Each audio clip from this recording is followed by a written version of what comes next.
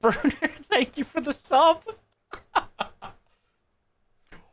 Wait, holy shit! I...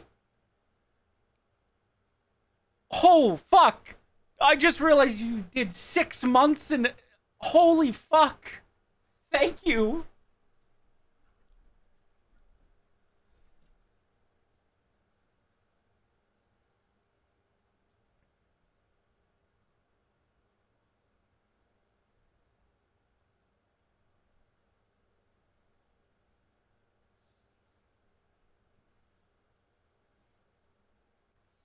It is mucho appreciated.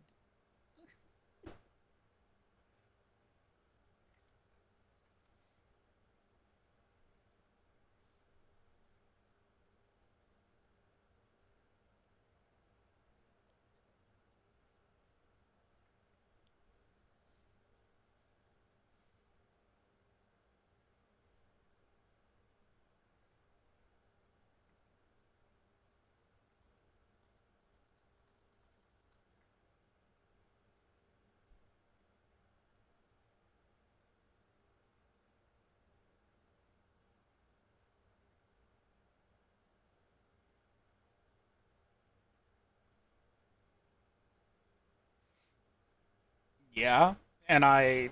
hold on. I guarantee you, like, half of them are probably about a certain certain character and what people would want to do to him.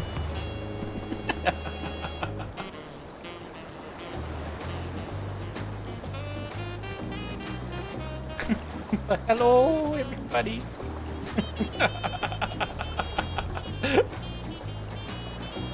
uh, all right, we're gonna get some level 100 dungeon quests unlocked and get some role quests done too, because I realized midway through the week that when I said, "Oh yeah, I'm done with the story," I probably won't have to touch 14 for a little while.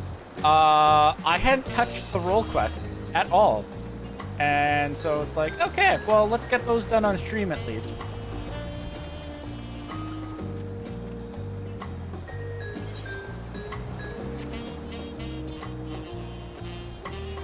I honestly, I was hoping they would be.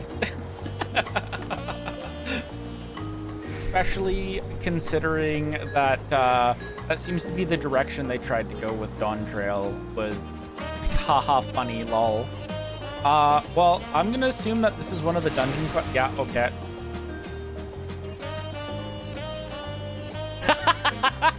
Oh, thank you for the bits.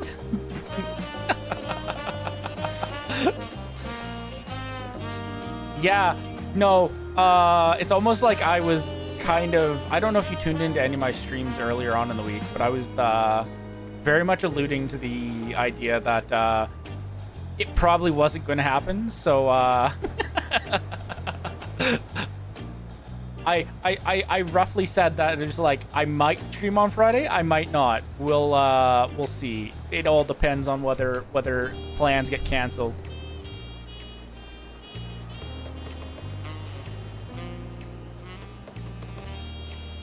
Oh yeah, how was the trip?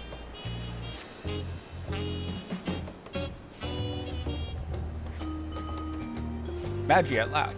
You've no idea how long I waited here, hoping we might finally meet. There's a matter of utmost importance I simply must have your assistance with. But introductions are in order. I'm Dejan, professor of archaeology at the Studium. At the behest of the former head of Reason, I was invited to oversee various archaeological expeditions throughout Tyrol. I heard from a little bird in Olak Shunsa that you, a most renowned adventurer, had made your way to the continent and can think of no better individual to aid me in uncovering its history. As a matter of fact, I've already made a most fascinating discovery in the wilds of Jacques Brel. I've chartered a balloon to examine a point of interest in Shaloni, you see, and soon discovered ruins which have been unseen for nigh a millennium. Surely Lady Luck is on my side, I thought. But alas, things soon took a turn for the worse. In the spirit of inquiry, I hired a group of mercenaries for protection and made my way first foray into the area. But we were no more than halfway through before a host of fierce fiends barred our approach. Truth be told, it's a miracle we even made it out alive. Yep, a seasoned explorer like you, I dare say delving into the deepest of such ruins unharmed would be child's play. What do you say? Will you aid my investigation and embark on this new adventure?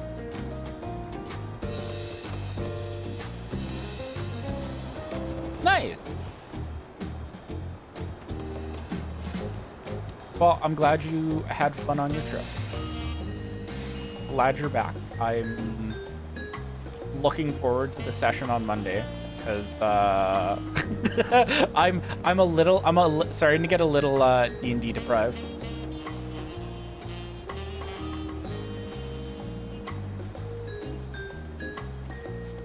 I knew you wouldn't disappoint. Runes lie beyond the river north of Lake Toyer in Shaloni. Let us continue our conversation there. Oh man, I'm sure glad that like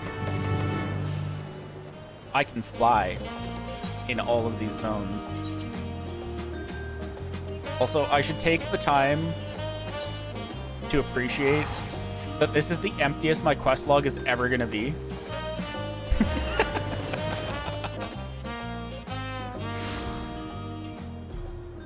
Oh, who cares?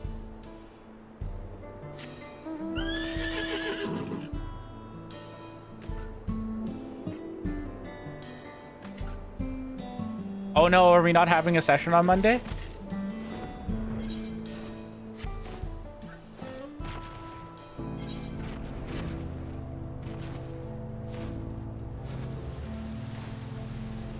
I'm not gonna want to. Oh, that doesn't surprise me.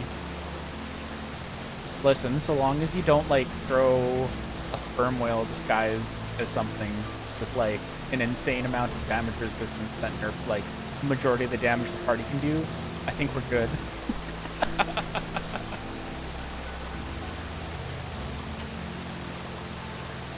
Wonderful, you're here. History lost to the ages lies in the valley just upstream. Also, thank you for the bits again. Balancing with the players or something. I'm so like oh god. See, I'm glad that he doesn't understand what that means, Terran, because good lord, no. It is a landscape unlike any other, teeming with sabotenders of all shapes and sizes. I call it Tender Valley.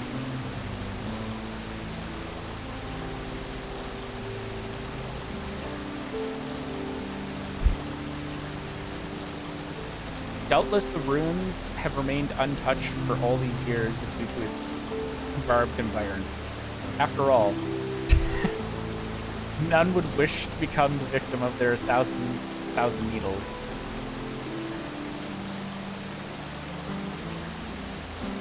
So I believe the ruins nested deep within the valley, the Yokoi in origin. Closer inspection revealed motifs even I could not recognize. There's a new discovery waiting to be found within. I'm sure of it. Alas, the defense mechanisms protecting it were far too much for the mercenaries I hired. You'd be wise not to underestimate yourself. Ah, lest I forget. You should know that I dropped some of my notes concerning the expedition during my escape. If you would know of my findings, I encourage you to search for the record during your expedition. I shall await your return here. I entrust you to honor the honor of discovering the unknowns which lie within. Also, your players may have survived it, but yeah. We're only what, level 3 or 4 in that campaign, I think.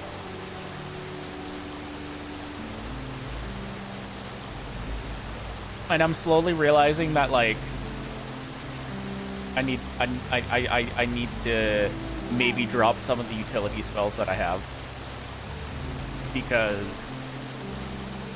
I'm having like the anti-arena problem where I just have more utility than I can shake a stick at.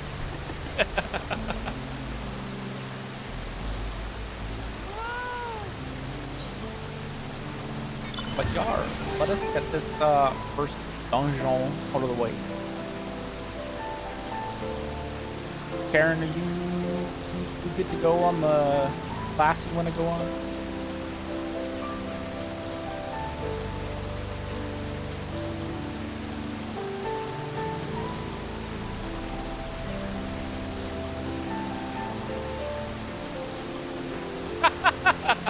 Good thing I checked then.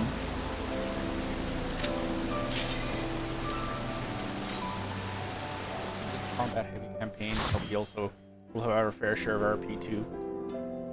Oh crap, I didn't fix my portrait after I did stuff. Absolutely nothing. I believe wholeheartedly that you could make a level 90 red mage work in a level 100 dungeon.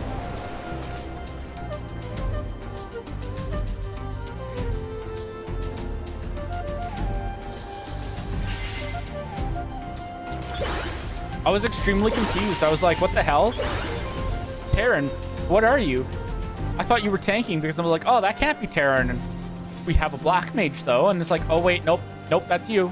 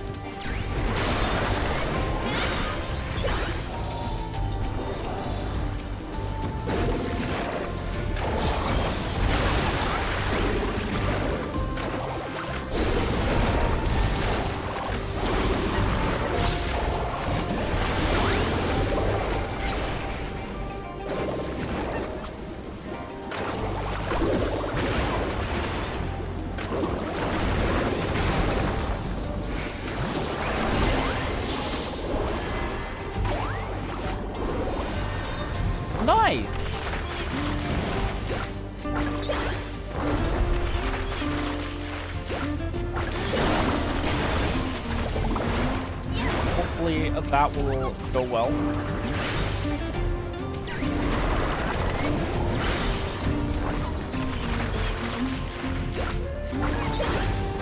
Also, nobody tell DG that Burner came in here and stole his thunder with bit donations.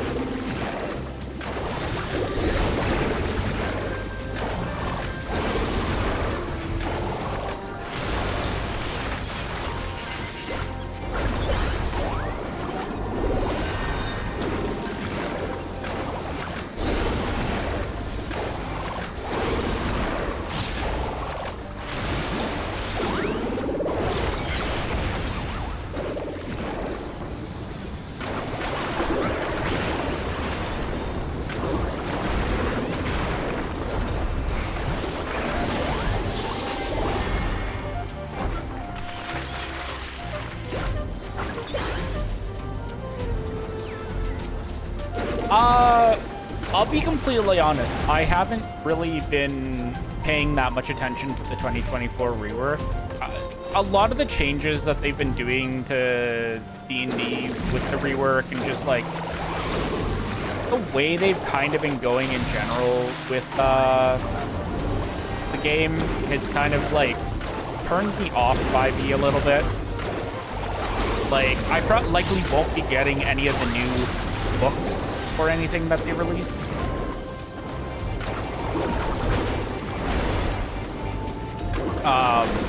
I'm sure you heard me talk about it, but there's a new system, DC-20, that's coming out. That I'll likely be transitioning to using that instead.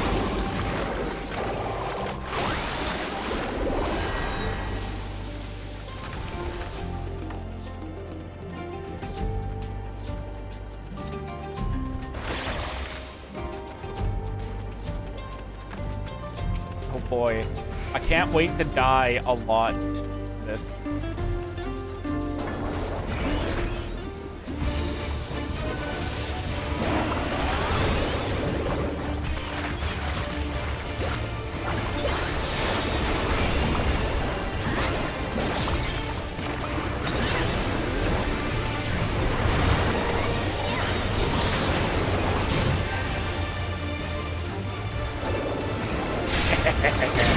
Oh! I was not expecting that.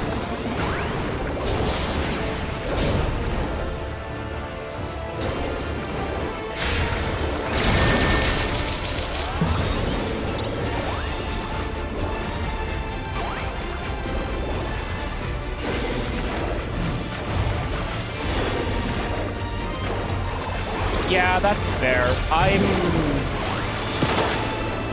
I'm sure, like, you're aware from, like, the conversations that we've had.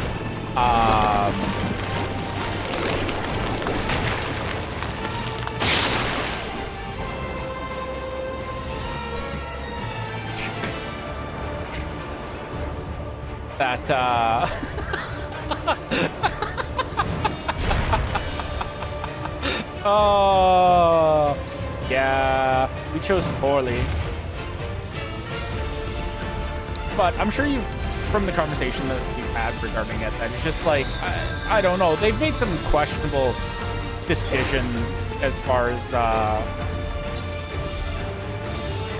choices that they've made go.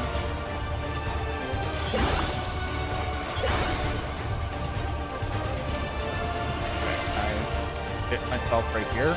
Surely I won't be fucked if I reposition myself. Surely it won't bully me that way.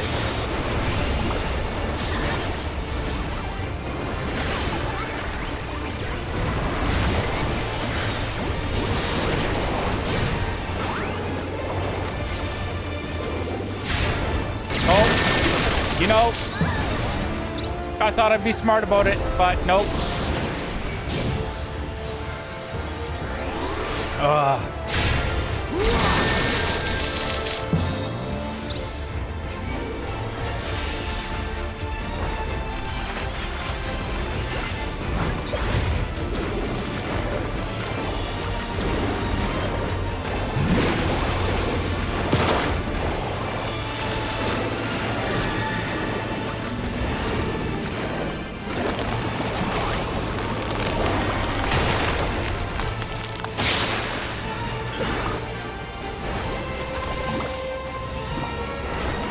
Yeah, I thought it'd be nice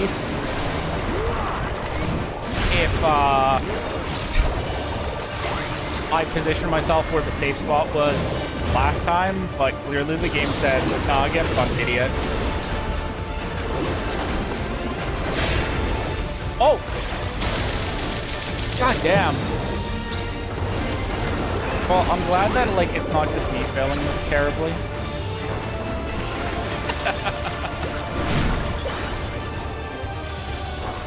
boys. Oh, he's saying ha ha ha.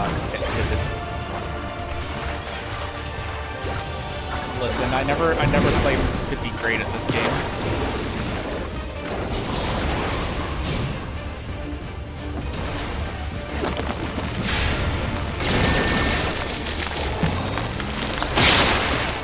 Oh my goodness.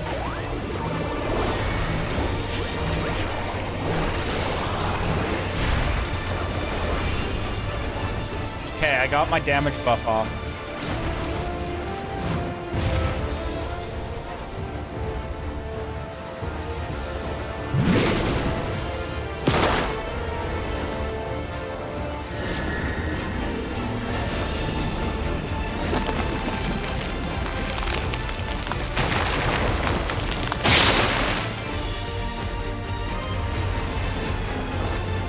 I don't know. Maybe the tank will do tank thing. Ah, no, they decided to die. So they didn't used to be Or, well, like, they used to be bad, and then, like, they kind of toned down how difficult they were. And they only recently, like this expansion is, like, the first time they made them, like, actually difficult again. And honestly, I'm here for it. Like, it's nice that, like, I can't just, like, brain dead my way through a dungeon anymore. I actually have to, like, be awake and pay attention. Which is unfortunate, too, in a sense, because,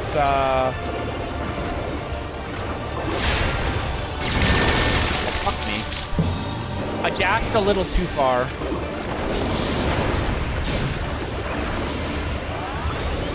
Oh, now he does the nice little safe spot here. God damn it.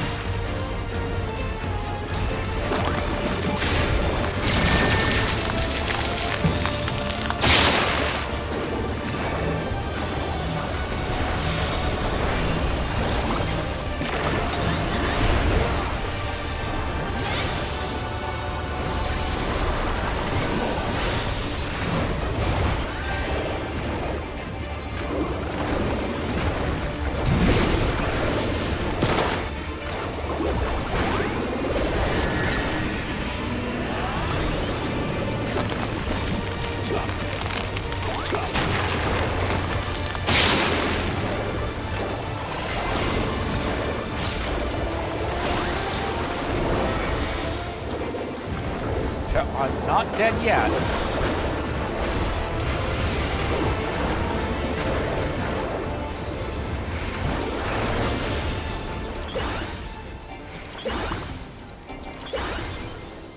I watch your Minecraft parkour and this story is important for entertainment from Mark's AI. I'm blocking the channel. I want no drama.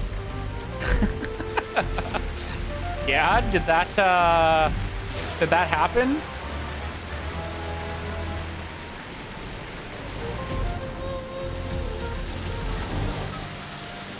Did you come across a video that had that warning?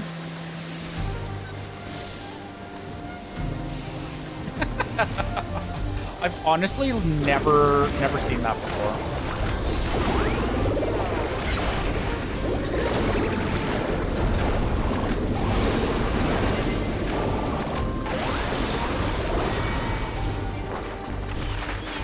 So what I'm hearing is I need to, like, start dropping those on my TikTok and get back on your For You page.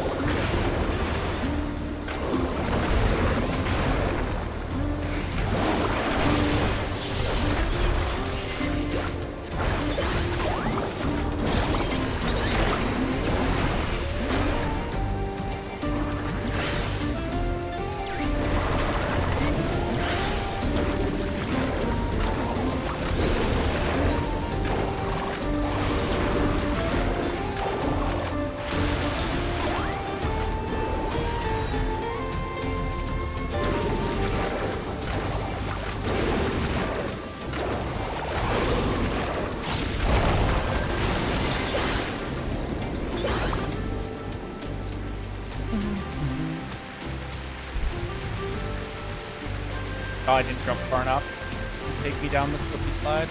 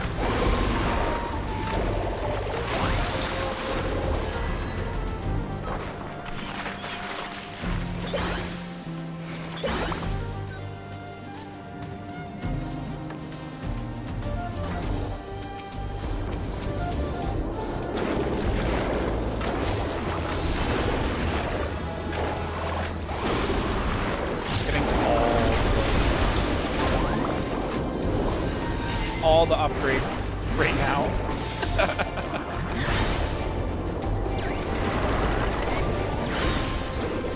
Making up for all the like luck that I had leveling up and doing the level up dungeons where it's like, oh hey, there could be a casting item that dropped. Yes again.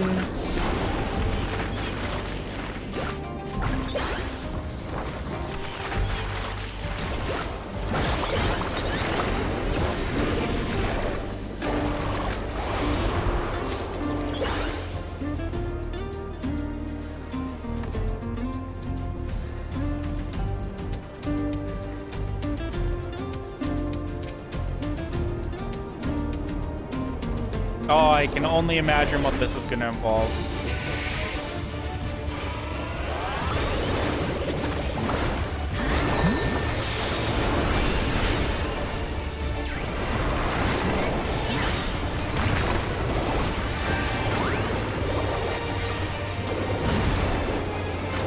Oh.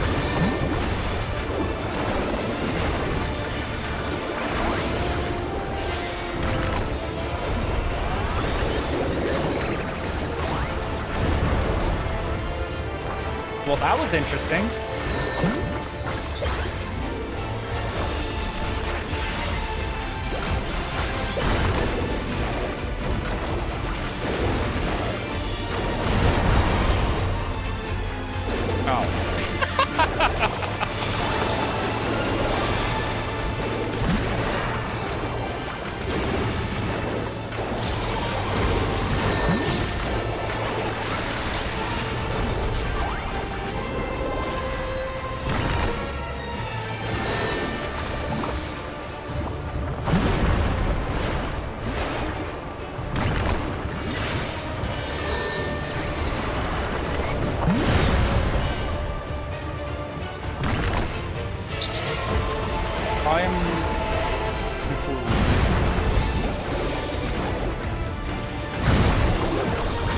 I kind of understand, but like also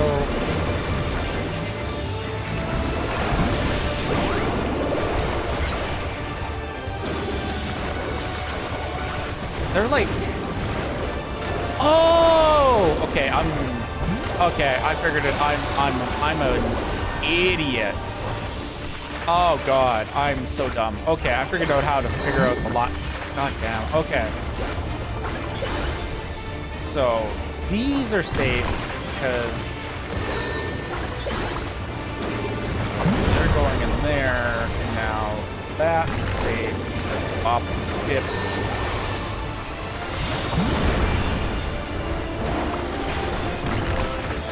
I goofed that up.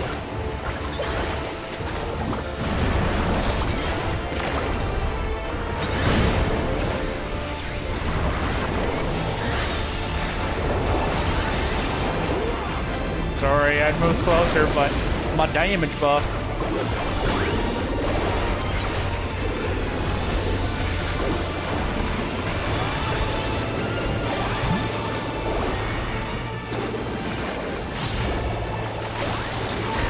Also, Karen, I like how they solved Black Mage's problem of, oh no, the whole, I can't move out of my circle, but they basically just gave it to Picto.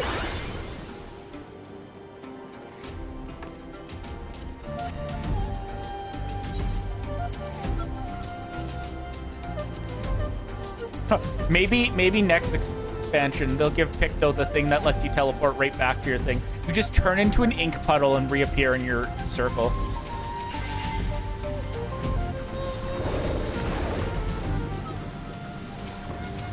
Oh. Okay. Oh, I know why. Okay. If I drop the thing. Yep.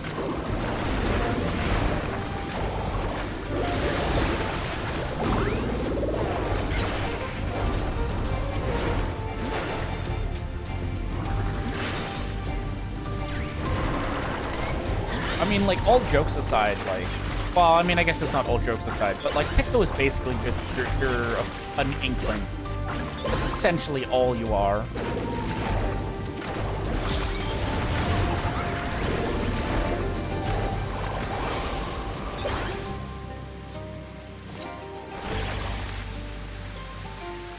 Don't mind me. Just gonna Splatoon dash across the arena.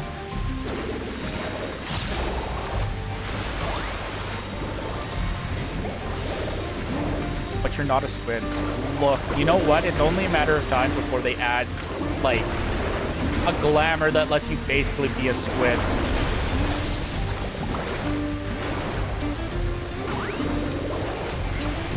I mean, the joke part about that statement is you can basically just go Lala and then, like, close enough.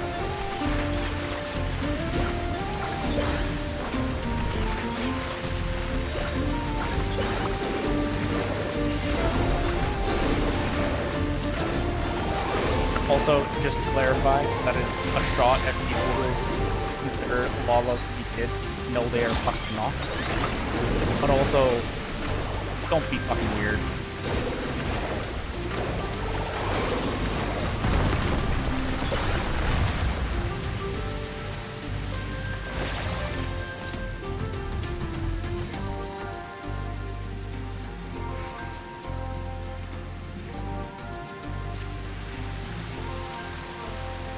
Damn, I half expected that to be a puzzle.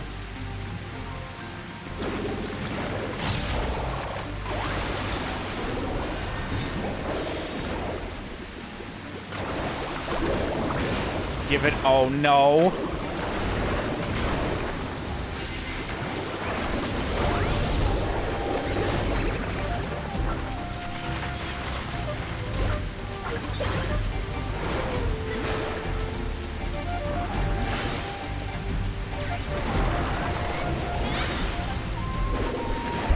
Real question though, do you know what this room that's coming up reminds me of, Karen?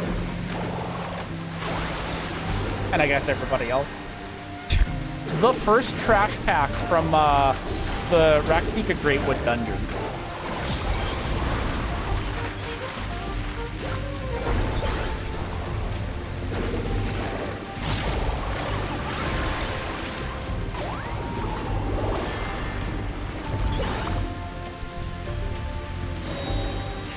Also, isn't this basically just a boss in the Raktika?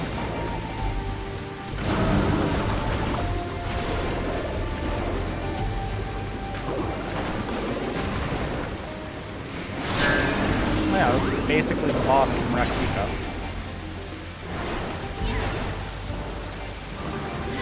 Mixed with trash.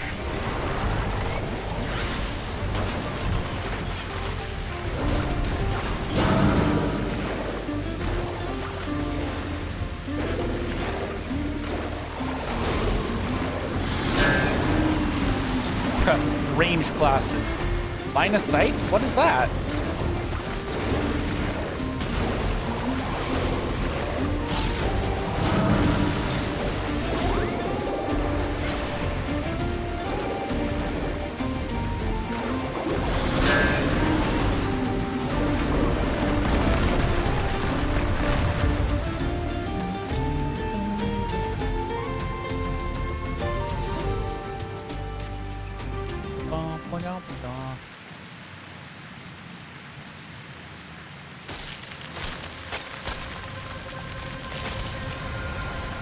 Oh.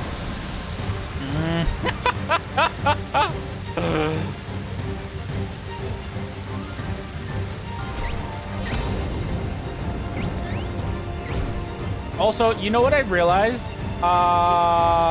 This isn't... I forgot to change my stream information.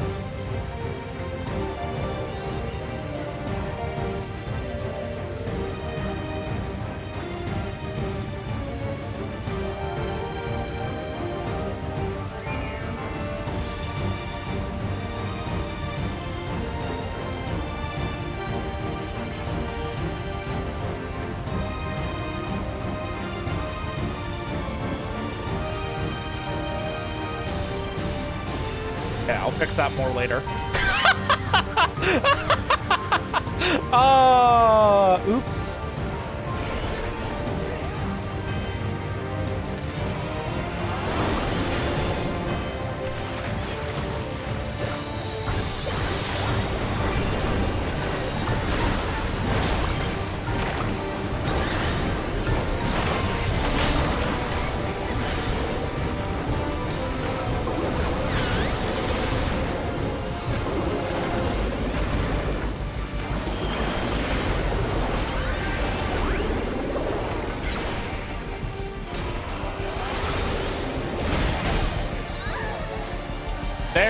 Okay. There was a little bit of lag there.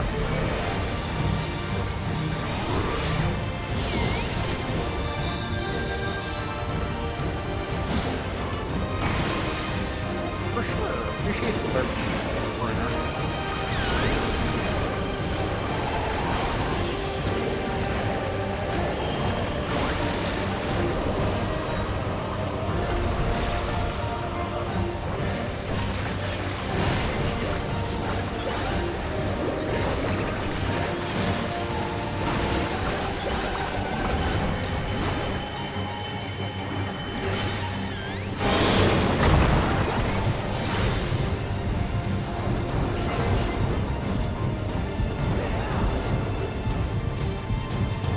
Goodness. Oh.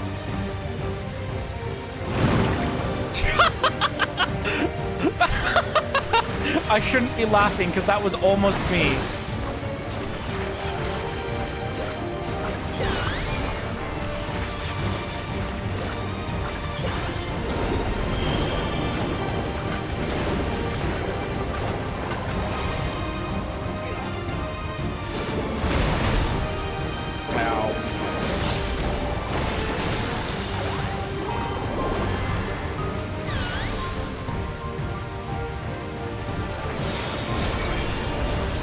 Oh, okay. I just got there and died. Yeah, I think you might have been like there a little late, and that's why.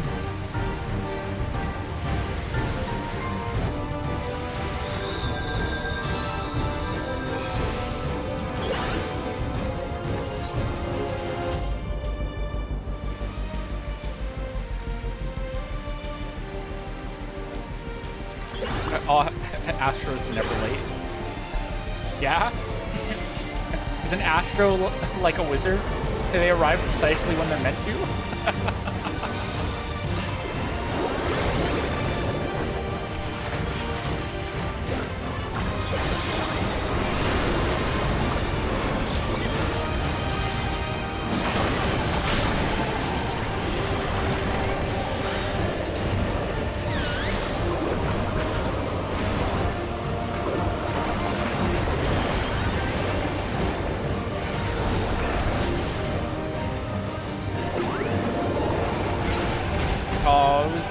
Nice to meet that time.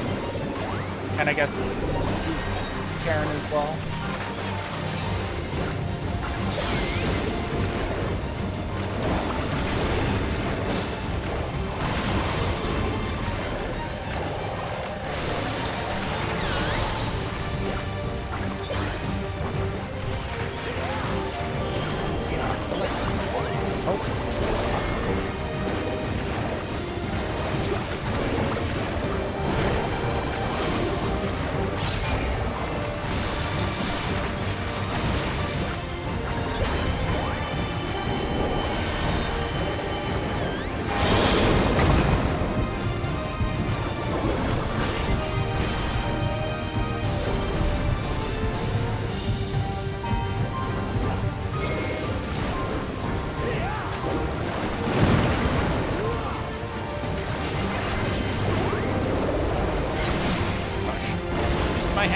corner.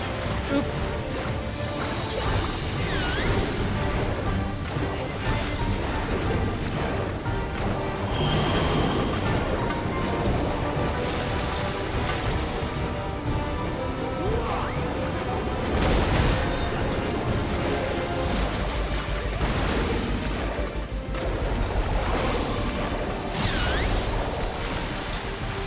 I don't like that.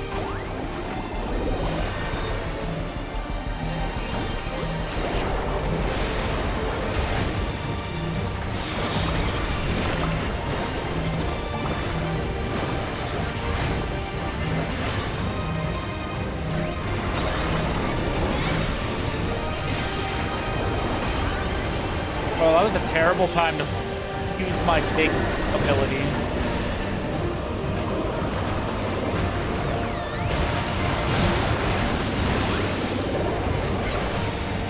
Oh well.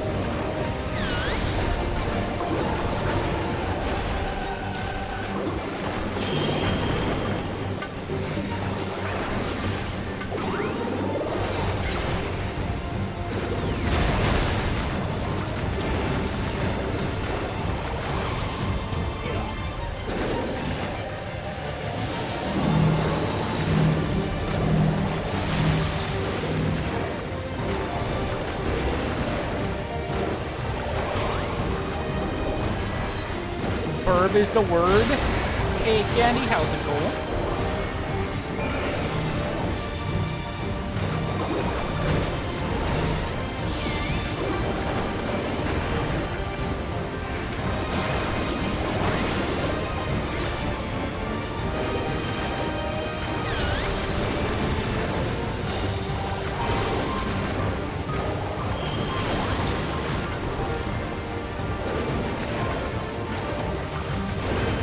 Oh, what? Oh, I missed that one.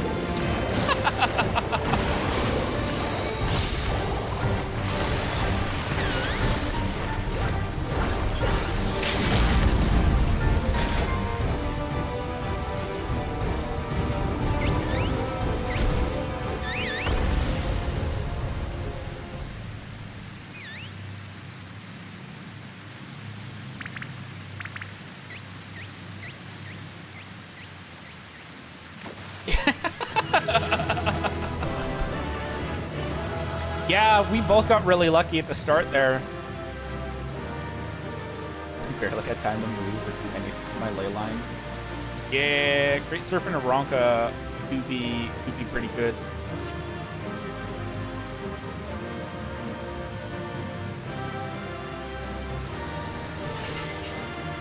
Although, this begs the question that,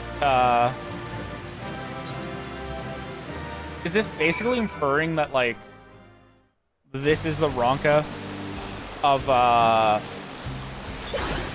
the source?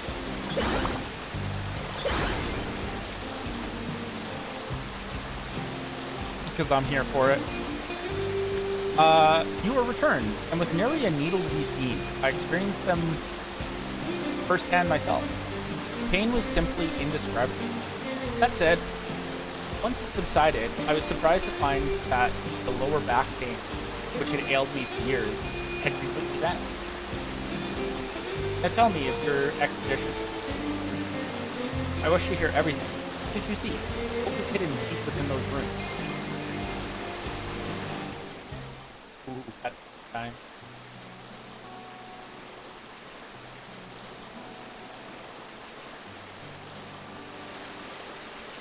I see.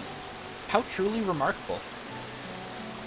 To think that the structures of a separate civilization lie in the depths of the Noctoy tomb, and at their deepest point, a great serpentine creature awaited.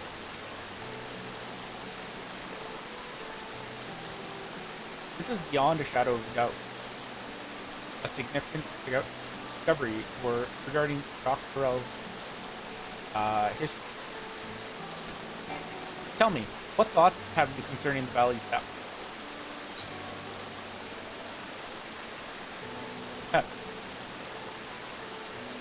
I have no doubt there were many gospels that foretold of the Great Serpent's majesty.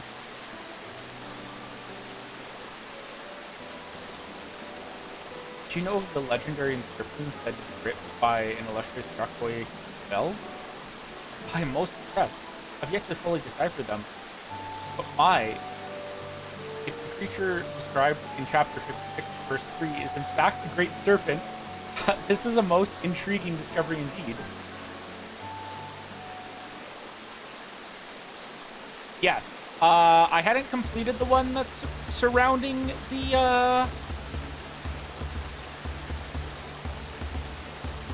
the Great Serpent, but I've progressed it a decent amount, so maybe that's why. Based on your description, it is likely that the ancient Yokoi simultaneously feared and revered the serpent with unfathomable power.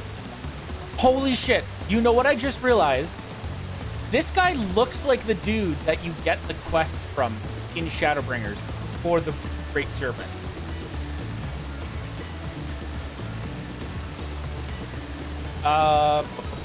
Feared or revered. After encountering it, constructed a temple to conceal it from the world.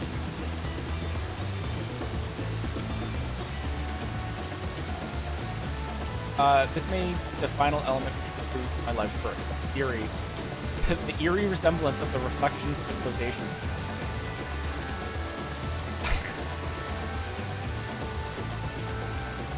In my capacity as a professor of the studium, I've taken the liberty of reading the science reports concerning the source of this reflection of civilization therein myself. Their findings indicate that the sun brings diminished mankind's intelligence, that the flourishing civilizations of the ancients was forgotten, and the people of each reflection set out on such a path for disparate civilizations of their own. Can we say that the civilizations of both parts are truly so different? We all came from one shared ancient heritage. Would it not be natural that the development of society and culture bear similarities to one another? Well, I mean, so far from what we've seen of the story, that does appear to be the case, that there's a lot of similarities.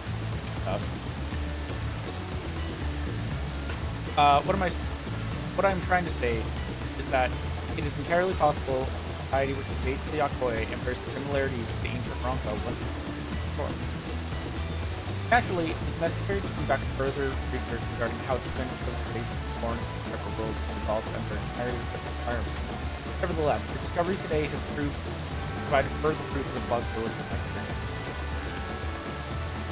I wonder if that's why. Maybe. It's possible. I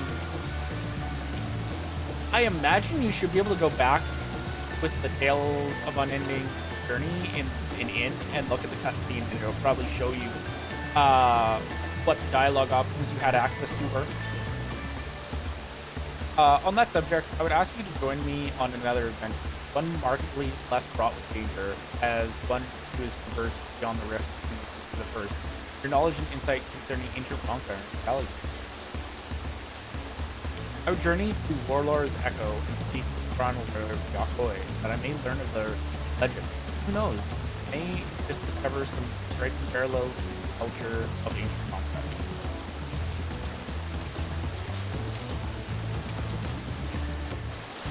Okay, I'm going to go and fix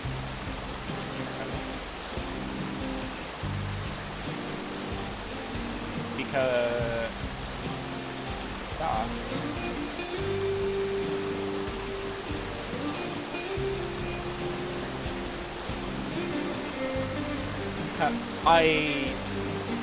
yeah, I guess that's what happens when I do a stream that is on a day that I wasn't normally planning on streaming.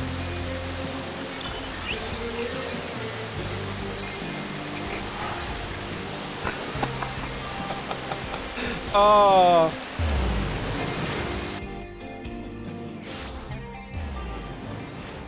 I don't know if anyone pointed that out to me or not, or maybe nobody else noticed either.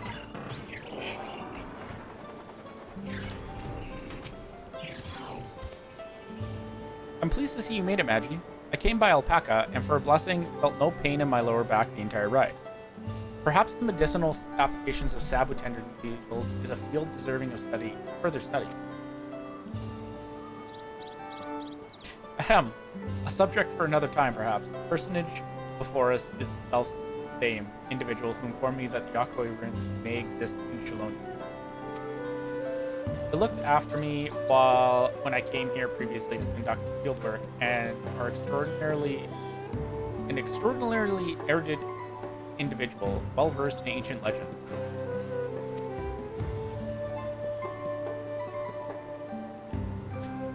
Tell me, my friend, based on what I've shared with you, were you able to find any commonalities between the legends of the people and the runes discovered in Dawntrail? Excluding those concerning these precious few stories of our ancestors from the first north have been passed down. But for the valiant warrior who brought Skyruin low, I would share with you a story regarding the Great Serpent. One we normally would not disclose to outsiders. Please, follow me to the indelible passage. Earls shall explain all. Damn, they really, made these, Oh no, this is gonna end up being a quest chain, isn't it?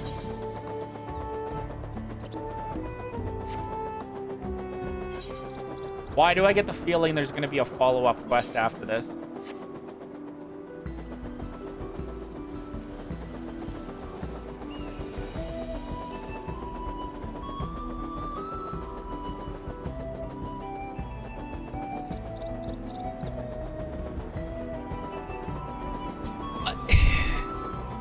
So, I'm wondering if, they're gonna take the opportunity to,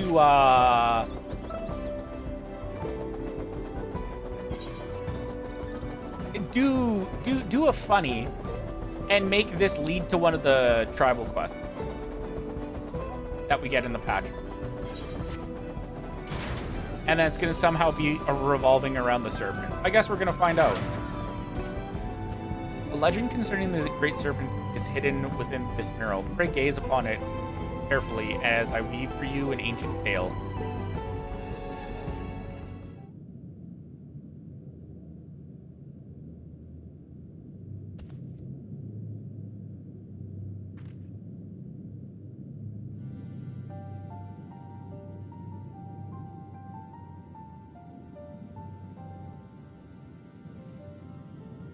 Long, long ago, a sect of our ancestors forged north. There, deep within a valley, they discovered the remains of an ancient temple.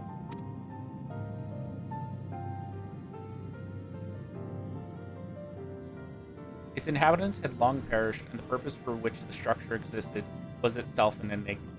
Yet, when our forebears finally delved into its furthest recesses, they discovered a great serpent deep in slumber.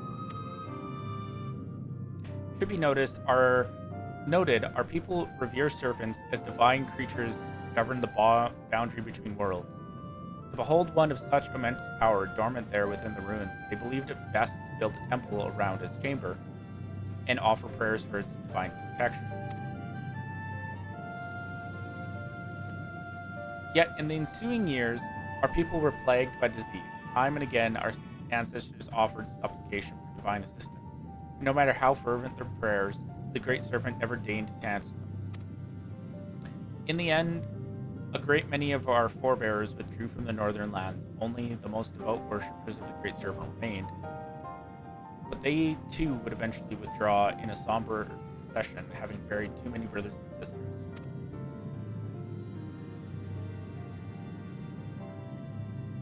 The sect who remained prayed for the Great Serpent's awakening. They prayed for a salvation that would never come. Yet why should it awaken now, and what incited its aggression? Was it simply by chance that it roused in so foul a mood, or is it there's perhaps some underlying reason we've yet to uncover? The devout who held vigil of the temple held this belief. When the Great Serpent doth awaken, its coil shall envelop the world. In other words, creature discovery was itself a pretext to legitimize their territorial expansion north.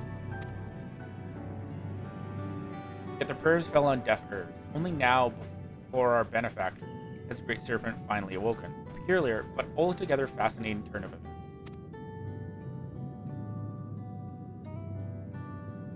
If the being you encountered truly was divine, perhaps it is you who shall receive its blessing. Consider that our friend here, a traveler capable of crossing the rift twixt worlds, was blessed by a being who governs that boundary. Would that not fit the interpretation held by the sect who remain? At any rate, Magi's testimony and the legends of the Yakoi shall go a long way in verifying my theory.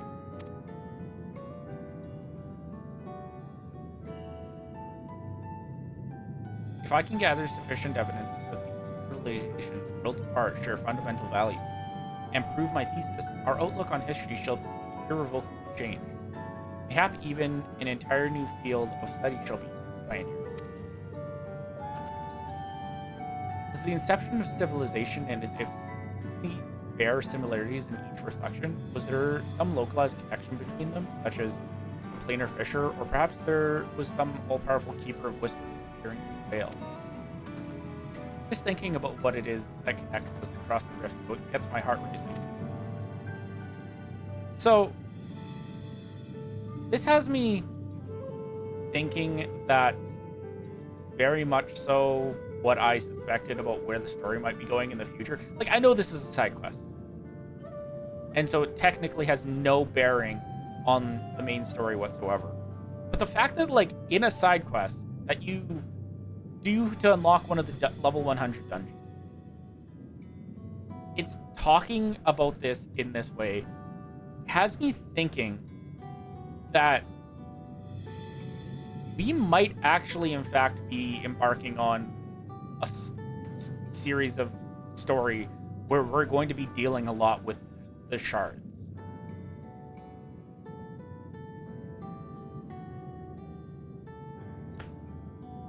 I certainly have my work cut out for me, and now that you've made the ruins safe, I may assume my expedition, and perhaps more importantly, I may resume my expedition, and perhaps more importantly, continue writing my thesis. Master Chronicler Magi, I cannot thank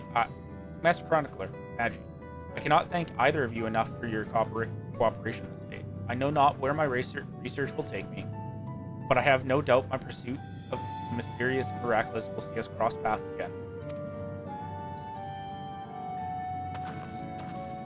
See, like, that's the thing, is, like, I feel like this story here was kind of setting up the idea that, like, rejoinings aren't done. Rejoinings are still a thing, and there's, like, a much more violent way for a rejoining to occur.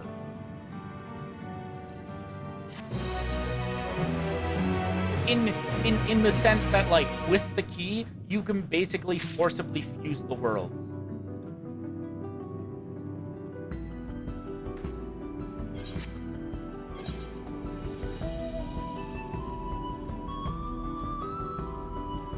Okay, and then the next one's in Solution 9 for the next quest? For the next dungeon? Perhaps? Maybe? Yeah. I'm going to teleport there, and then I'm going to run and use the washroom real quick before we get started on that. So I will be back shortly.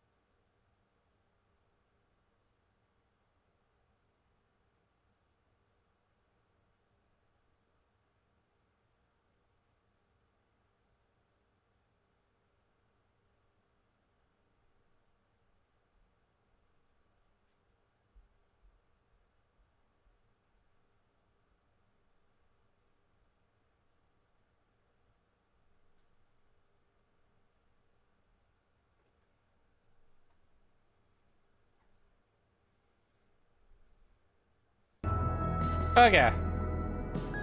We're back. Something stray in the neighborhood, I'm assuming, is the next quest.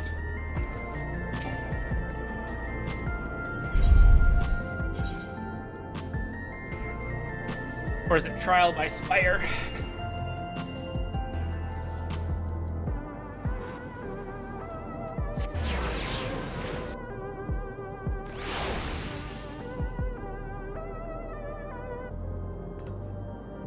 Something stray? Cat.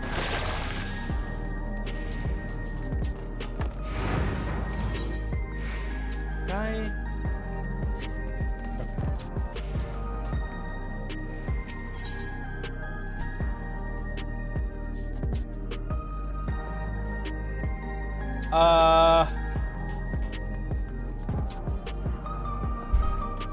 Why does that look familiar?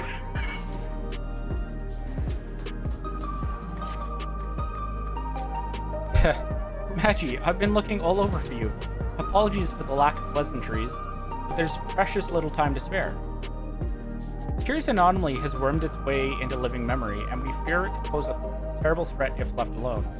Please, you must help us. Okay, that makes sense. Okay, we're going to living memory. That's why it looks familiar. Wonderful. Oblivion is lucky to count you among its allies. To reconvene at the Gate of Remembrance, then. I can explain more there. Oh, but fair warning, you may not be able to recognize me at first glance. Huh?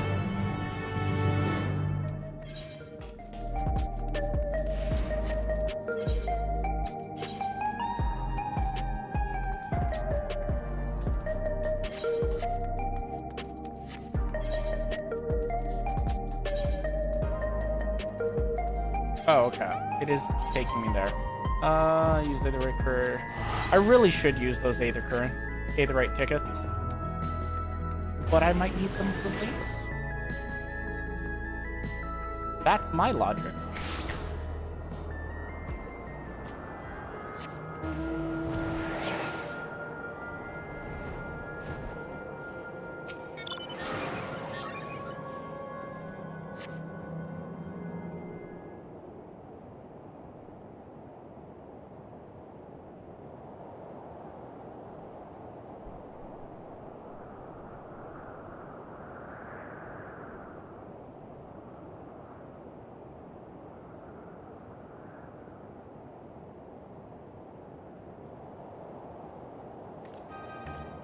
Aha, there you are, Maggie.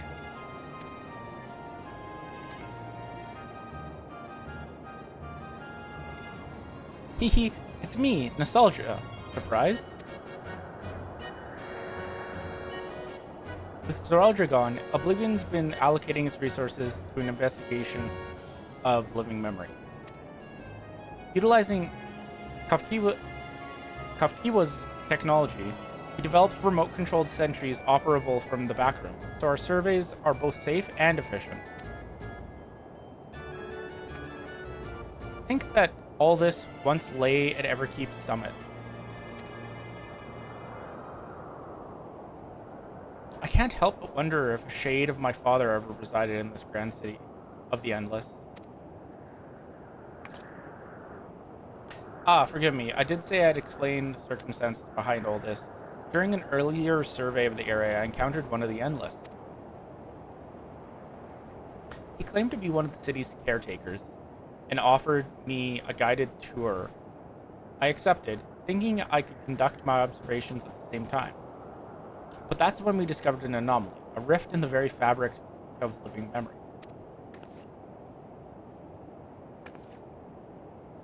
I'm sure you'd rather see it yourself to believe it, though.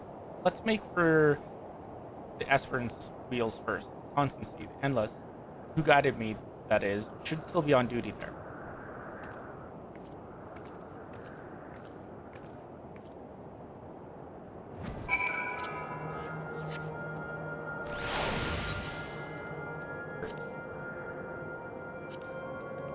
There it is.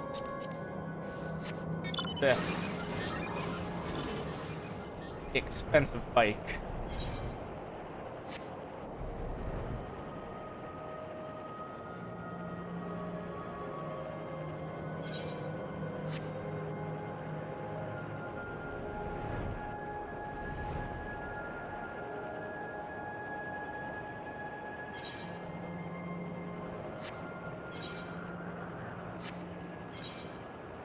Womp, womp, womp.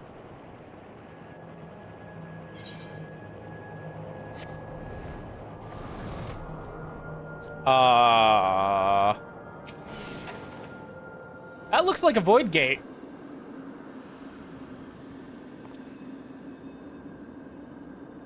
A warm Yesterland welcome to you, my friend, or should I say, welcome back. I had not expected you to return as our anomaly-slaying volunteer. I do hope I was able to make your first visit to the Gate of Remembrance a special. Your associate here informed me of what had occurred afterwards, namely Her Majesty's regrettable demise. You needn't fret. I harbor no ill will against you. I, for one, would not wish to remain endless at the cost of such terrible sacrifice for ills beyond. Though your efforts saw the city's terminals deactivated, I somehow remain. Still, I'm grateful for my survival as it allowed me to discover this peculiar phenomenon.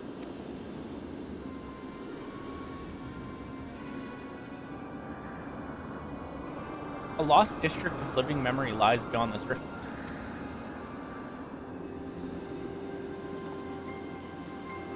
I previously informed you that our beautiful city was comprised of 4 areas.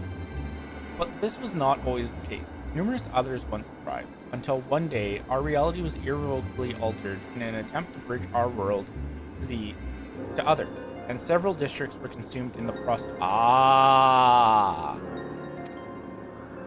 Among the areas lost was a resplendent amusement district known as Dreamborough. This rift, however, allows us access through its streets once more.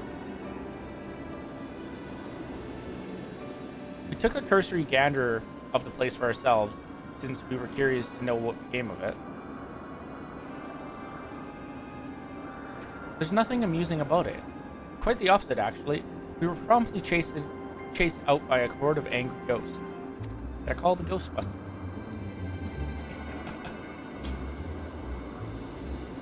After decades disconnected from living memory's aether supply, we must assume that the endless who resided there are no more. Once idyllic atmosphere has been marred by a dismal shroud, and I dare say our poor Dreamborough has warped itself into a place of nightmares.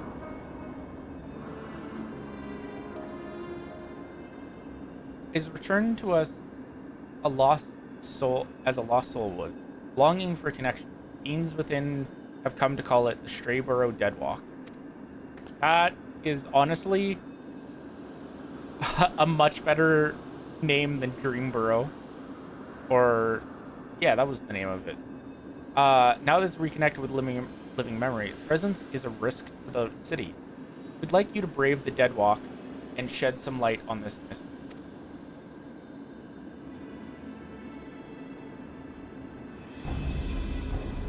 You have my thanks. I regret that I cannot give you a tour of the place myself, but know that I shall be with you in spirit.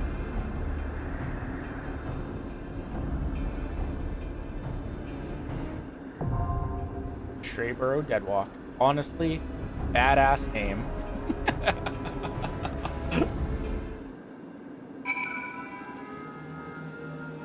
Alright. Oh, Karen's doing a fate.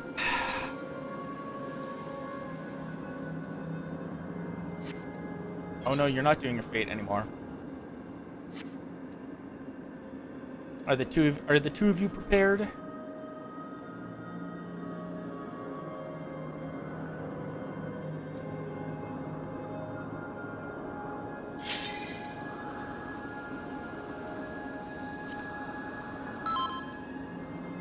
I'll take. Yep. Wait, no, that was the wrong dungeon. Ah!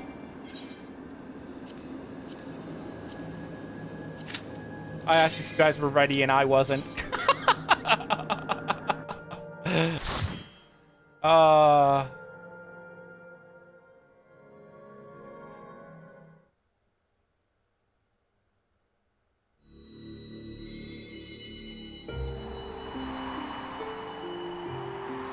Surely this isn't 13.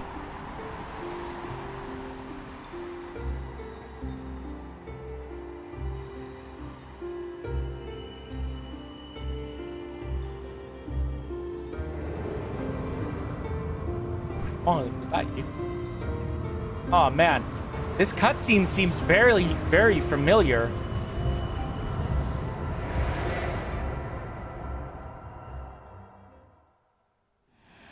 Huh. I almost feel like we've seen that cutscene before somewhere.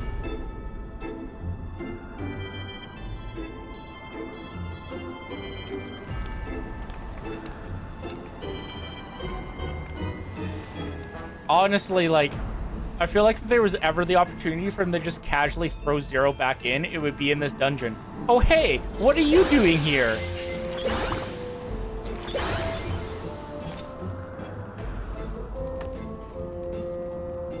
Straight burrow. Doesn't dream.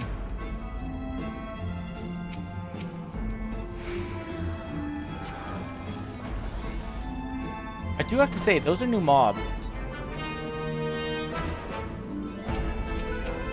Not the big chunky thing, but the little tiny cubos.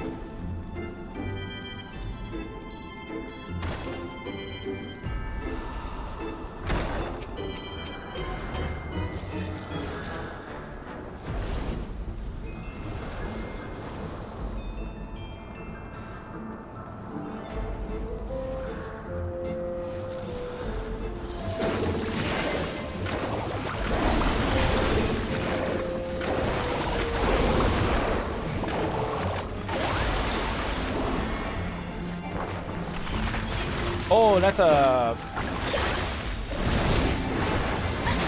big thing.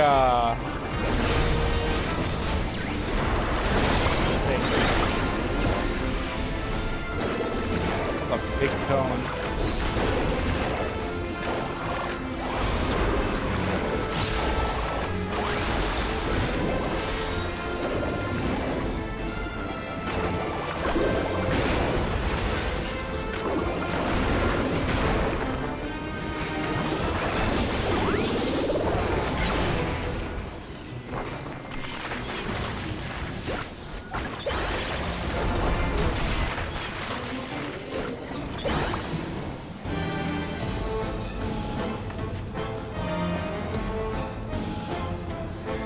I can't tell if that's the doll model or the model for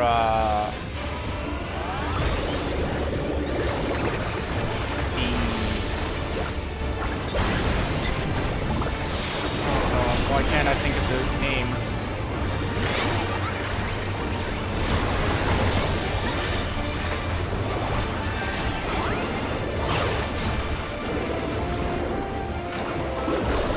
Cabbage Patch Kids.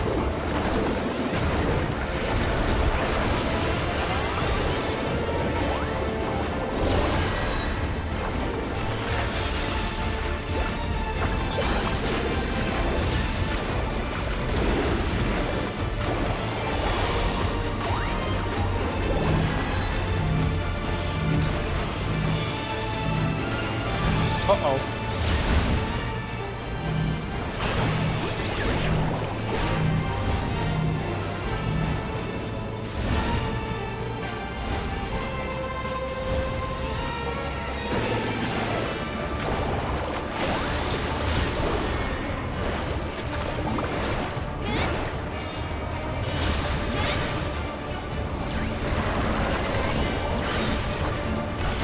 Oh, oh goodness.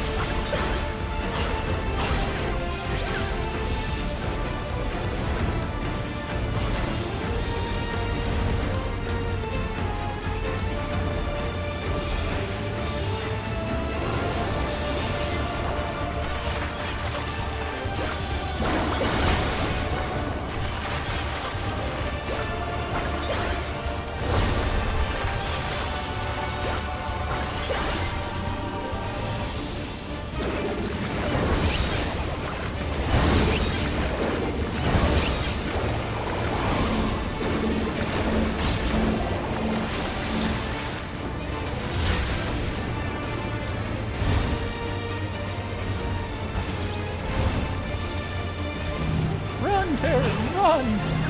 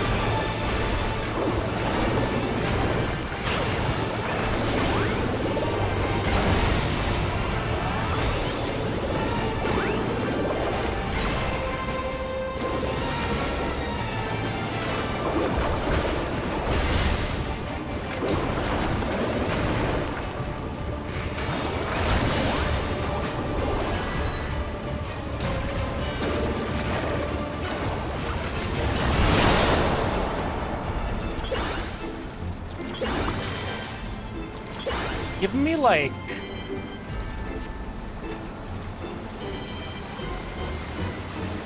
oh, what is it?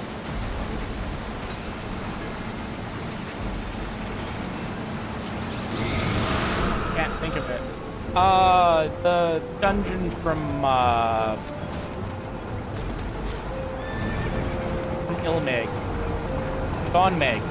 Like Dawnmeg, but like creepy vibes.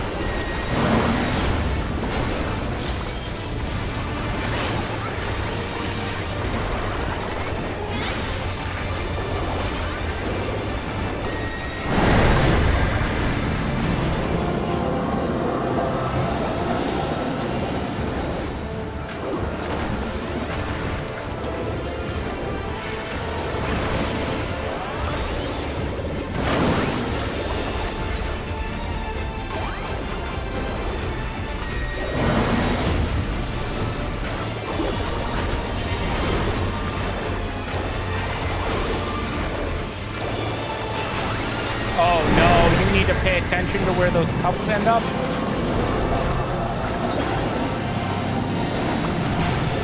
Oh, I'm just gonna play the game of follow parent. Because I lost track of that so hard.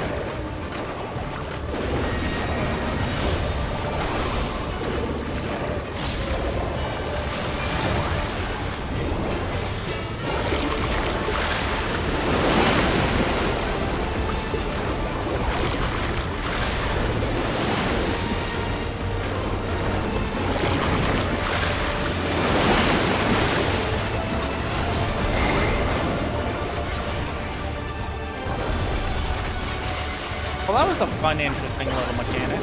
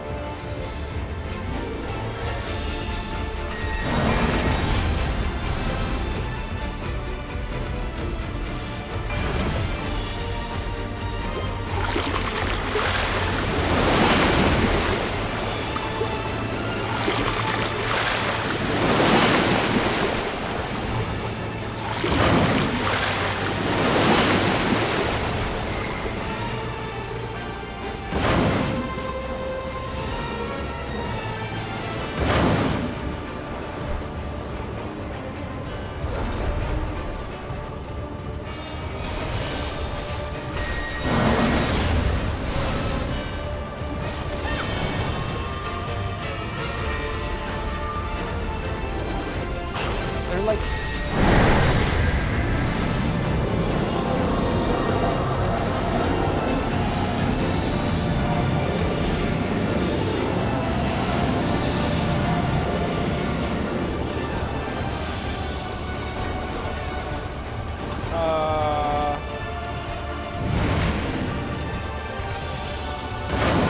that just I don't get how are you supposed to keep track of both?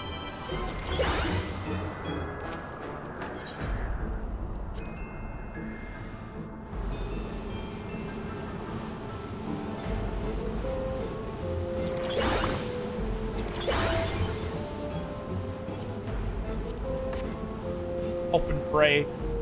I guess you just have like someone keep track of one. Well, but that wouldn't work in like just doing it without like without a voice call. I don't know.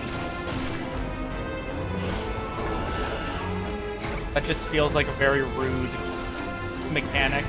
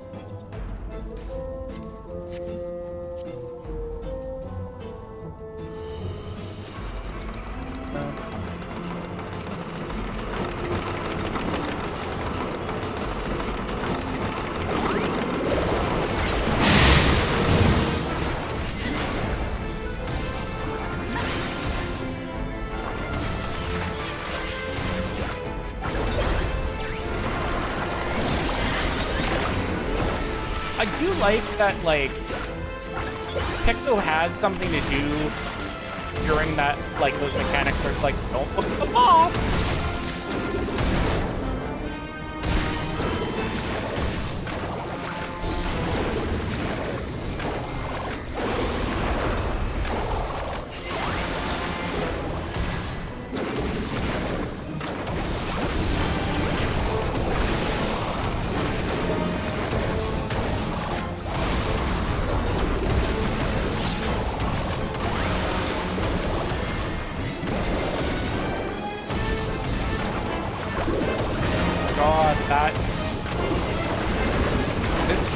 Hurt.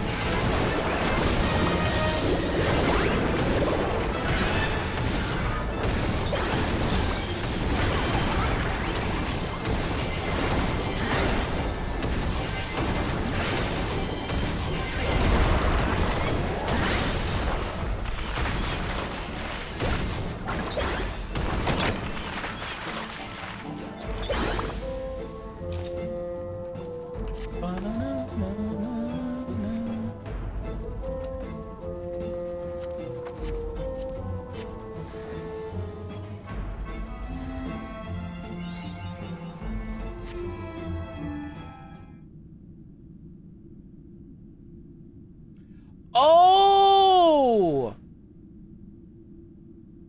Oh, wait, no, that's not till next week. Never mind.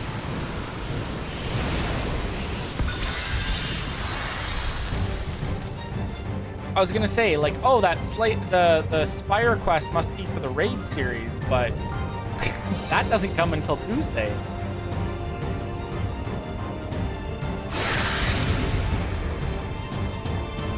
I didn't like those big dolls. No, they did not seem very nice. Ah, yeah, that checks out.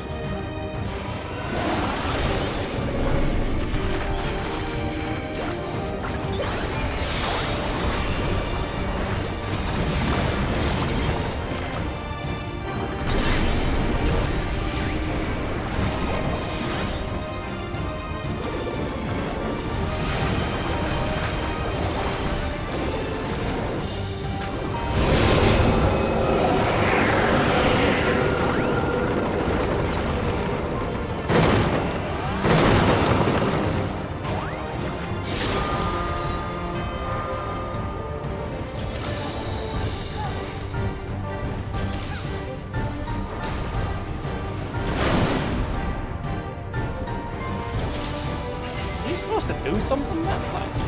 I don't know.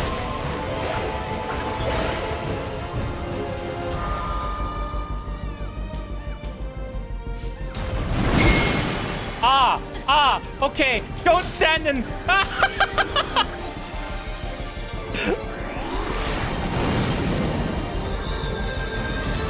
I comprehend now.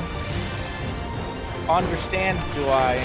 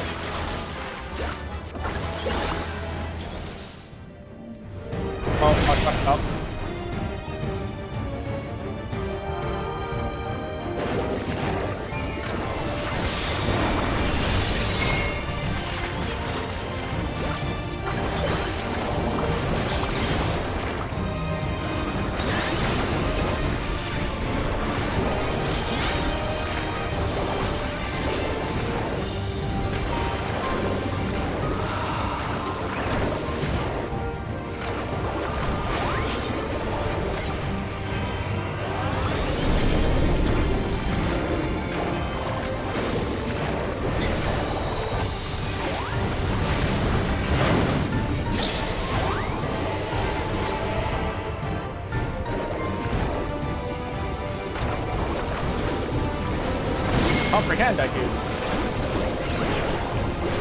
It all makes sense.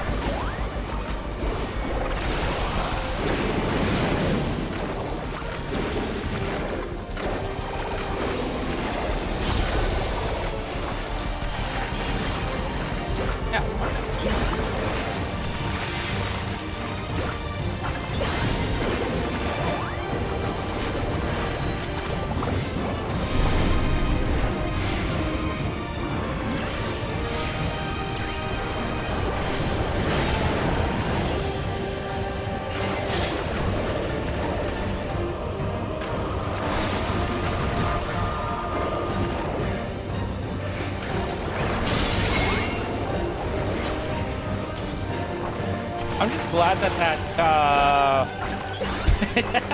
it isn't just like there's one thing per person.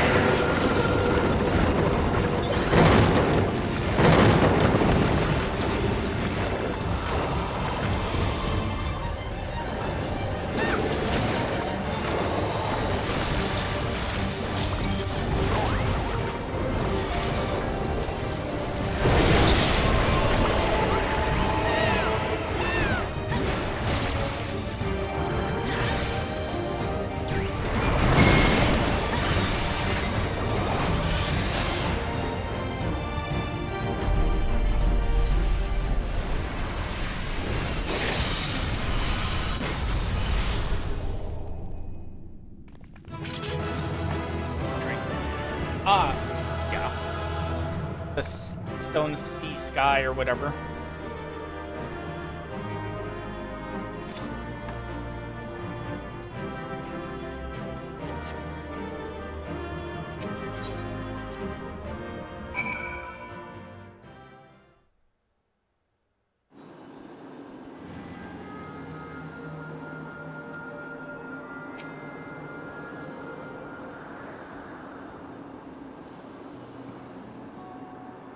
Back.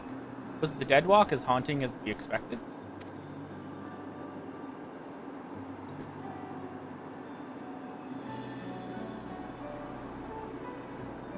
Let me get this straight.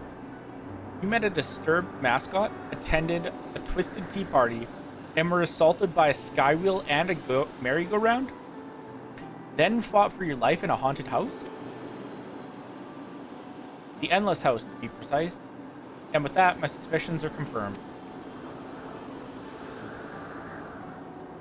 In the days when Dreamborough yet flourished, the Endless House often held plays with volunteers from the audience. Volunteers would be cast as the story's heroes and tasked with rescuing a captive princess from Tromirai, Lord of Nightmares. Sounds awfully similar to Magi's experience. Precisely. Thus, I believe Deadwalk's monstrous residents were given life by the lingering memories of the Endless who were once called it home. As its name once implied, the district was built for those Endless who loved to dream. The theme park itself likely gained a mind of its own over the years. Perhaps it too harbored the hope that a hero would grant its former citizens final desperate wish for freedom and for hope.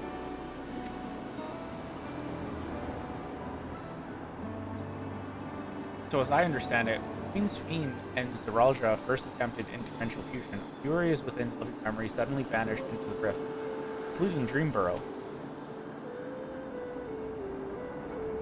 And as thus, the endless souls within began to fade, and their memories and desires fused with the very essence of their home to turn the Deadwalk into what it is now. Considering the timing, we have to assume the district's reconnection was due to Her Majesty's last attempt at interdimensional fusion. But with Tromirai gone, those lost souls should finally be able to rest. I'm not entirely certain, but the rift did close upon Magi's return. I can only hope your hypothesis is true, and their role in that hollow performance has concluded.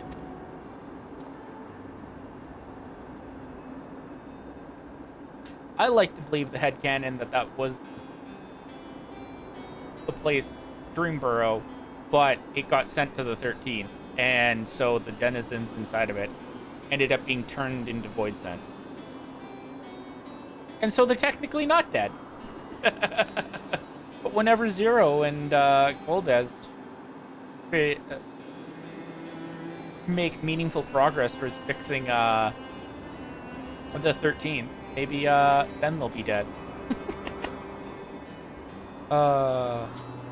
As has mine. I suspect long have I served as a guide, eager to bring joy to every visitor who passed through living memories of Golden Gate. But I see now why I remained. I was meant to perform this final act of guidance, lead you both to those lost dreamers. I do not wish to dampen the mood, of course, so I shall take my leave. But I could not be prouder to serve my fellow citizens, and I could not be happier than that you were my final guest. Farewell, my friend, and thank you, truly. And then, poof, he was gone.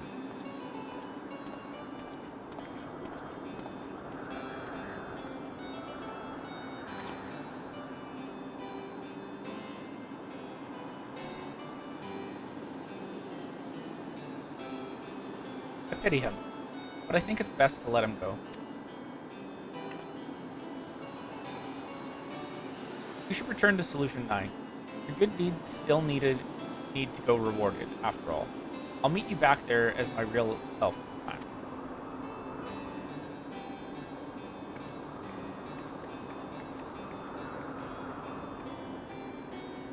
Dun, dun.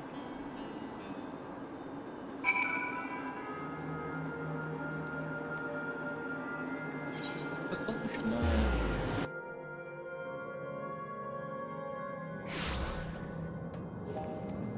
Oh.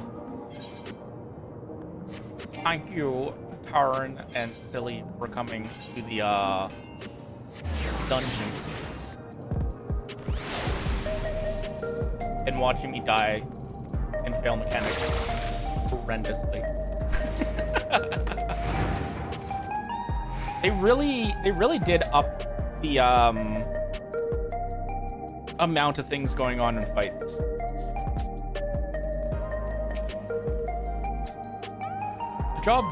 Well done, Magi. The Deadwalk anomaly taken care of, Oblivion can return to its regular surveys of living memory. We'll have to decide carefully how best to handle the former haven of the Endless, but I do know one thing for sure. It is our duty to uncover the mysteries at the heart of living memory, what it was made for, and what horrors kept it running, so that we never repeat those mistakes. I'd like to think that that's what the Lost Souls there would have wanted as well. And that's what'll drive me forward. Thank you again for your help, and safe travels out there.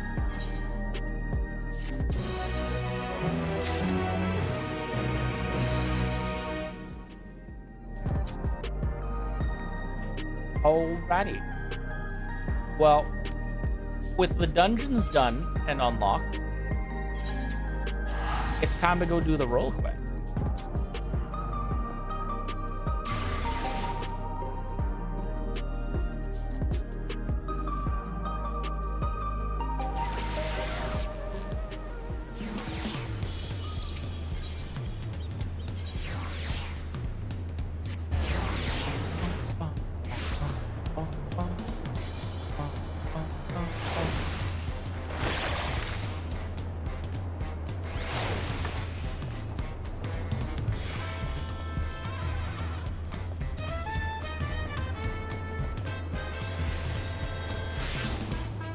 Ah, Breckaroo.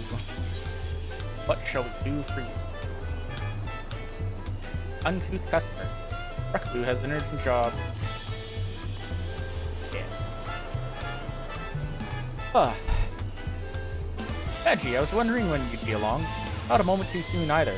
I've got an urgent job that needs doing, and there's no one else I'd entrust with it. Of course, you'll be waiting to know the details. You'll be wanting to know the details. It's a long story, so why don't you grab a seat over there? I'll join you shortly. This is a low enough up. Oh, top. Hold on. I should do this. Portrait. Take that.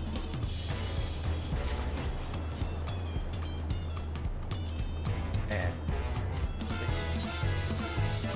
portrait. I should do this as Shamana for the experience. For as long as I can.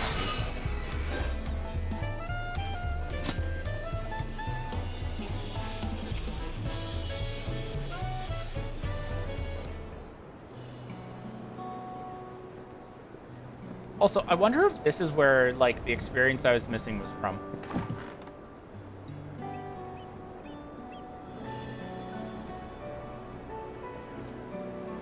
Now that we're all settled, allow me to introduce myself properly. I'm Brekavu, proprietor of Jabal Yavtai. As you know, my establishment is open to anyone, people hailing from across Thrall and sometimes further. Come here to whet their appetite and slake their thirst. Given how we turn no one away, it is inevitable that a few bad apples might mix into my motley patrons. And therein lies the rub. A particularly rotten bunch was here not long ago.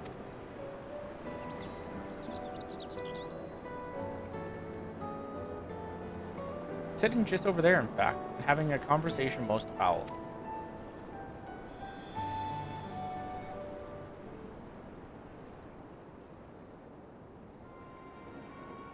Thank you all for coming here. So far, bring your respective homes.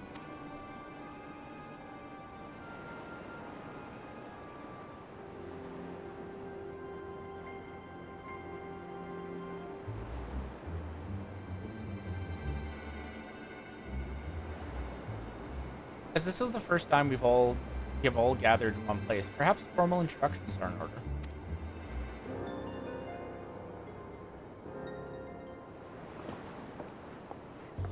I am. Welcome, welcome. What'll you be having?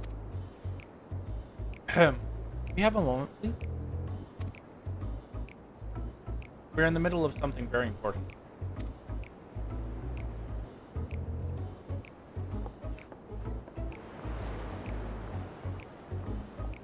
Now then, where was I? Ah, yes. I'm Apyahi. If you're sitting here now, it is because I've personally invited you to the passage of the Unbound, a secretive villainous order with ambitions to sow discord throughout the world.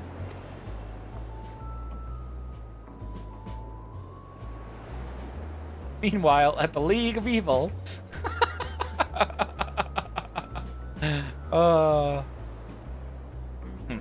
Villains do not often call themselves such.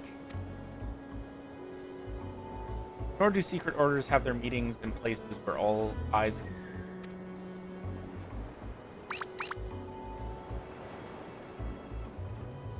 What do you know? Your snide remarks only ruin my carefully constructed atmosphere. If I had time to think of a suitable slogan, you would understand that words are everything. But I digress. I invited you all here for one reason. To throw the world into a mire of chaos, and then watch its nations crumble. What else would we call ourselves if not villains? My only interest is to punish all who dared to mock and belittle me. So long as I can achieve that, call me whatever you like. The rich, the powerful, the mighty, all shall be crushed under the weight of my ire.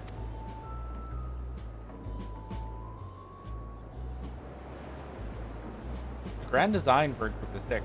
Even if we manage to muster others to our side, there's a limit to what we can accomplish.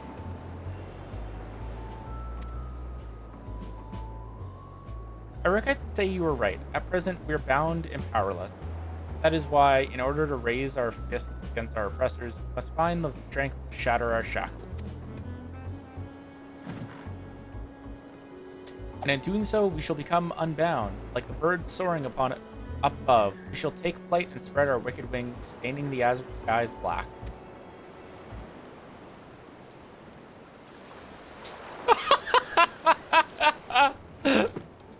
Oh my goodness. Ah, but sometimes skies become treacherous with clouds, and even birds must rest. You speak of finding strength. Is that why we are here, to look for it? If so, then I pledge my aid. With newfound might at my beck and call, I shall win adoration known only by a hero. Huh. Your eagerness is hardening, and you are correct. The tools to make our goal a reality lay in Tyrol. Across this continent, we found certain artifacts which possess untold power.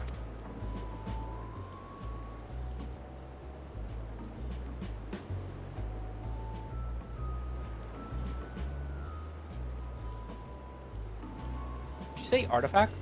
Oh ho, I sense an adventurous hunt for instruments of devious devilry ahead. Hehehe. My imagination is overflowing with images of the new forms my trickery might take. I dare say the world is not ready.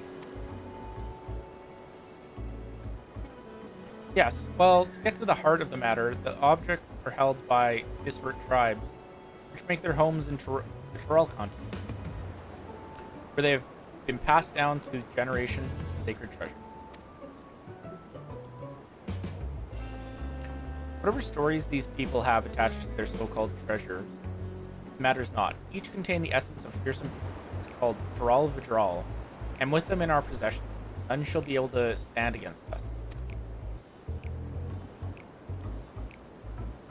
We shall take the objects for ourselves, bring them across the sea, and use them to undermine nations far and wide. The means by which you each choose to do so, I leave in your hands. I only ask that you do not disappoint.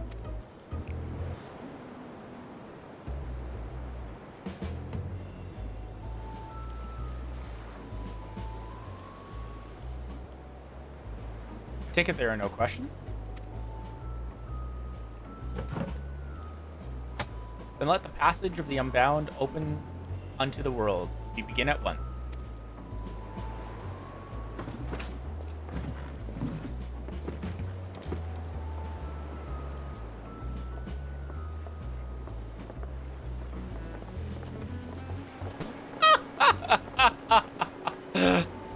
They didn't order a single thing.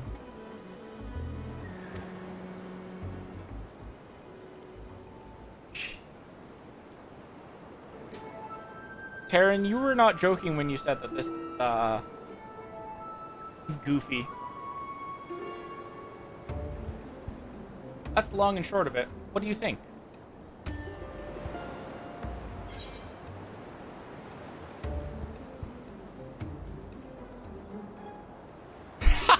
They left without ordering anything? Villainous indeed.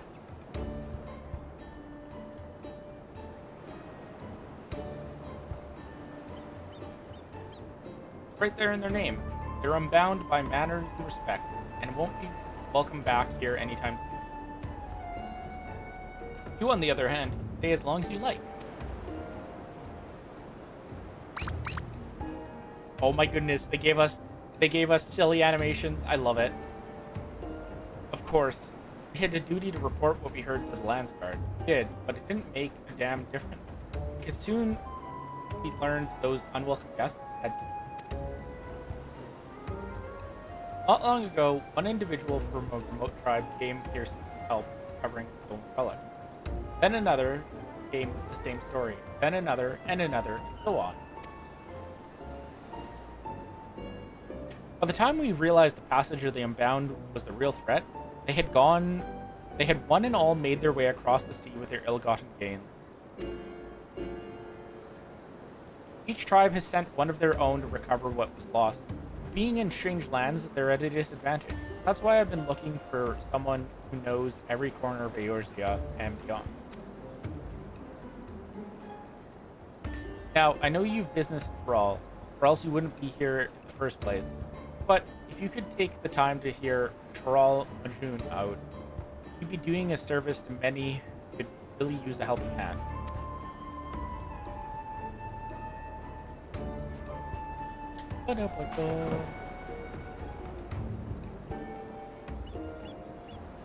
Oh no, there's villainy afoot?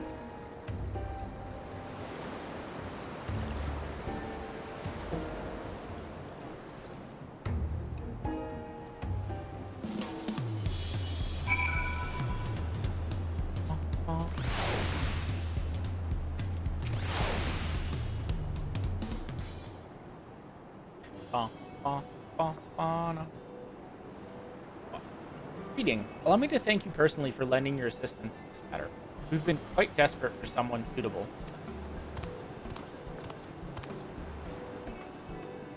Greetings, Baral Majoon. At the risk of becoming a daily nuisance, I must ask, have there been any developments you might share? A nuisance? Why perish the thought? Come just in time, in fact. None other but the vaunted Magi has agreed to aid to the search. Finally, a fortunate turn. As long as our sacred treasures are in wicked hands, our homes shall know no peace. Say nothing of the danger they pose to other nations. If these thieves really do intend to stir up chaos across the seas, then you had better depart on the next ship. But before you do, it might be proper to introduce you to those who have come to Uliolal in search of aid.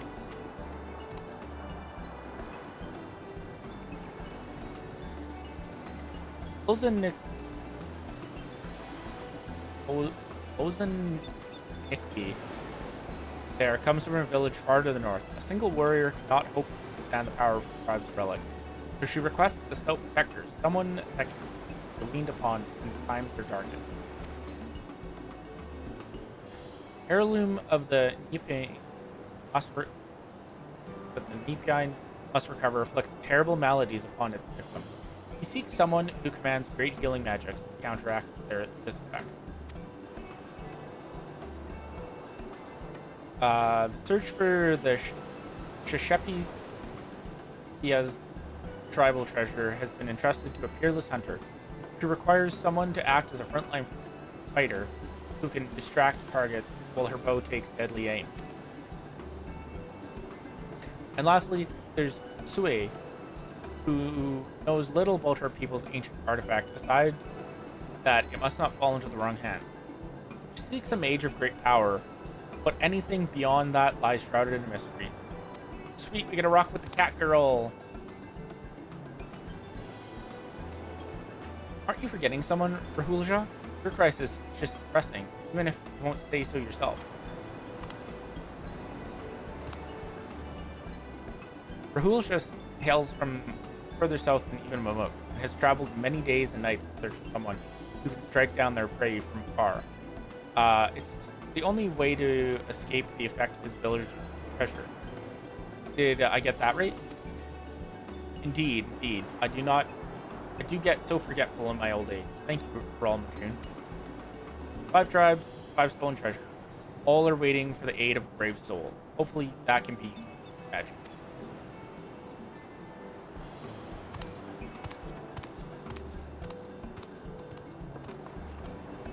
Of course, I'll share all that I know on the matter. You only need ask. I know that I will not hold it against you should you choose to assist only those for whom your talents are best suited. As long as you do what you can, the people of Taral, and maybe even further, will be in your debt.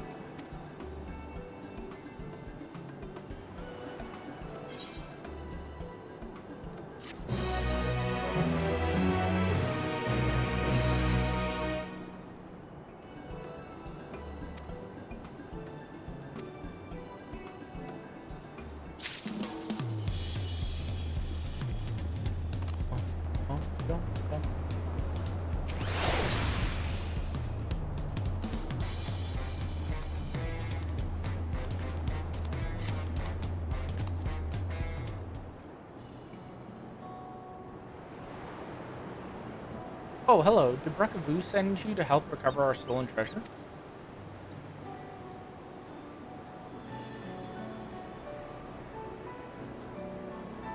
Thank the heavens.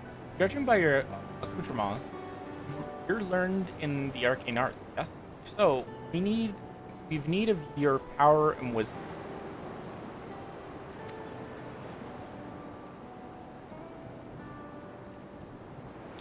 Truth be told, it is wisdom that we require most. See, even though the treasure has been guarded by our people for generations, we know little of its true nature. In ages past, the forests of our homeland were plagued with terrible beasts, a constant source of fear and danger. Combat this menace, our mages spent many moons researching the treasure known as the Perch of the Apex. On unlocking its secrets, they were able to drive the monsters from the woods, bringing peace at last. With the threat all but eradicated, our forebears forbade any further use of the treasure and enshrined it within the village. As the years passed, we slowly forgot what it was to live in fear. Yet, as our struggles faded into memory, stories surrounding the Perch of the Apex became legend, then myth. Now none living are certain of its true power. Yet the peace was shattered by a member of the Passage of the Unbound. The villain wheedled his way into our trust, then stole upon my husband, the treasure's appointed guardian, catching him unaware with a terrible blow that left him unconscious. He's yet to awaken, so my daughter Tepeke has set forth to retrieve what was stolen. Unlike her father, she has no skill in the arcane arts and chose the path of the sword. That's why I've been seeking someone with the knowledge she lacks. Should the ancient power be unleashed, please, if you can find it in your heart to help Tepeke, I would be forever grateful. Consider it done.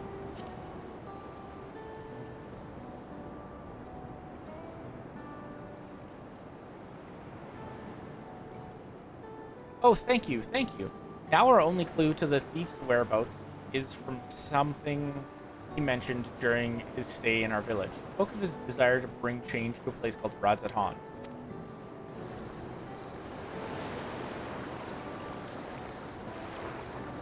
Oh boy, we're going back to Endwalker.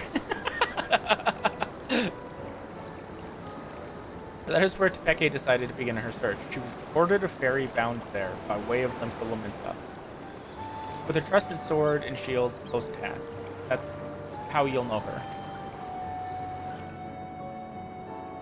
She agreed to stay in Radzaton to gather information until aid arrived. I know nothing of the place, but it's likely she can be found in a marketplace or somewhere, some such. Please bring our treasure and my daughter safely. Don't worry. Not a problem. Bring back the lady. And it'll be very, very quick.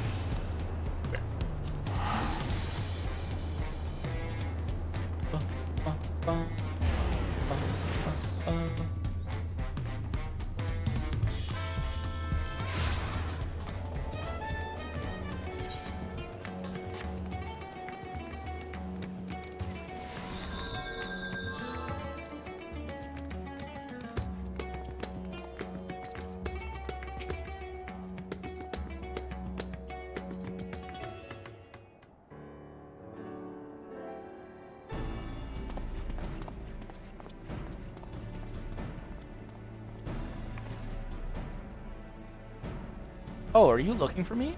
What's over for? Agi, can you say my mother sent you? I take it she's already explained the details, such as how we know next to nothing of the treasure or its escape abilities.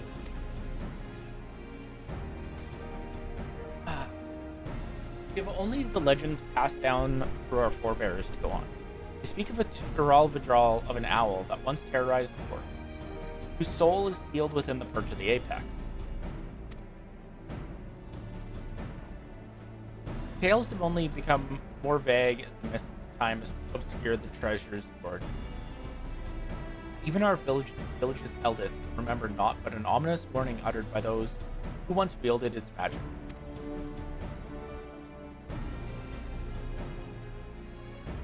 The master of the Apex shall be showered with good fortune, yet leave only sorrow in its wake.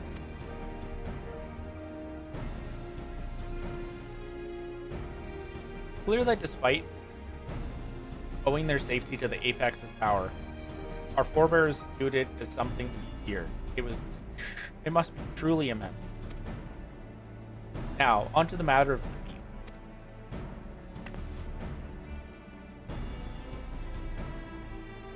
Even during our brief acquaintance, it made plain his desire to bring change to Radzaton. Naturally, I've started my search here. and have been seeking anyone who's expressed dissatisfaction with the status quo. Sure enough, I soon heard stories of a recent arrival, a self-styled savior of Radzatan, who claims that he will lead the city to greatness and calls himself the Justiciar. Apparently taken on the burden of personally exterminating the beasts, which infest Thavnir's wild. He made a great show of claiming he alone is equal to the task. While he certainly draws a crowd with his boasting, they only watch with morbid curiosity as he sets off into the jungles alone. I realize this could have nothing to do with our problem, but even the smallest lead must be pursued. I've heard he often gives his speeches at the region's smaller settlements, so shall we go to see this Justiciar for ourselves? It's decided. I heard Edlamad would be a good place to start. Hopefully there we can find our next crumb of the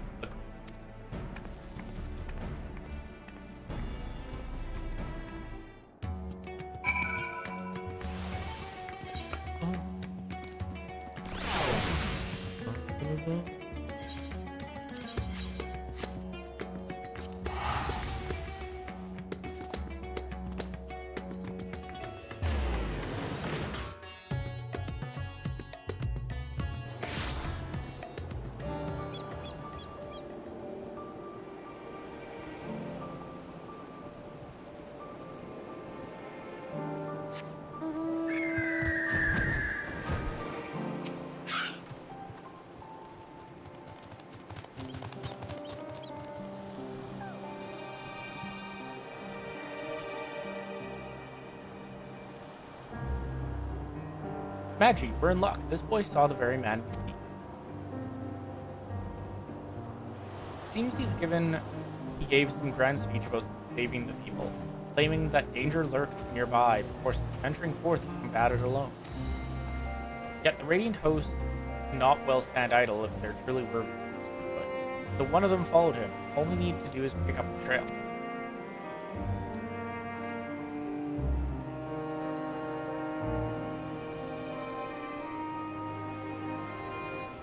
He ran towards the shroud, but you might be able to spot him from Kajaya's footsteps.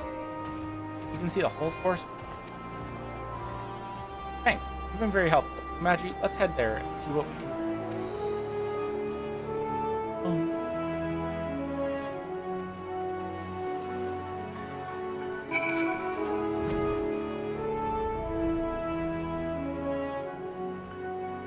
Jogo Yokai.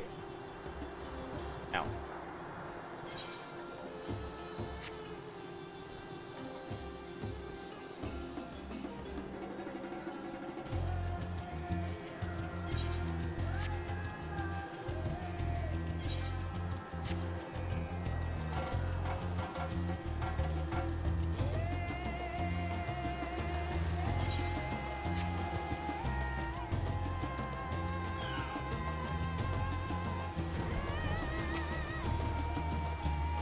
Now then, let us begin our search. Since I've never actually seen the Justiciar, I suggest we find the Radiant host goals first. They do all wear similar armor after all.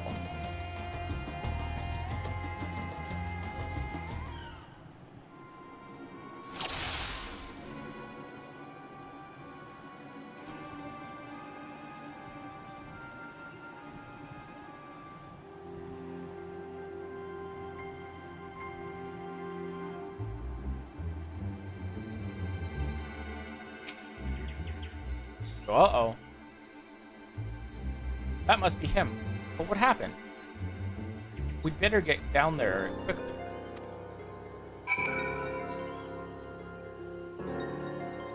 Uh-oh.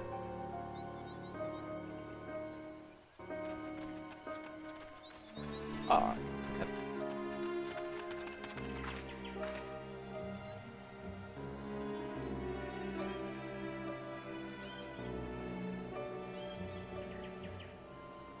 Not to worry, Magi. He's unconscious, but otherwise unharmed.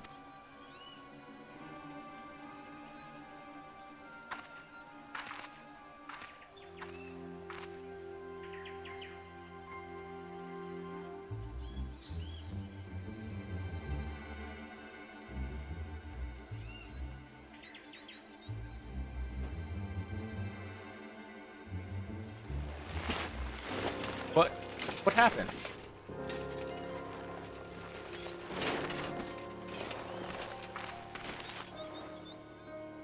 But damn, I forgot how tall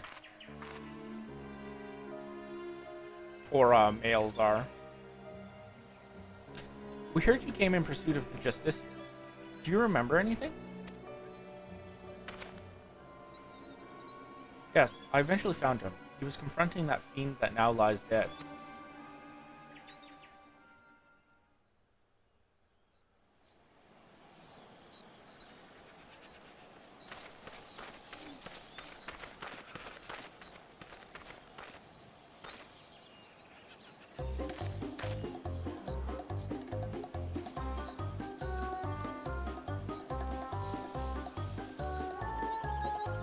At last, the Justiciar graces Radzatan.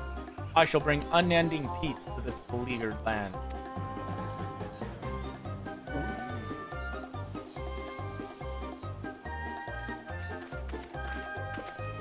You're brave to follow in my path. If you indeed possess the mettle to even consider the terrors which threaten our home, let alone stand against them. Yet courageous though you may be, you are far too weak to fell a beast so mighty. Place with your life while you were yet able.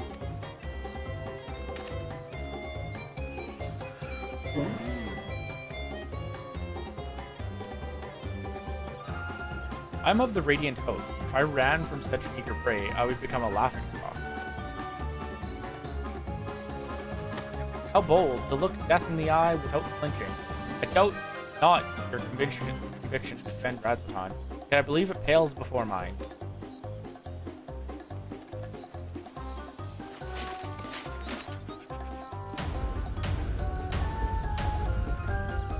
O Apex, bestow upon me your divine might.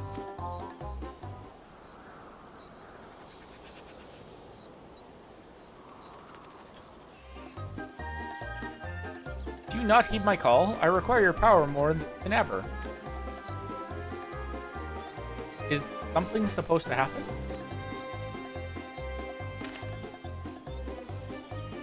Why? Am I yet unworthy?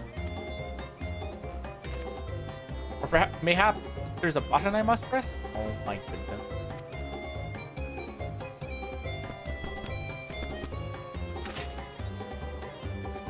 This is not what I expected. Stand aside. I shall dispose of this pest. Just give me a moment. It cannot end like this. I won't be made a fool. Come on, you moldy trinket. Work. Transform me into the hero of Radzatan. Oh my goodness.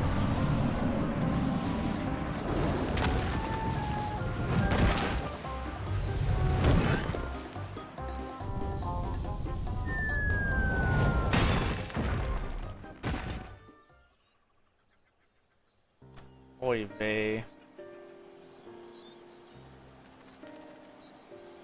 He brandished that idol and became wreathed in a mysterious light. Then boulders started falling from the sky. Down they came, one after another. That's when I must have been struck unconscious.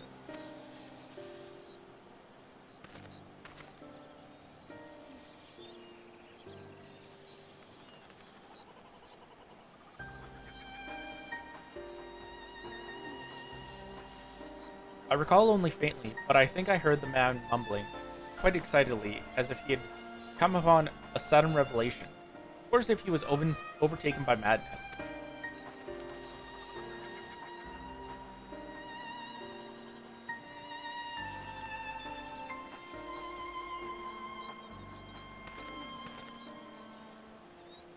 Seems he got away unscathed. Either he had an incredible stroke of luck, or whatever he was beseeching to actually answer.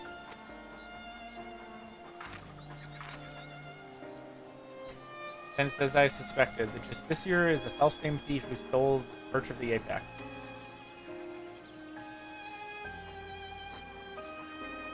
But no doubt, he's long departed from here. First, I'll escort this fellow back to Yedlamad, and keep a close eye on him. Head wounds can have dreadful after effects.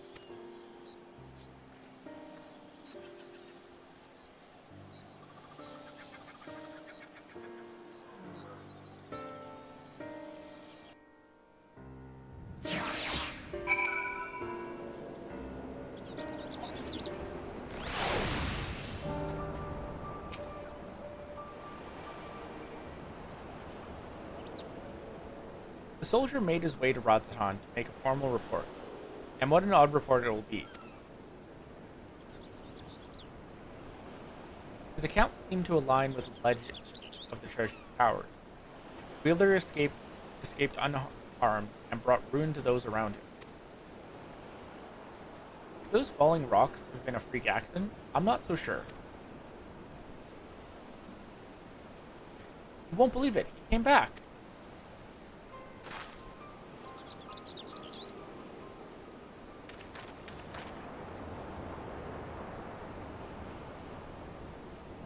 Who came back? Just this year? Yes, not long after you left.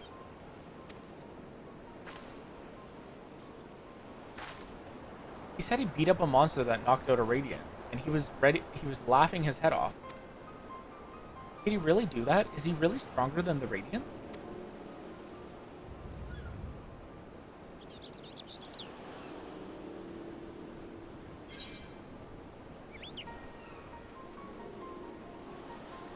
Whatever he did, the monster was slain, I suppose.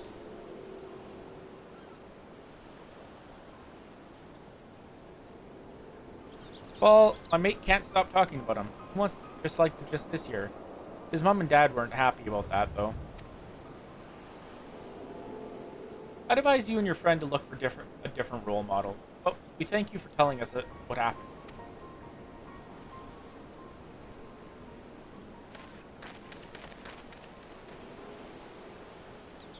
Well, this is one less... Well, there is one less teen skulking about, I suppose. He may have been simply testing the treasure's capabilities. As far as we know, we can get to use its power to evil end. On his motivations a mystery. He killed a person at the Apex by force, only to come here to Thavnair and use it for good? Makes no sense. You've heard tell of this passage of the Unbound, yes? Many have ventured to Tuliolal claiming to be their victims, yet here they would be saving. He had such noble goals, then why did he stoop to such devious deception? What could he be plotting?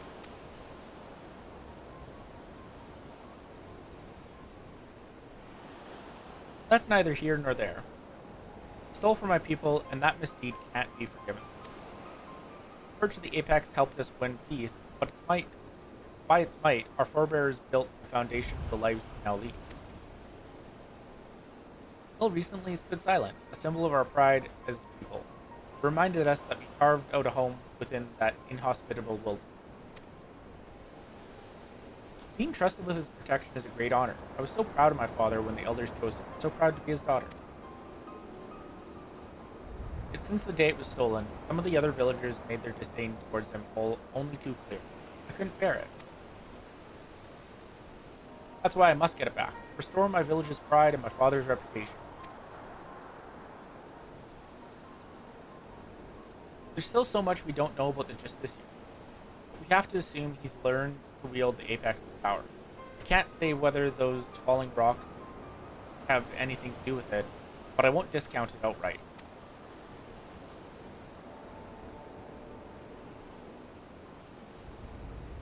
I'll continue looking into his whereabouts, while we still have so many questions. With both of us working together, we'll find answers soon enough.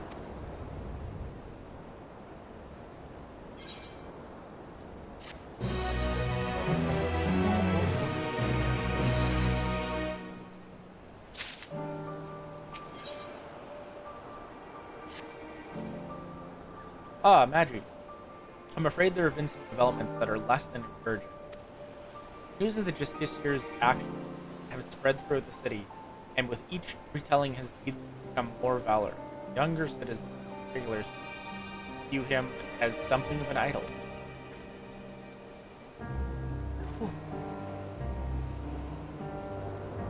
Despite the creatures he hunts posing no real danger, he would paint them as mighty beasts in need of felling. Of course, the Radiant hosts are far too busy to trouble themselves culling every pest that casts a sideways glance at the city's gate.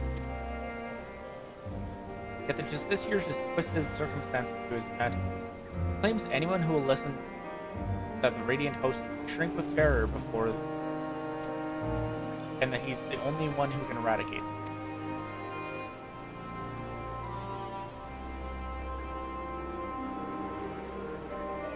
Oh, I'm suddenly very tired. So you might not expect such claims to be dismissed as wild, though you might expect such claims to be dismissed as wild rambling. It seems no few people have fallen for his ploy. Whispers of his exploits among the youth have practically grown into a clamor. Yet we mustn't be discouraged, for his increasing fame only makes it easier for us to sniff out his trail. And where better to start than Rad's at Hans? I'll see you there, Maggie.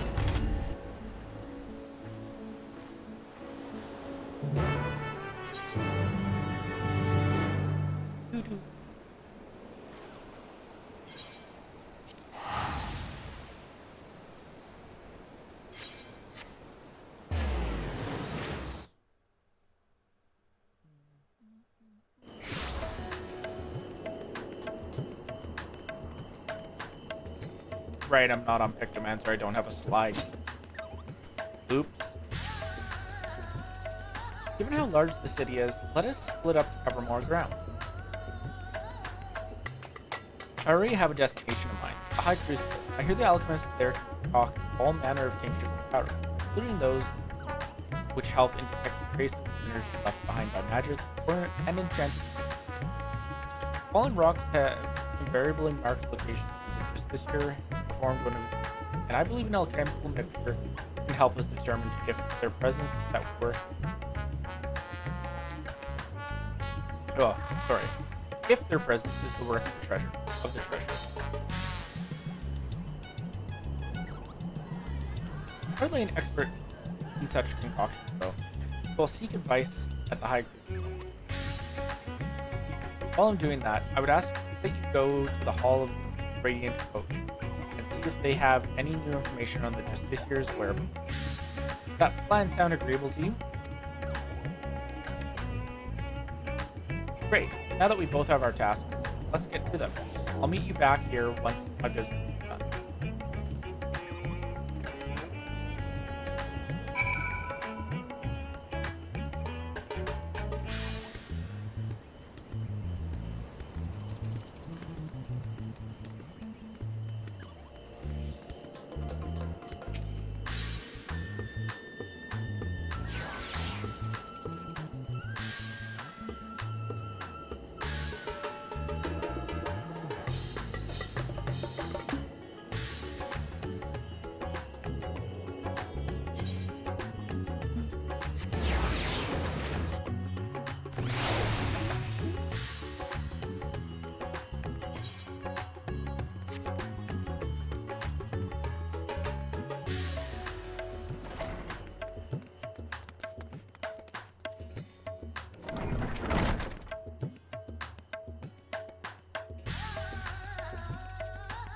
Tired of hearing about this just this year. Popularity among the city's younglings is quickly becoming a cause for concern. Try as we may to refute his claim that the Radiant Hosts are allowing monstrous beasts from the muck unchecked. You know how young minds are, impressionable and difficult to change once set. We initially disregarded him as boastful eccentric, but his alarming sway over the populace can no longer be ignored. We are at present considering whether to open a formal investigation into his activities.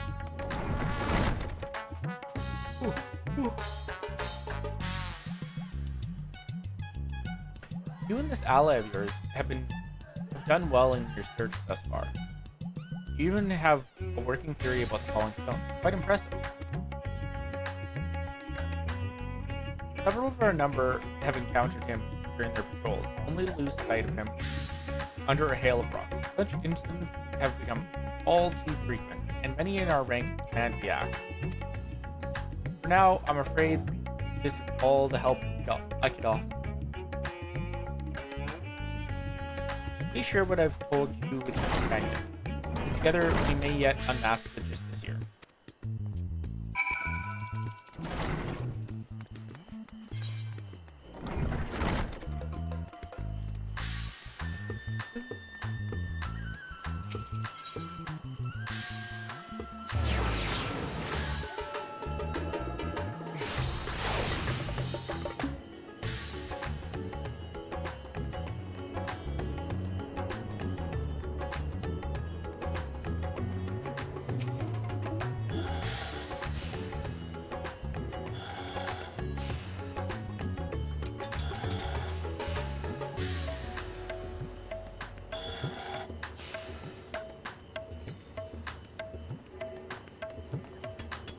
It's hard to know that the Radiant hosts are taking this seriously. Thank you for speaking, Magi. I have good tidings as well. I explained the situation to the alchemist, and they provided a powder that should help protect the basics of magic in the surrounding environment. I say help because the powder reacts only faintly on its own. To function properly requires the skills of one practiced in their arcane art. Luckily, I have you. I've committed the locations of all sightings to the distillery to memory. Closest to us. What's that? Oh. Oy vey. Was that perfume fry? Let's hope this powder works as intended.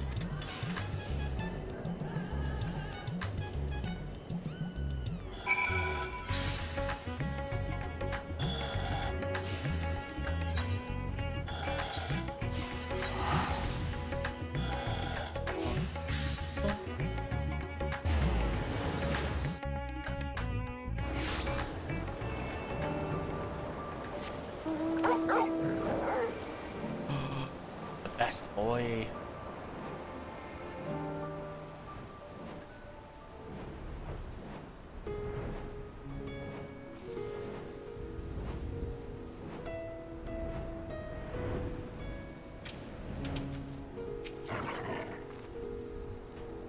The Justiciar was sighted near here, and I didn't see any other conspicuous stones around, so I sprinkled the powder over this one.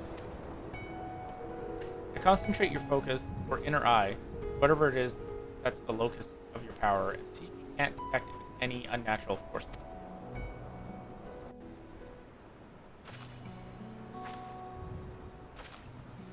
That was a big rock.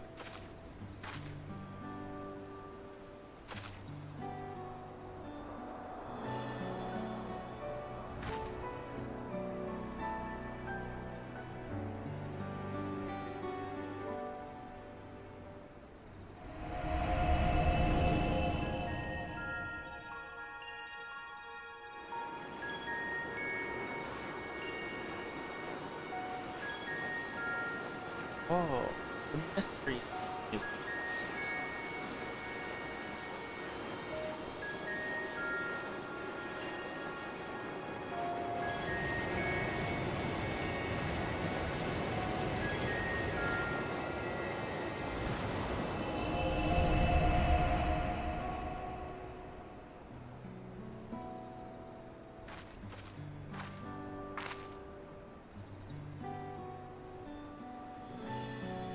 So, were you able to detect anything?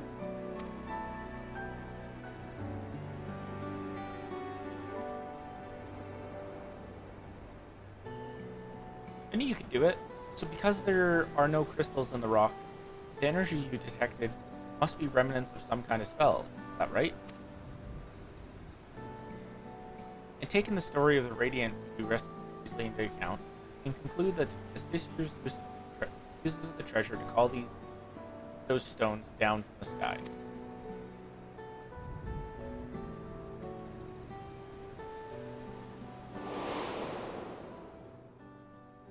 At least we now have an inkling of its true nature. Even so, not every question has been answered.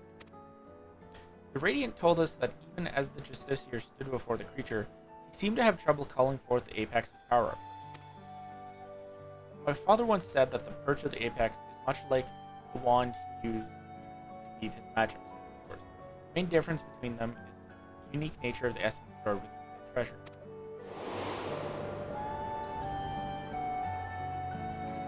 I know little of such arcane instruments, but you must be quite familiar with them. How do you use yours? Book.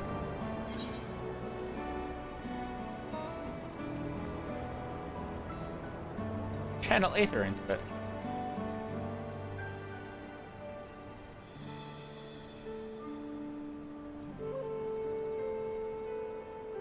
I see. Even with the right instruments, spellcasting requires specific techniques. Justiciar seems to lack any such expertise. So how did he tap into the nature of the treasure's power? Suppose the Perch of the Apex possesses some unique method of activation.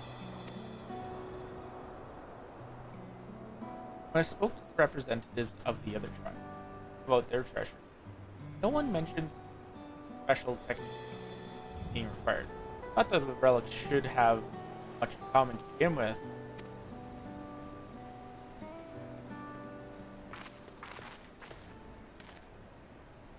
You two, did you see an Ori girl pass through here by herself? I'm afraid not. What happened? Wait, I recognize you both. Here are the final days, and our recent visitor from Peral. Apologies for the imposition. May I beg your assistance? All that just this year's fault. The girl said she was off to join that fool's crusade, and ran off out of Gedlamad before anyone could stop her.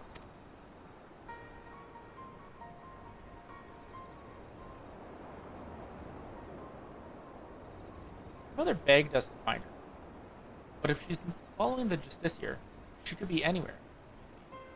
He's been sighted at locations scattered all over Thavnair. I can't stand here looking at rocks while a girl is in danger, especially if the Justiciar's involved. We have to help.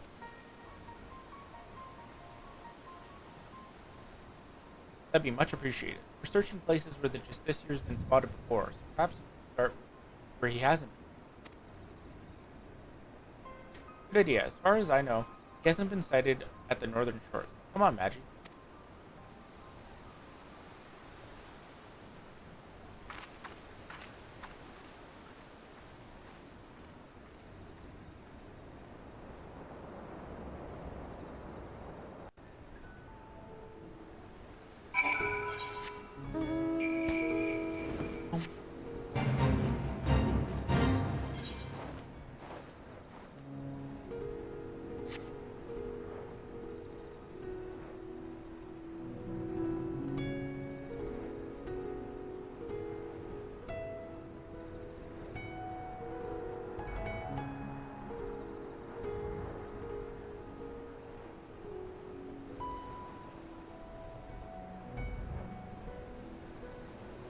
Oh, hi. Big seal monster.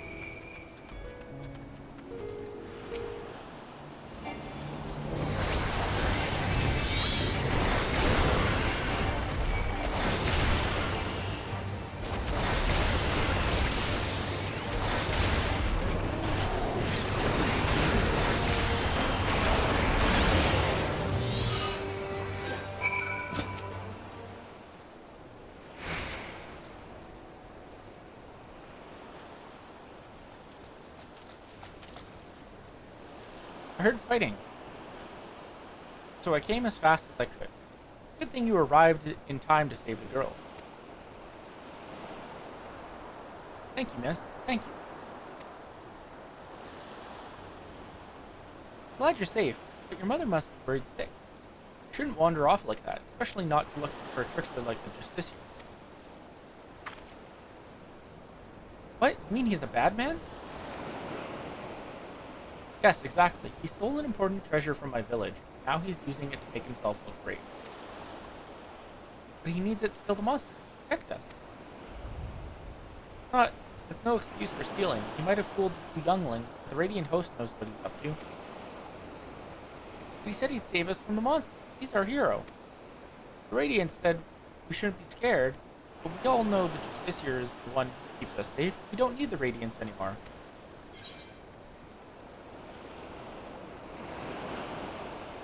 No hero can save the world alone.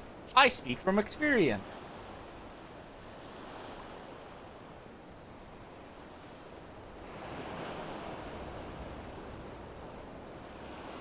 Ah, I'm sorry. I shouldn't say bad things about the Radiant. They protected everyone in the final days, I guess. I forgot how much they care about us.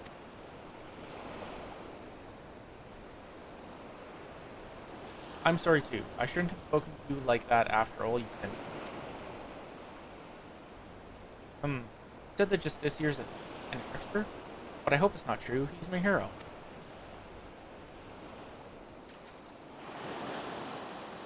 Well, I'd best escort her back to Gedlamad. I'll meet you there later, Magic.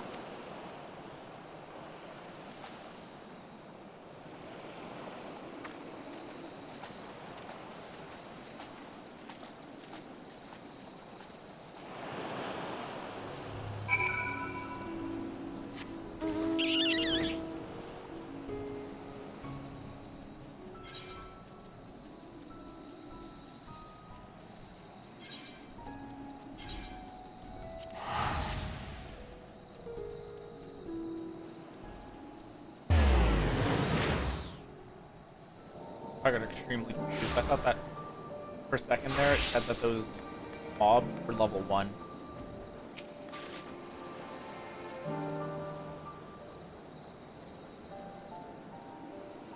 Girl and her mother are reunited, and I think we can both give ourselves a pat on the back. They're on their way now to inform the Radiant host that all is well. I would like to apologize for before. I let my emotions get the better of me. Haranguing that poor girl, when she was hardly to blame for anything. I really should have been scolding myself.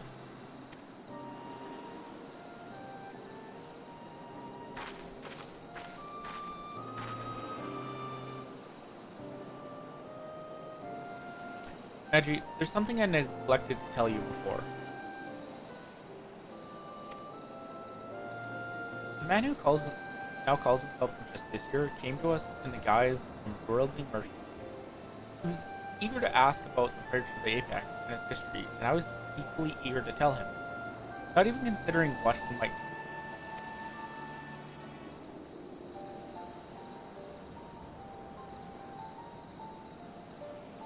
I'm so proud of my father for being appointed as its guardian. I suppose I was trying to impress this stranger out of sheer vanity.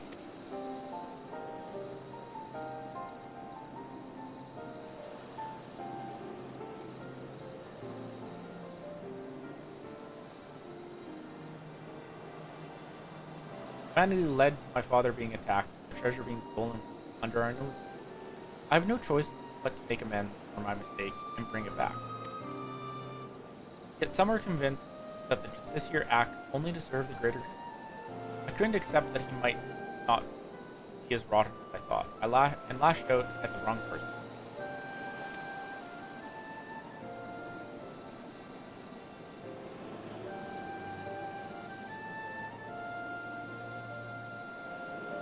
From now on, I can't let my emotions cloud my judgment. I must remain calm and look at the facts for what they are. And the facts say that the Justiciar has done no harm to the people of Thavin.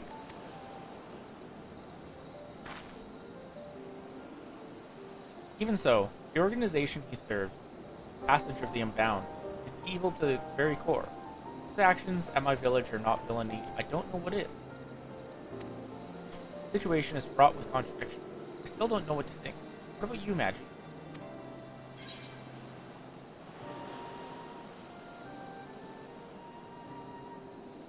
Even if he hasn't attacked anyone, his actions are stirring unrest.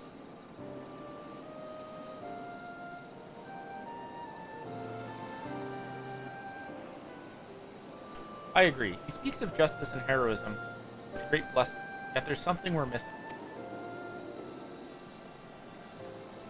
Thank you, Maggie, for your wise words. I sometimes find it difficult to keep my heart from skewing my perspective. I'm grateful that you're here to help me see clearly. So it seems our objective is unchanged. Track down the man who stole my people's sacred treasure, whatever his intentions. Unraveling them comes secondary to finding the man himself. I'll continue to pour my every effort into the search. Stop by from time to time, and I may have something new to share with you.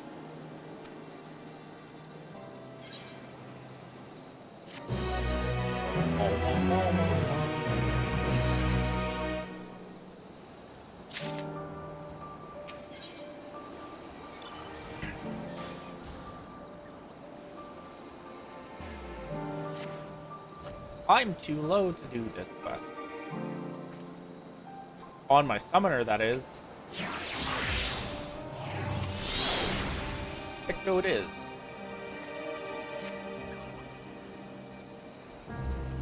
Neji, I hope you've been well. Since last we spoke, the Justiciar has been busy felling fiends all across the map, traveling, leaving a trail of witnesses behind in his wake. More than a few have reported seeing stones falling from the sky, which all but confirms our theory that the treasure is causing a phenomenon. Stories share one peculiar commonality. It seems the past sea hunts have all been of the seakin variety. Why he avoids flesh and blood is yet a mystery. Here's mentioning that each of these eyewitness accounts came from people who were rescued by the Justiciar, who invariably appears just as these creatures attack. In fact, the Justiciar has been there to save the day in every single instance of Seekin-related mischief. Awfully suspicious, if you ask me, and I'm not the only one who thinks so. Someone on the Radiant Host suggested that Justiciar is planning these assaults somehow, so he alone can reap the glory for thwarting them. I agree, and think this should be our next avenue of investigation. Many of these incidents occurred near Giant Skull Ground. We should start our search there. If we can find one of the monstrous plants before it finds hapless prey, we might be able to shed light upon the Justiciar's methods. Time is of the essence. Let's leave at once.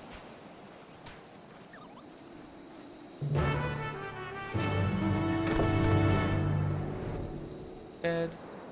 Lying bed.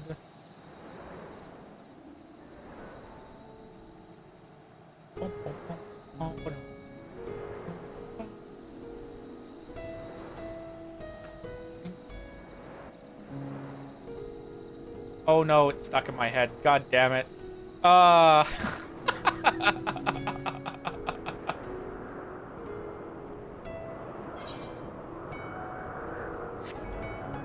That tune will forever live rent-free in my head, and I am just gonna have to deal with that forever now.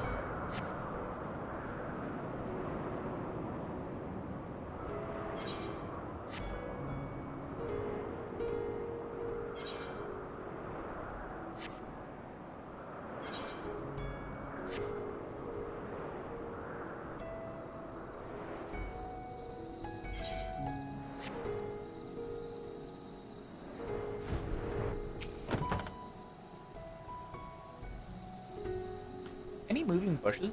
Slithering vines? Not here. In any case, Magic, I'll search the western path. Why don't you search east? If you see something, don't strike to kill it, weaken it, then capture it with this rope. We'll learn much more from a live specimen.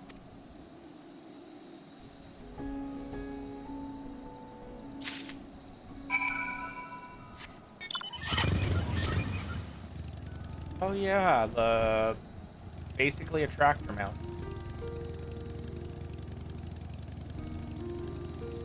Oh, it's a horrible feeling.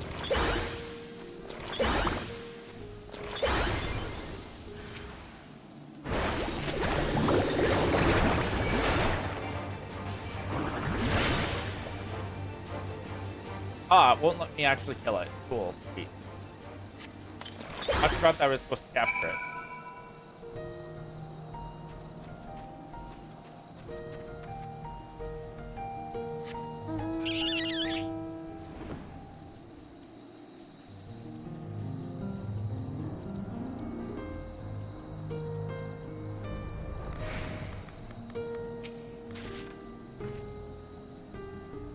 I see plenty of fauna roaming about, but flora all seem to be of the rooted to the ground variety. Perhaps my hunch was incorrect.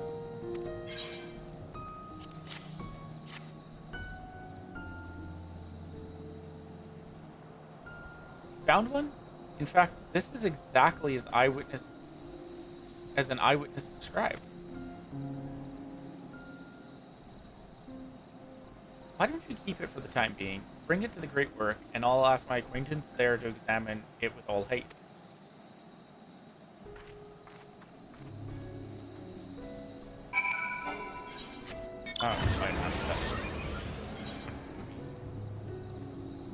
Oh, wait. Oh, nope. It's a good thing I paid attention there. We're headed south-ish.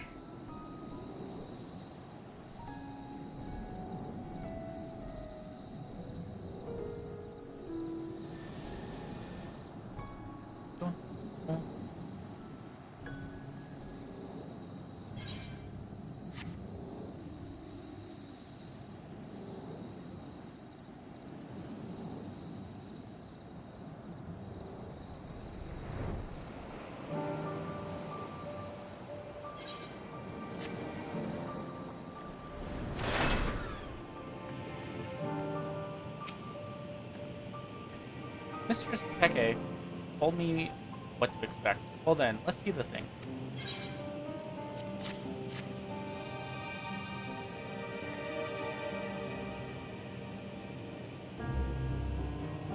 Oh, I didn't expect it to be so minion. Mr. Stepeke's intuition is correct, and I expect some interesting discoveries are in store.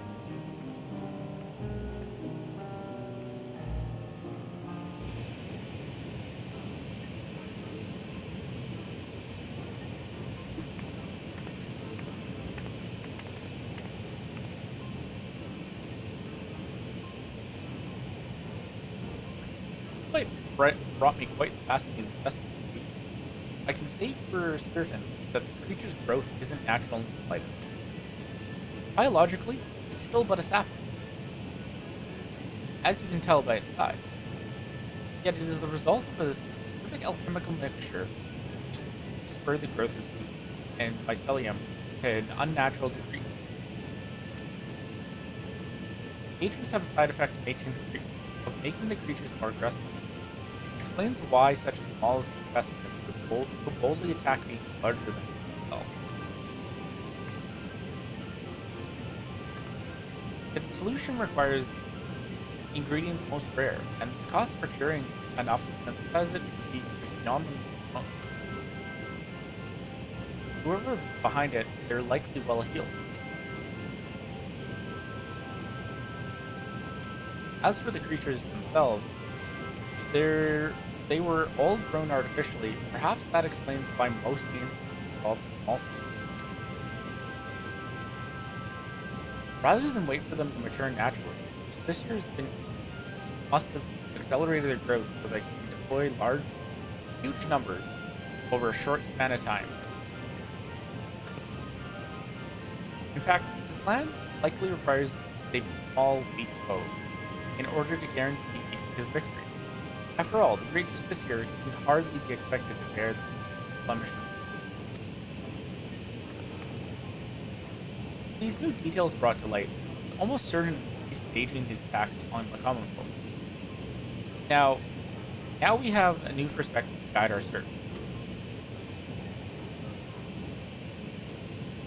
Perhaps you should return to Dedlamad. I hear that Justiciar is the talk of the village, and they doubtless have stories to share. Splendid idea. Thank you. Your findings have brought us a step closer to unmasking that villain.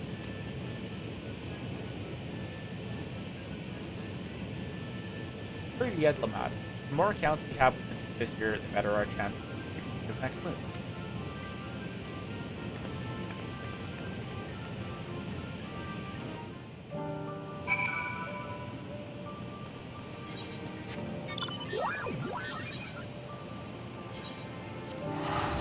Just big shit.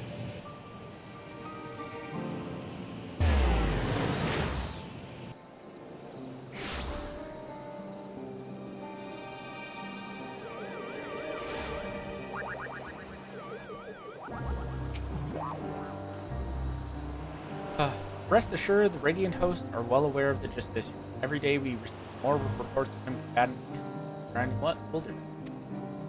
His encounters are never on well-traveled roads. They occur in remote regions that we scarcely control, along routes that are only used by a small number of merchants and porters.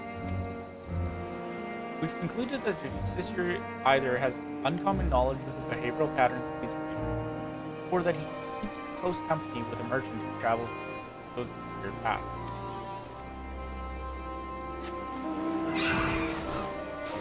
Or he is actually a merchant. That wasn't a lie. Oh, you're hungry to learn more of the Justiciar? He's amazing. I was lucky enough to catch a glimpse of him on the road feeding here, facing down a fearsome creature. I don't know how he did it. He called rocks down from the sky to knock that thing flat. Radiant hosts were away on patrol, so if he hadn't come to the rescue, that brute would have marched right into our home. He shouted that he was the savior of Razatan and even waved at me. Oh, he looked so impressive with the sun shining behind him.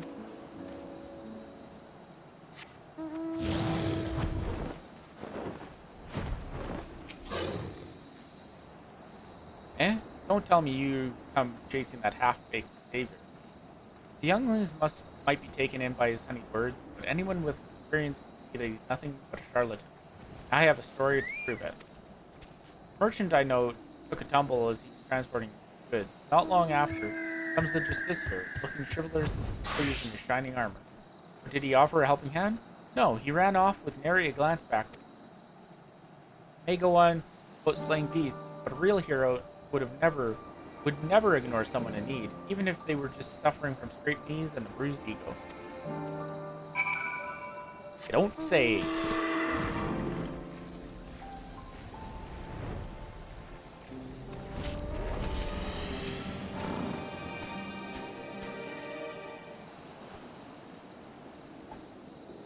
Maggie, do you have a moment? I'm having a little trouble here. I sought this merchant out because I told he dealt with the alchemist in the Great Work. Thought he might know something about it just this year. When I asked, well, he's been like this ever since. Apologies. I was just surprised that he would ask me about that madman. What connection could he possibly have with me? The beings he fights are grown with rare alchemical materials, and we think he may be staging these encounters. Since you deal in such wares, I wondered if you might know how he came into their possession. I don't know what you're talking about. I've never spoken to that man. I very much doubt that. Perhaps he'll be more receptive to questions you imagine.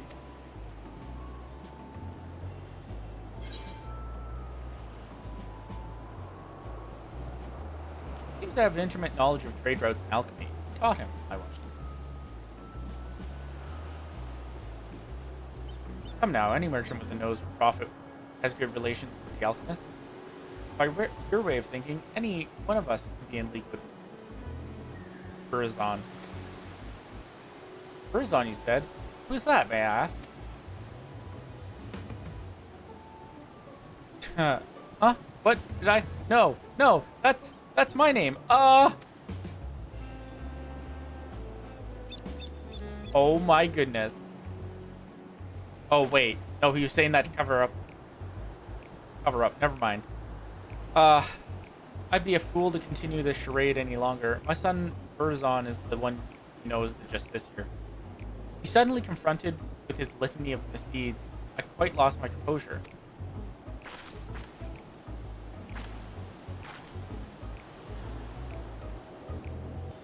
You're his father? And do you know how he came into possession of such rare materials and knowledge? Aye, he stole them from me.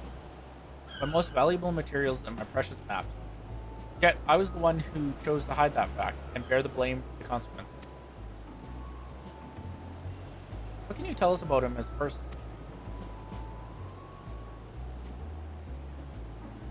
Burazon was obsessed with the tales of legendary heroes, even from a young age. I paid a great deal of money to have him tutored in the art of the bow. He became quite skilled at it. In fact, not quite as skilled as his arrogance led him. Due to this, and perhaps a lack of ambition, he never aspired to true greatness. Instead, he came to rely upon fanciful equipment and exotic potions, rather than honing what skill he had. It pained me to see him fall into disillusion, but he would brook no counsels. So several years ago, I gave him enough coin to support his lavish lifestyle and told him never to speak with me again. He didn't, until but recently, when he darkened my doorstep once more. And that was when he stole your goods? Aye, although I would have willingly given them if he had but asked, he was rambling in almost incoherently, saying that his heroic deeds just this year had caught the eye of someone named Apyahi, leader of the Passage of the Unbound, whoever they are. He claimed that under the guidance of his newfound allies, he had obtained a great power enough to eclipse all heroes who come before and shall come after, as he put it. It seems he gives what money he still has.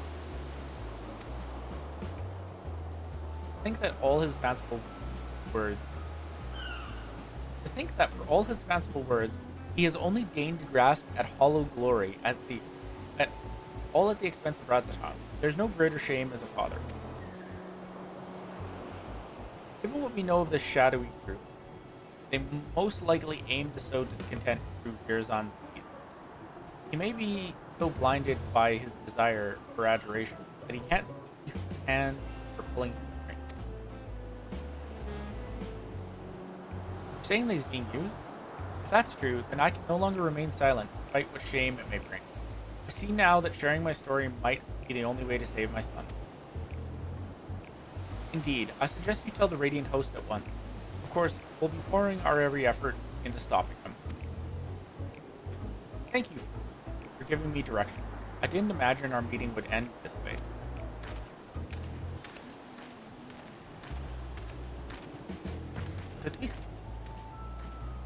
Truth be told, I'm not entirely unsympathetic towards Curazon.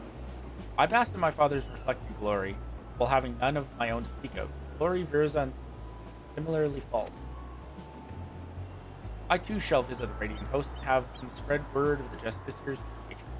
People are wise to his trickery. They'll be far more likely to aid us. We'll soon learn that a legend built on lies is no match for two heroes.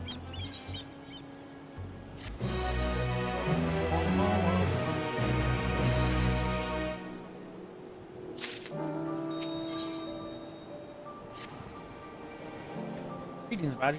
Curzon's father has been as good as his word, and has confessed the truth of his son's actions wherever we'll listen. Even among the younglings, far fewer sing just this year's praise. The tide is turning in our favor at last. The Radiant Host is making ready to tighten the net. That's the trial mount. Those wings were the trial mount. Oh, I want to get the wings so badly. Speaking of which, they had curious news to share. They've been examining the stones left behind by the Justiciar and noticed the pattern. They were all varieties of rock commonly found near the site of each encounter. For instance, near the Giant Skull grounds, the Justiciar seems to have called down a hail of what else the Giant Skull. I have my own theories about what this means, but I'd like to hear your thoughts, Magic. Safe to say the artifact doesn't create rocks or nothing. Indeed, the perch of the apex likely lifts whatever stones are nearby and brings them crashing down to earth. Our suspicions are correct. We're one step closer to unraveling the mystery. Despite these favorable developments, the Justiciar's popularity remains a problem. Even with the recent blow to his credibility, his most ardent followers still idolize him. In fact, I hear he's handing letters to the youth of Razatan, though their contents are a closely guarded secret. All the more reason to investigate, don't you think? Once we get to Razatan, if I question people around the marketplace, cover the city's western border, that's where his younger followers tend to gather. After we've collected enough information to share our findings, we'll again in Razatan, Magi.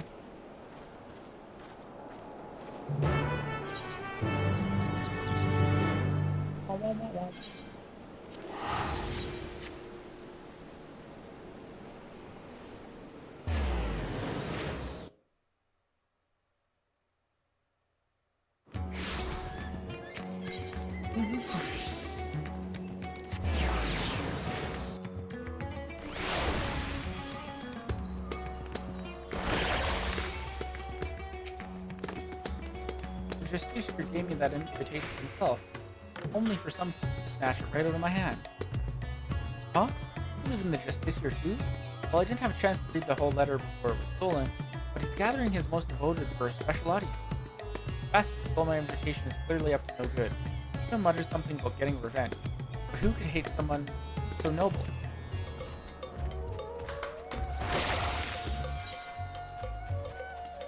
Oh, I wouldn't prefer that he's noble. I'm pretty sure he's all bull. Yeah, I know about the letters. Me and my friends didn't get one though. Grown-ups get angry if you talk with it just sister. Guess what? I heard the Shal say Shawl talking about him over in by Arid Hain. He had a big grin on his face too. Does that mean that just this year isn't a bad man like the grown-ups say? No. No.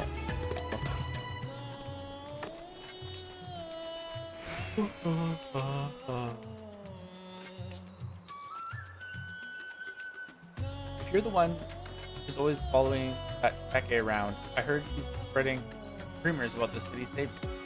I won't let her harm his reputation any more than she already has, so I have nothing to say to her laptop. Most useful clue points to the merchant Bashal having some connection to her thing. Last near married Mayhenet. Bum, bum, bum, bum, bum, bum, bum.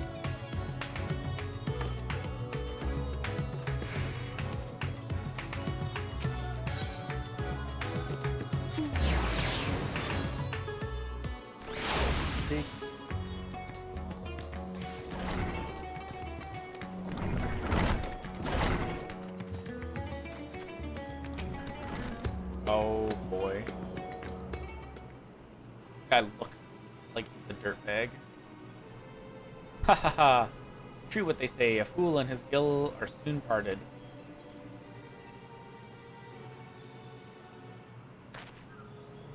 Huh? Why, if it isn't one of the heroes of the final days, huh? This isn't about that map I sold to your companion, is it? You'll find it points the way to the vaults of Alzadal III. Exactly as described. I may have employed a few creative methods to entice my customers, but what merchant doesn't? Oh, it's this guy! Serious and scrupulous as ever.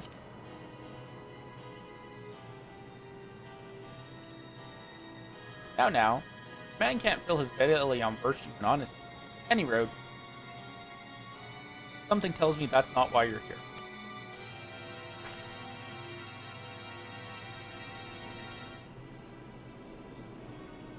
You're after the just this year? Choice query is unusual to say the least. But perhaps I can help you along, eh? A young man came asking for a map to open the way to Uznair. I sold him every map I had, assuring him that the one he needed was among them. I suppose he found it, as I hear these letters that were handed out contain a copy of a map. I dare say that young fellow was just this year himself, and he's planning a clandestine meeting in Uznair Canal. Mind you, it appears he has no shortage of enemies. No doubt he'll try to control.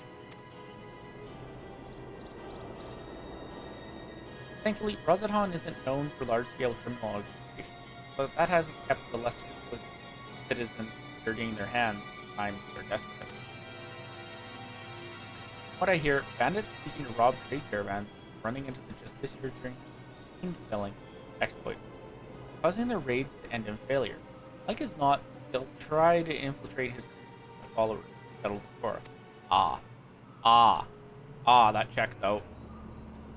And that's where my knowledge of the matter ends. If you're wondering where the meeting place is, all I remember is that the spot marked on the copied maps is somewhere in the Shroud of Samka. So does that answer your queries?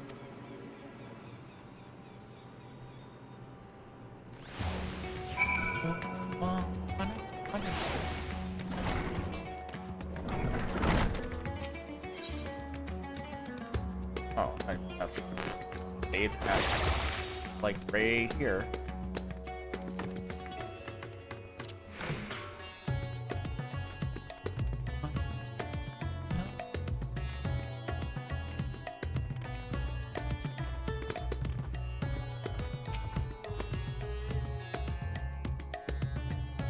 Those in support of the just this year didn't seem surprised when I told them of his mistake. But they still were reluctant to betray him. In short, I've had no luck. What about you, Maggie?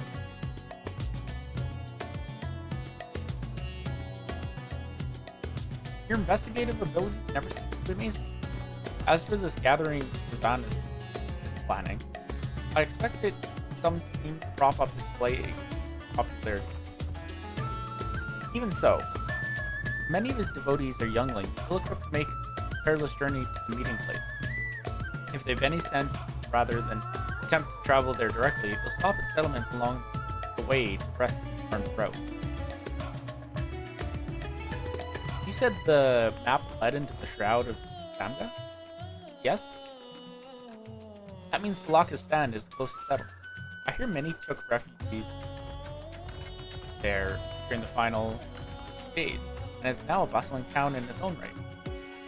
The arrival of more people would hardly raise eyebrows, making it the perfect place to avoid unwanted attention while they make ready. We should head there before they leave on the final leg of their journey.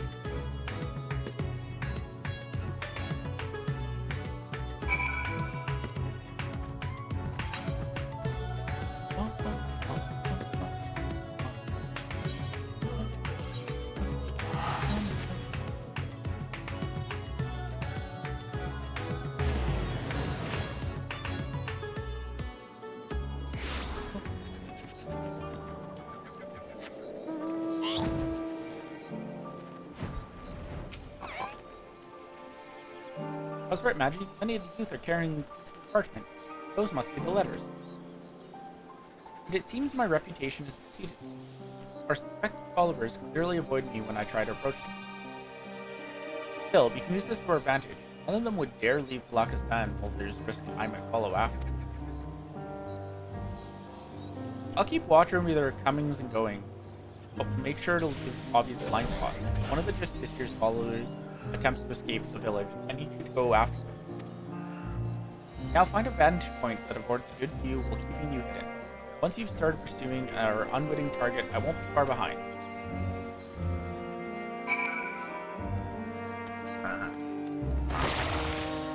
Oh, here.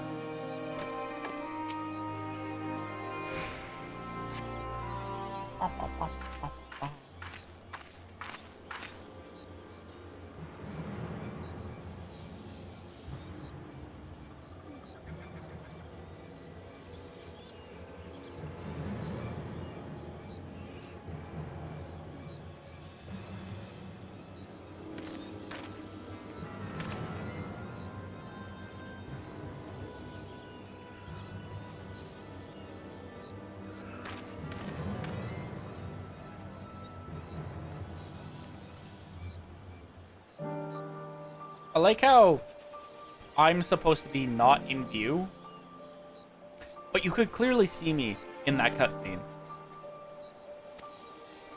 So, like, how did the guy not see?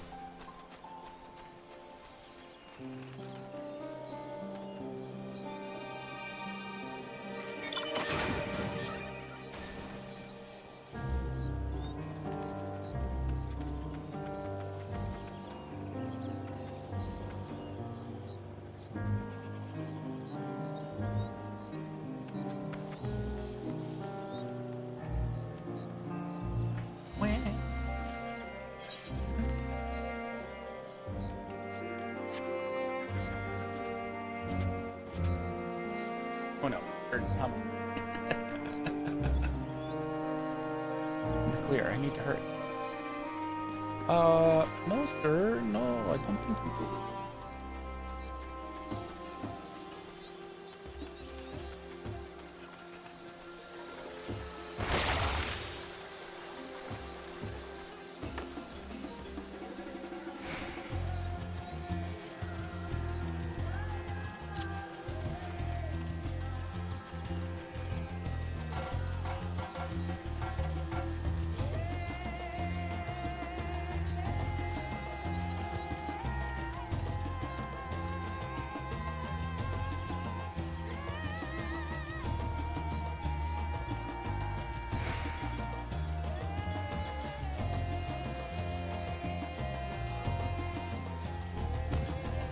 I imagine.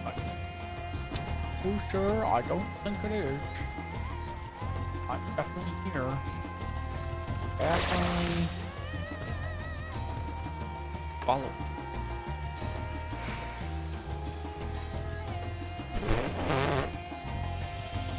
Wow, that was probably one of the easier follow this these people quest.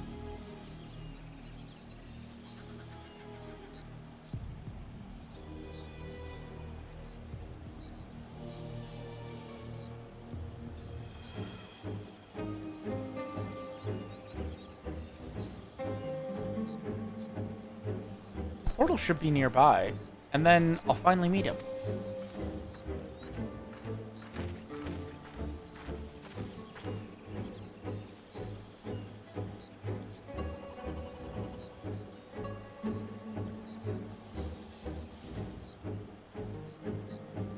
What? You're the hero who saved us from the final days. What are you doing here?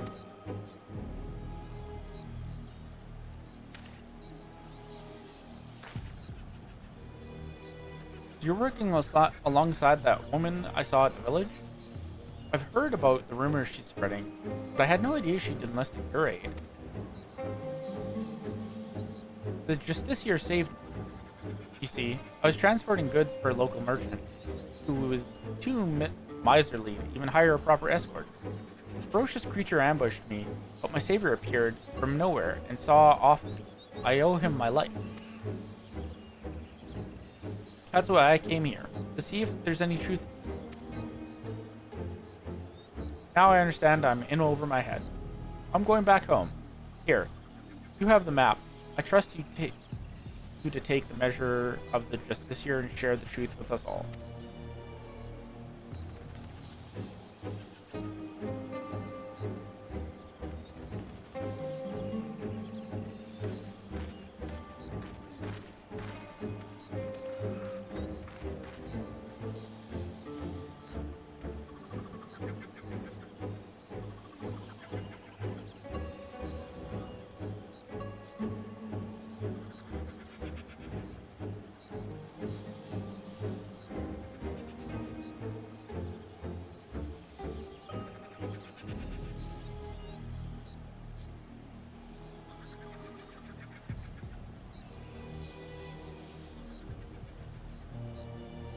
Apologies for watching from the shadows, but I was afraid my presence might have startled the lad.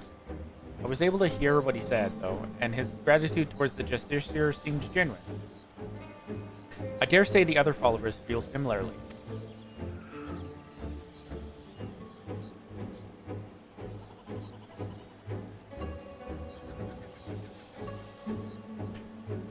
Well, now that we have a map of our own, let's open the portal and confront Verzon.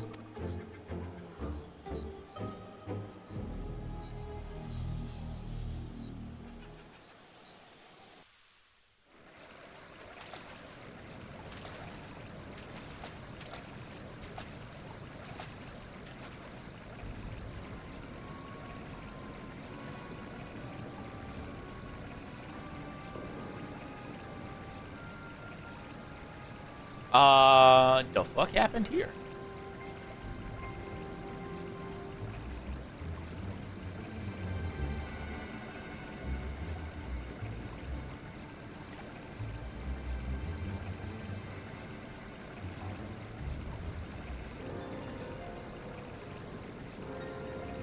What a sight. Did the treasure cause this?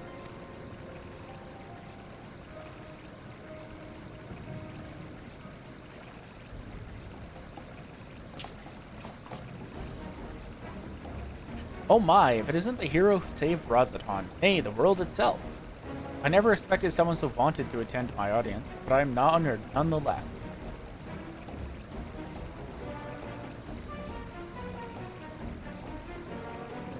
Enough of your games, Verzon. Stop this madness at once. After giving you such a warm welcome, these are the thanks I get? Well, 'tis true that I was once known by that name. It was merely a guise I wore until I discovered my true self. So long as I am Master of Radzaton, I shall not suffer any to call me Verzon. But that is your name, isn't it?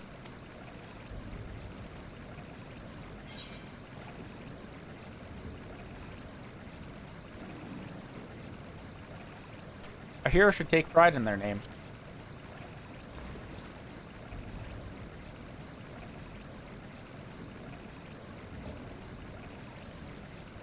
Between the just this year's meager alter ego has been brought to light. But will he shrink once more into the shadows of mundane obscurity, or embark on the next chapter of the legend?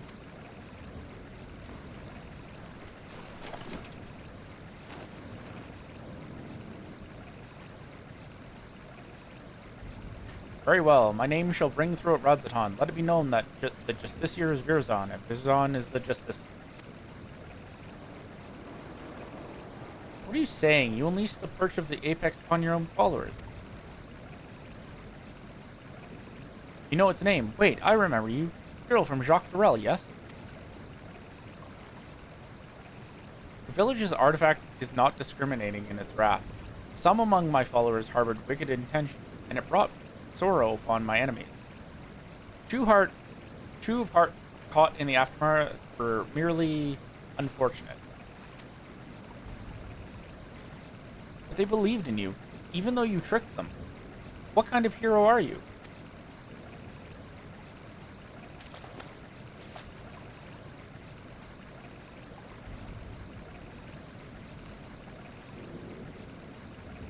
You too would oppose me? I had thought that as fellow saviors, we might find some common ground. Yet it would seem we are destined to walk different paths.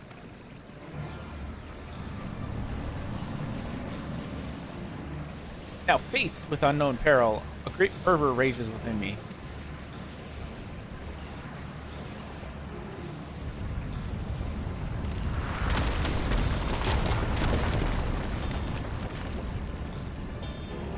And he used it to create a smokescreen.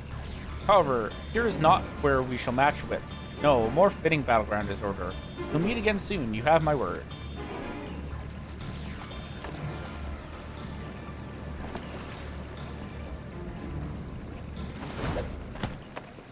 Ah, shut up. Gah!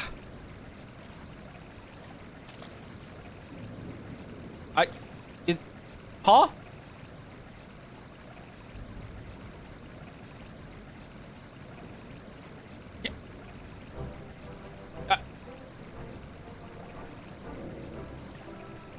Oh my god.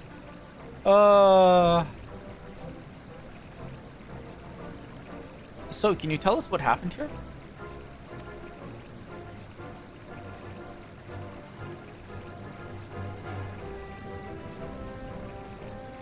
He gathered us all around and made a grand speech, claimed he was the hero that would drive back the flood of fiends threatening Thavner. Then he spoke of his anger at the recent rumors. He told us to go forth and repair his damaged reputation so that people would love him again. He became quite impassioned, in fact.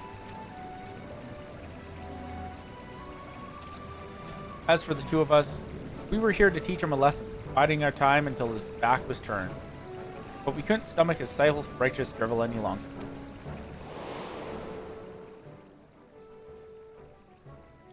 He acts like he's a god come to grace Thavner. But most people have grown wise to his acts, including the Radiant Host. We stepped forward and told him as much, then demanded that he admit he's been pulling the wool over everyone's eyes. That's when he started waving that thing about. We soon learned that the rumors of its power were true, and rocks started falling down all around us. Down around us. Oops. Even us true believers were not spared. There was nowhere to run. The Justiciar said such power cannot be fettered, and that sacrifices are unavoidable, and all the while he was laughing. We pleaded with him for mercy, but that just made him angrier. He flourished the object again, and yet more rocks assailed us. It was horrible, stones big and small raining down endlessly, until you two appeared, that is. Thank you for telling us what happened. I only wish we could have arrived sooner. Now, just to set things straight, it was you two that brandished your weapons first, yes? Well, I won't deny that, but we were only trying to bring the truth of this deeds to light. Though we might have had some personal scores to settle on top of that. Before I left Balakistan, I asked the Radiant Host there to look out for anyone returning from the wilderness. I suggest you head there and seek their aid. While you're there, share with them what you told us, and as for the pair of you, don't even think about running away, or you'll have us to deal with.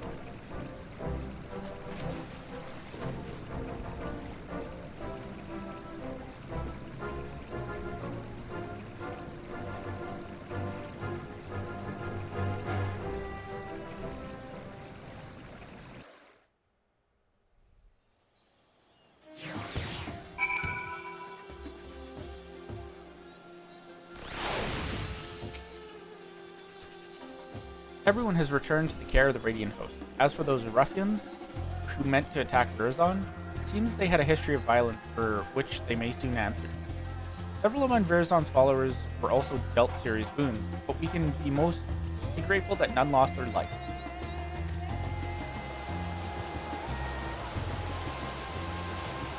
Exactly as the old saying described, the master of the Apex shall be showered with good fortune, yet leave only sorrow in their wake.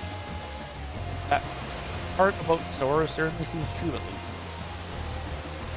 We can but hope that Verzon's spell over the people will be broken. At last, when word of what transpired here becomes common knowledge, let that boyish spirit just return to Yedlamad.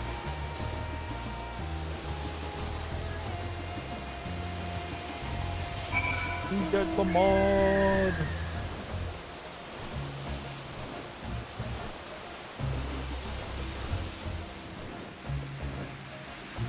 I love the.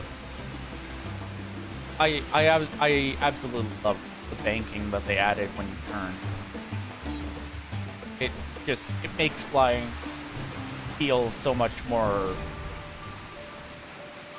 realistic, I guess you could say. But it's a nice quality of life change.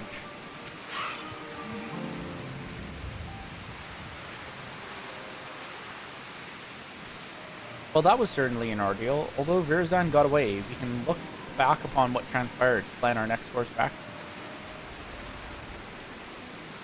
It appears that the treasure takes rocks from the surrounding environment and makes them rain down upon the wielder's surroundings. However, the power seems to be somewhat haphazard. While Verzon himself wasn't struck, the boulders assailed friend and foe alike. Something else has nagged me as well. The stones we saw in the canal seemed quite a bit larger than the others. I don't know what to make of it, but I will give it some thought. Still don't know exactly how he controls the Apex's abilities either. We must focus on these mysteries as we continue our investigation.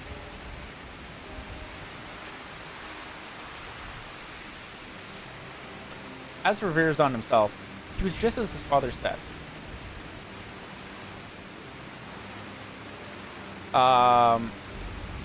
Wasn't he? His so-called heroism is an empty charade, like a child playing at being hero for their storybooks, from their storybooks. Seems motivated by a vain desire to gain the love of the people, yet he cares nothing for their well-being. He'll learn his lesson soon enough, though. None will sing his praise after word of what happened at Uznair spread. Even he must know. I worry that his desperation will drive him to worse misdeeds. The treasure is used with reckless abandon to cause untold harm. We must discuss this with Radiant Host. Together, we might be able to capture Verzon before he attempts anything drastic. Stand by for now, Magic. I'll be in touch the moment I have something to share.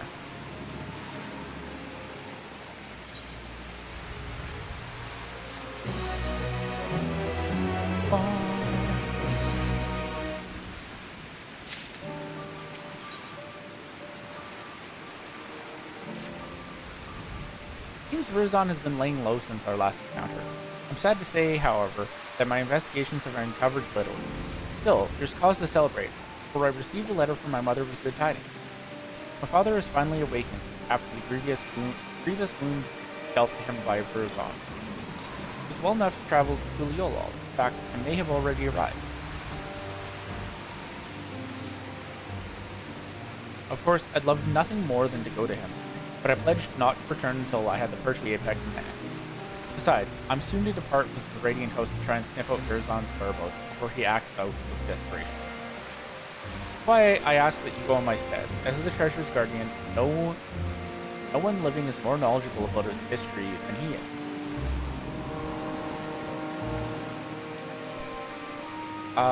If you share with him all that transpired since we began our search, he may be able to point out something that makes sense. I know it's a lot to ask, Maggie. The safety of Thavner depends on it.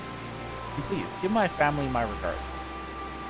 My mother should be able to tell you where in Tuliolol my father is staying. Once you're finished, let us meet in the Aetherite Plaza at Razakhan to share what we've learned.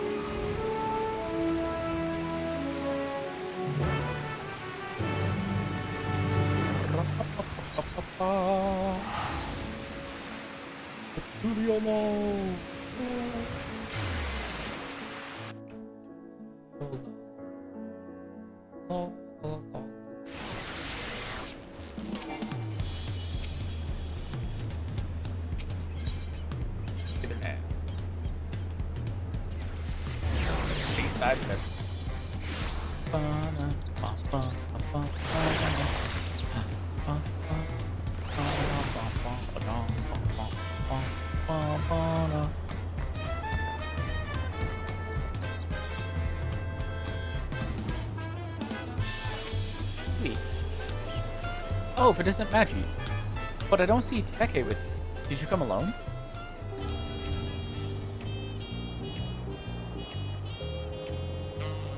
I'm glad to hear my letter arrived safely, and that Becky seems to be as tenacious as ever in her search.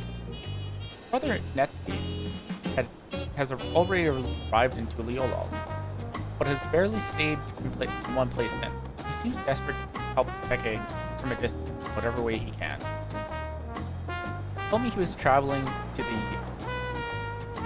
Tiraya Yoanan plain in search of information. He assured me it was quite vital. If you wish to speak with them, he'll doubtless be in the area. Oh, I can't do that. I'm gonna guess that Dawntrail. What do I say? Dawntrail.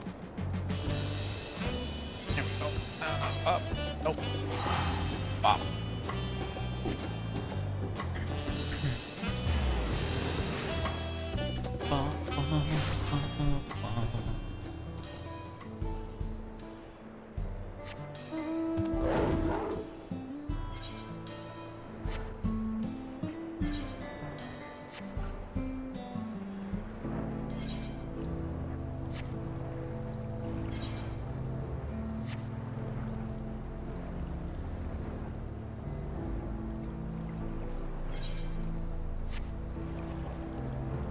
Hey. A weird owl thing.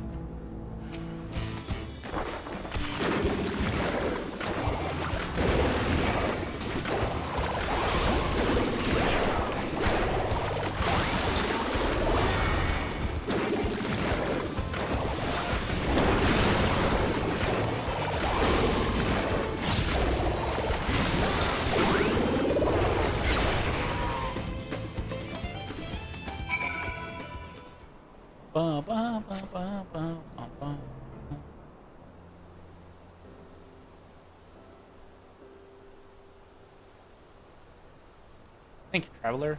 I overextended myself. I've but recently recovered from a severe injury and was a fool to confront such a beast alone.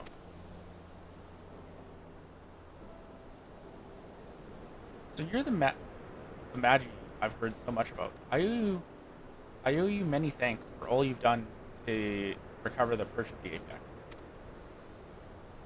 News of your progress in Thavner is most heartening. Despite my position as its guardian, I never knew it could rain down stones from the heavens. Since arriving in Tuliolol, I've done what I can to shed light upon Dural Vidral sealed within the treasure.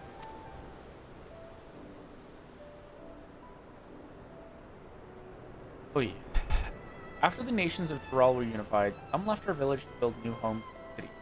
I've sought them out to see if they know anything. Fortunately, none could offer insight into the treasure's magic. But one of them told me that owls lurk around this place. Since the Tyrell withdrawal sealed within the Perch Apex was once an owl, it seemed logical to pursue such a quarry. Thought perhaps I could glean something about the ancient beasts from their behavior. Like as not, some fundamental aspects remain the same even after transformation. But having heard your account, there's one fundamental difference that stands out. As far as I'm aware, no owl native to these lands possesses the ability to hurl rocks, large or otherwise. No doubt the Tyrell Vidral gained this power following its metamorphosis. I do believe, however, that it would retain an owl's core instinct. That one you thought didn't that one you thought didn't strike unprovoked instead. It watched me from afar with fear in its eyes. Well, this is a normal behavior for most animals. I was surprised by how suddenly it descended upon me the moment I started approaching.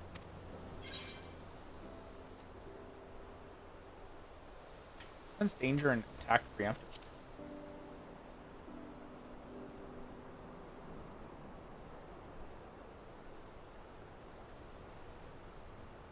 I had the same thought. The owl sensed the threat and chose to confront it, rather than run from it.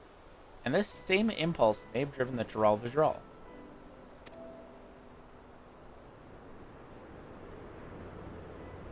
Indeed, that correlates with something I heard from one of my countrymen who relocated to Tuliola.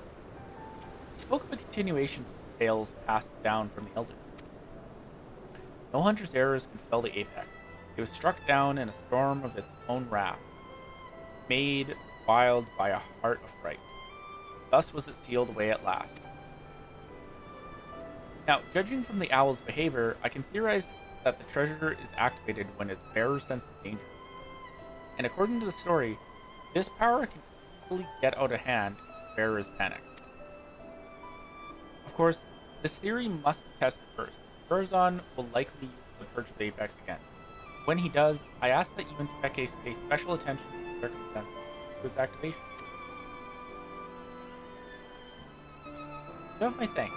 Although I am to admit, I've yet to recover from my long convalescence, and I would only be a burden. I wish I could aid my daughter another way. You do more than make up for my absence. Please, lend her every bit of knowledge you have. I pray that my daughter will soon return home, treasure in hand.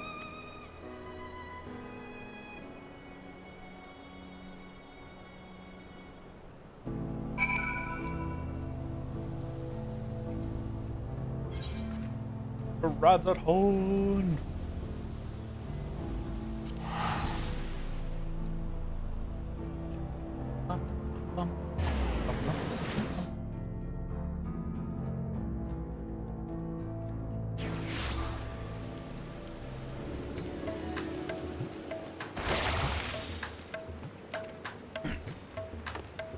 Okay, what do I get? Agi, came just in time.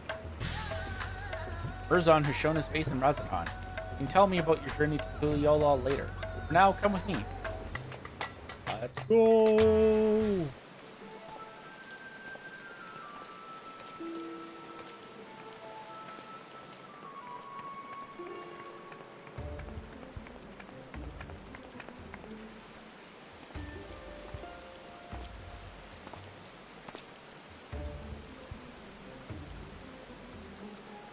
Ha ha ha! Ha ha ha. Yeah. Are you surprised?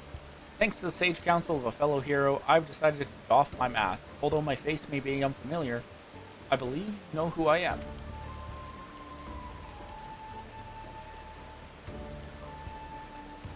I was once the Justiciar, but now you may call me Virzon.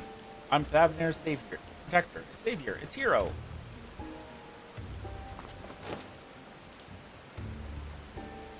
You may have heard salacious rumors that I have orchestrated the very attacks which I so valiantly drive back.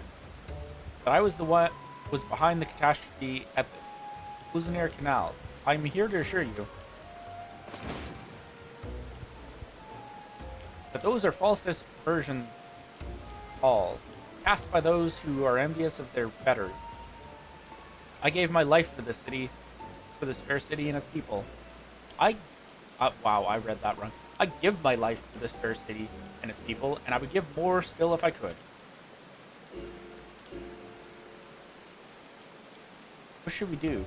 Might be best to lock him up before this gets out of hand.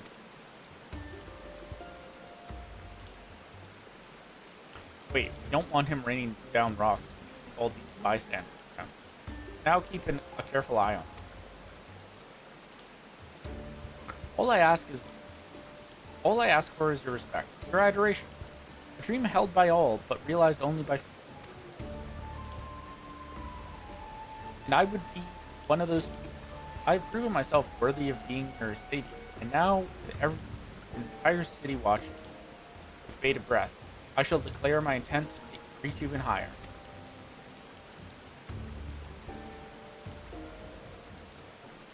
Yes, for I can protect you all better as your ruler. I shall retire the mantle of hero and take up the crown as King of Radzatan.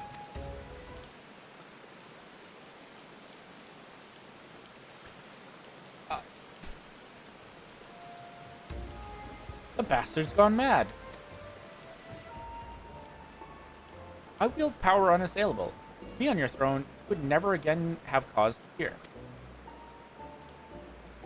All would live in peace. All would shower me with love. They would shout it to the heavens, and from that love would spring a new Radzatan, a greater Radzatan.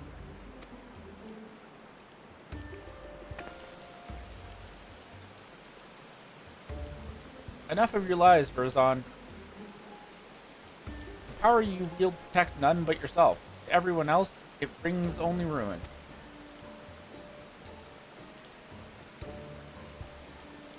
Of course, the road to greatness is never paved with necessary sacrifices. Yet as long as the ruler lives, Radzatan should know naught but prosperity.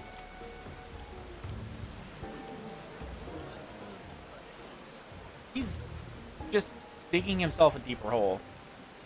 You think you're better than Master Libra? You bore the city and its people on his back, while you look fit to collapse under the weight of your own armor. You're no leader, you're a damned joke. Does this man speak for all of you? Is there not one among you who would follow me into a brighter future? Ah, but I am nothing if not magnanimous. Until you find the wisdom to accept me as your ruler, I shall continue to stand vigilant as your eternal shield. Stop this, Verzon. You're only making it worse for yourself.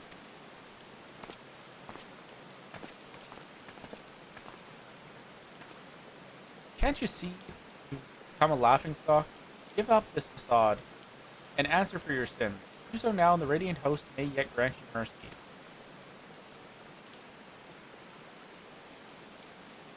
My sin, are you not the one poisoning the people against me? Do your worst, I dare you. It will only make me more powerful. Strike me down, Obi. Freaking Star Wars level shenat logic there. I know not what is in your heart, but please end this madness. End it and return to me, my son.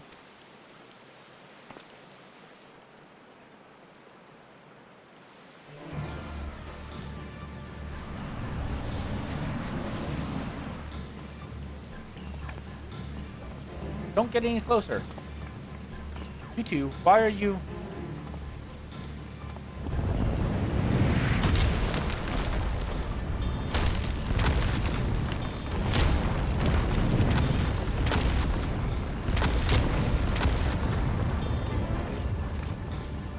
What?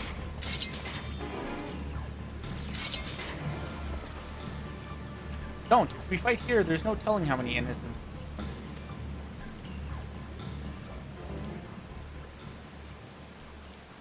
Pathetic as ever.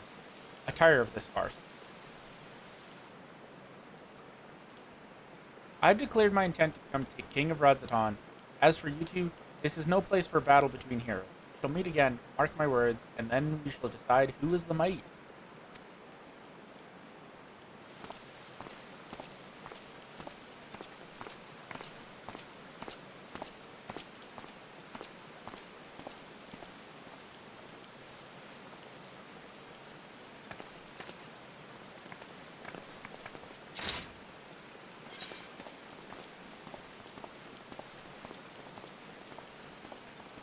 Must focus on restoring order.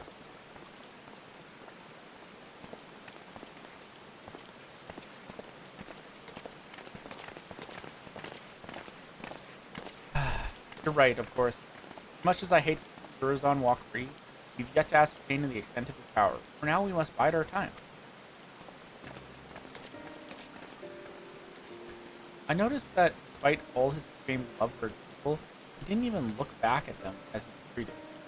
Perhaps he couldn't bear to look them in the eye, or one of them, at least.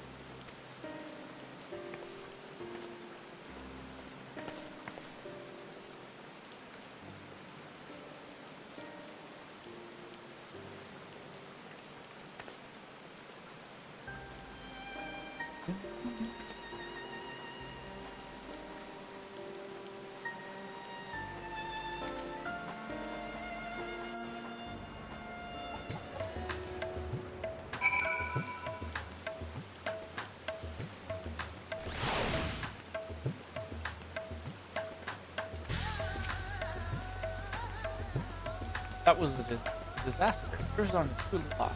At the very least, he committed himself to unrest within Razatan. And although he is my son, I cannot condone his actions. His words are grand but empty, and that ridiculous armor is nothing more than gaudy decoration. He's truly the embodiment of false heroism. What's more, this latest debacle has surely made him a criminal in the eyes of the Radiant Host. All I can do now is beg them to grant my son some small degree of clemency. Before you go, may I ask you something?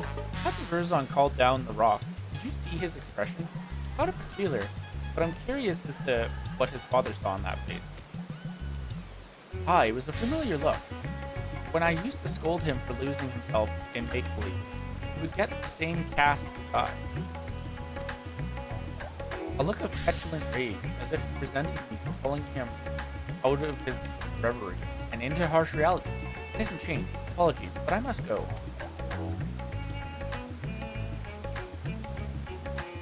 Just as I thought, even clad in his shining armor. Can't bear to be told no. And now his childish game has taken a malevolent turn. But for now, he should return to the dead Lamad. I still have yet to hear what you learned in Tuliolol after all.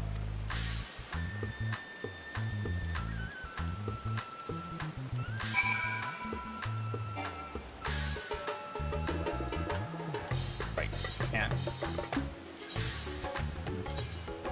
that.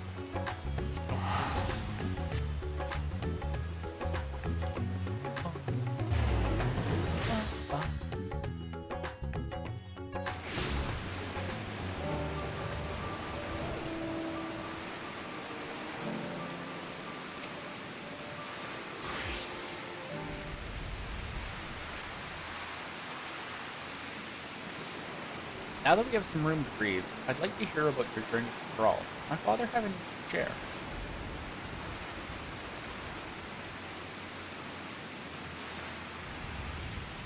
I'm heartened to know he's well enough to go chasing after owls, but so I wish he'd take more care. Thank you for saving him, and for bringing me his theory concerning the treasure. If it really is triggered by a sense of impending danger, that might explain why Burzon had trouble using it the first time. He wasn't truly afraid of that small fungi until it was almost upon him. It also explains how he can wield the apex of power despite having no training in magic. It responds to emotion, not intent.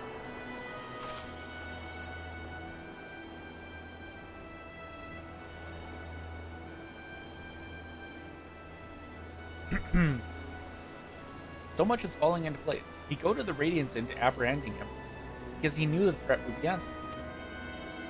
You saw how nonchalant he was at the plaza, almost as if defying someone to stop him. Burzon truly believes himself to be untouchable. I think his words and deeds align very well. As for that curious fragment of a story, it seemed to imply that Thrall lost control in a panic. Perhaps its strength grows in proportion to the danger it senses, and when that danger is too great, well, you saw what happened at the Osnir Canals and Razatan. You were present both times, as were others who wished Burzon killed, and both times we saw stones much larger than what we've seen before. Now I understand why he's so eager to face you. An opponent of your caliber will strike fear into Burzon's very core. And that fear will summon a great power greater than he's ever known. Power enough to bring a hero to her knees. Nah, I'd win. Or so he thinks. But we know better. We'll use that arrogance to our advantage and bring him crashing down to the earth. Although we may have to contend with falling rocks for a time, in a straight fight, he'll be outmatched. We strike fast and we strike hard, until that fancy armor is nothing more than a mangled steel. Although you may prefer to put your foes to sleep and whatnot, we know he has an arsenal of alchemical concoctions. That's why I suggest a bit of good old-fashioned brute force. While you unleash the most fearsome destructive spells, I'll be your shield. Don't even think of holding back. Say less. Gonna drop a comet on him. I look forward to fighting by your side. Now we simply have to find a suitable arena. I should consult the Radiant Host as the location. Once that's decided, we'll confront Burzon for the final time.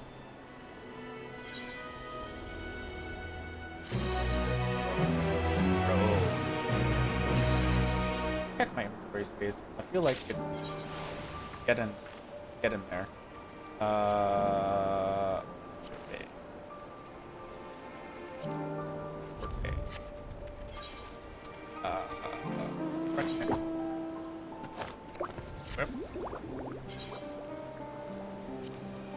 Why? Parry. Oh no, I'm slammer. Hair. Hair off.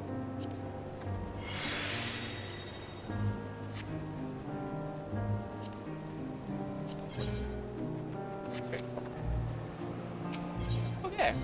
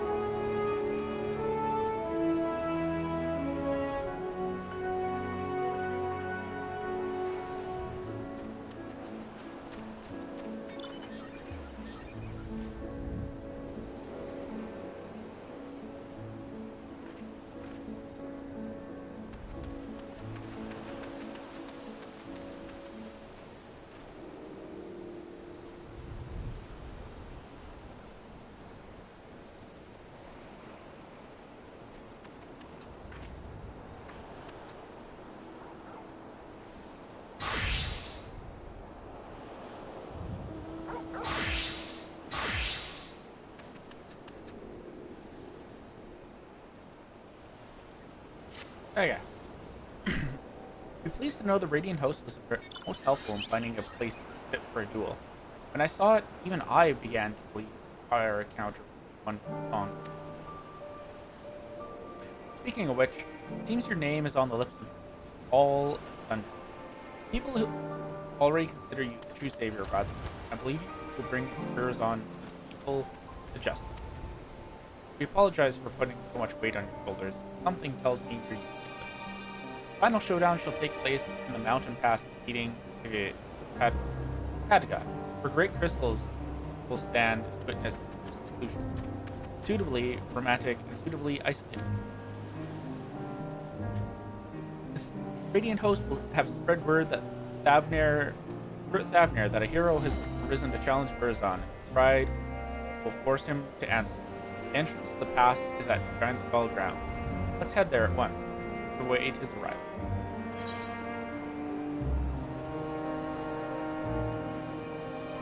So, like, we're basically going to go fight him where we fought one of the archfiends? Also, Mountain Dew? Let's go.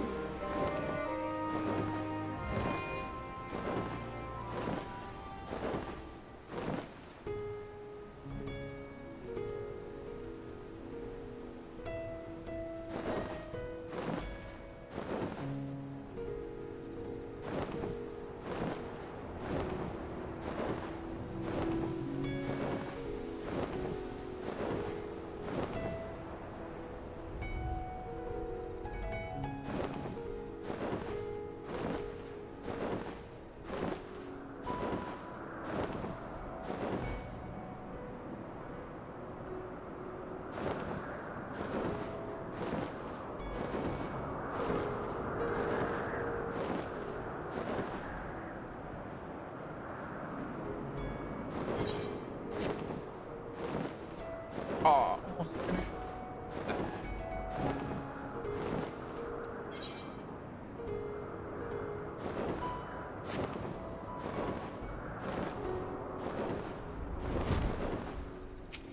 Alright, okay, let's do this. Schrummel here has opened the way towards Katka. I'm certain Verzon will arrive before long, and then we'll wipe that arrogant grin off his face. First, we should check our gear and gird our loins for battle. Sorry, there was here. Are you ready, Matt? Let's go! Time to beat his butt.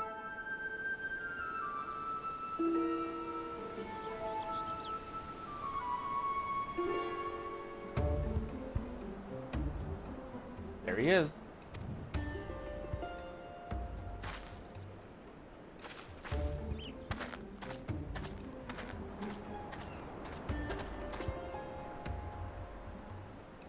Through the cragged peaks of Kadga, desolate winds blow over the field of battle. Oh, what a fitting location you have chosen for the conclusion of this legendary rivalry.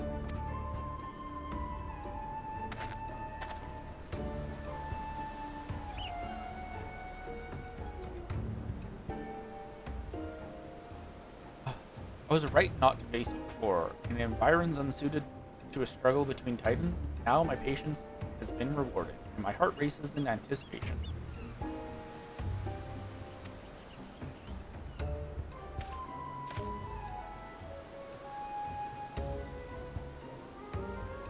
I knew you would answer our challenge.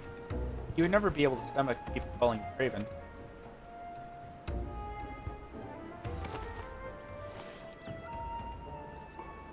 Such boldness in the face of impending doom. Have you not realized by now that so long as I wield the curse of Apex, I'm invincible? That's just what you want to think.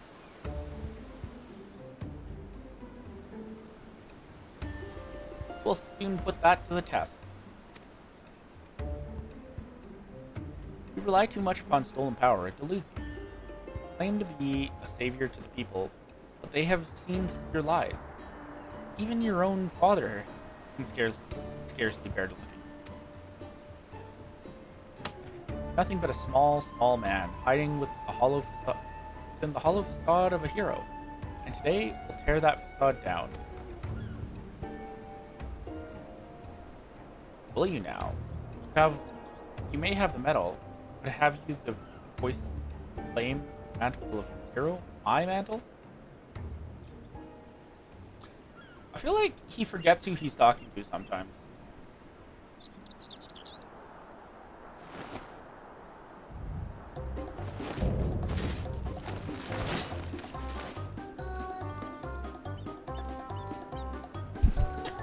I like how it has the boss text.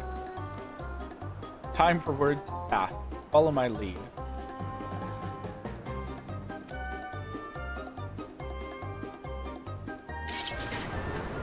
Time to kick his butt.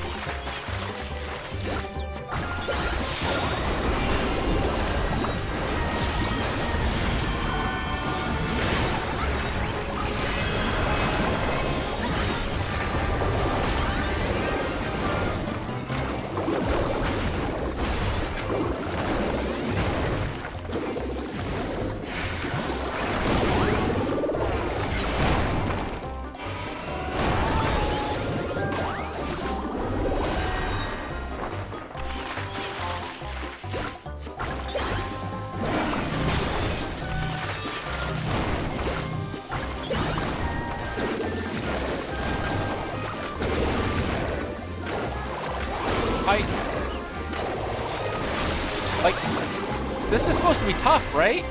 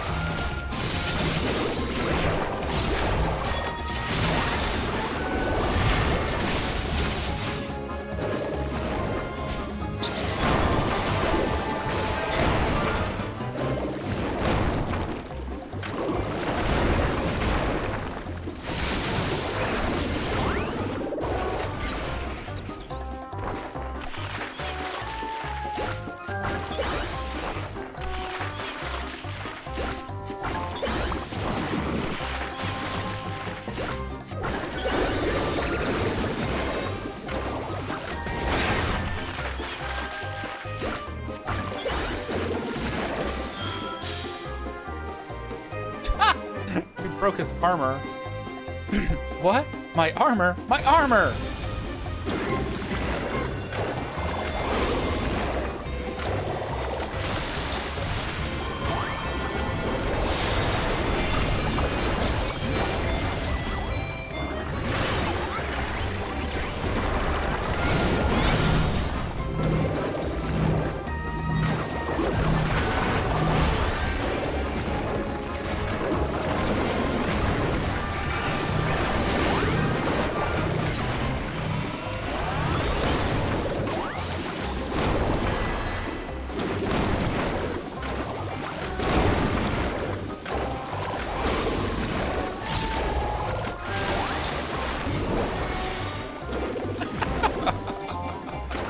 Oh, quests are kind of goofy.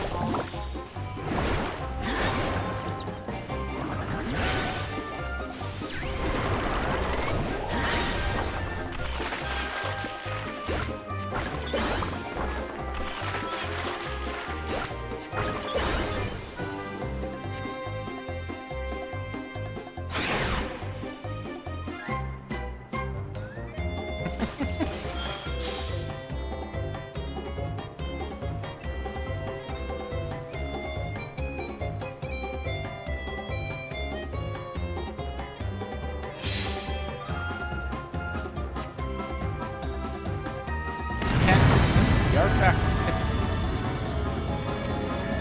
Well,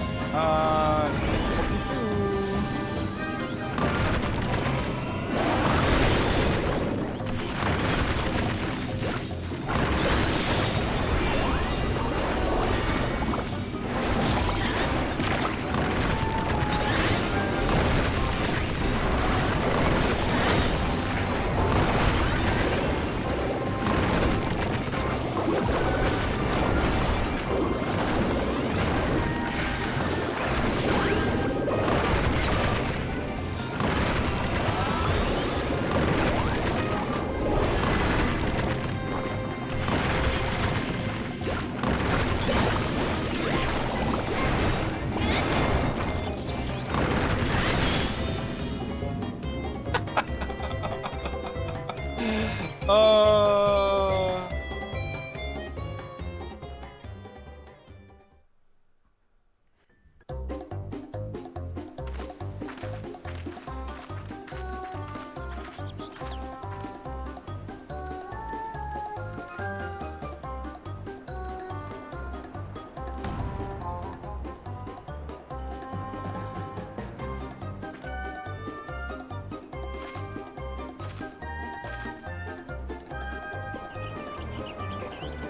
So cold. Now to take back the treasure.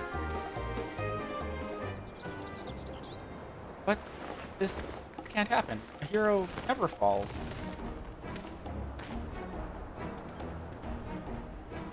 I must retreat. Yes, a tactical retreat. A noble retreat. So that the Justiciar may live to save another day.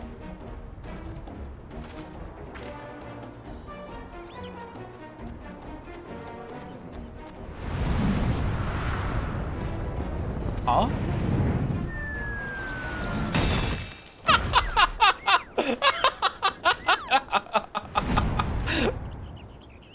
Amazing.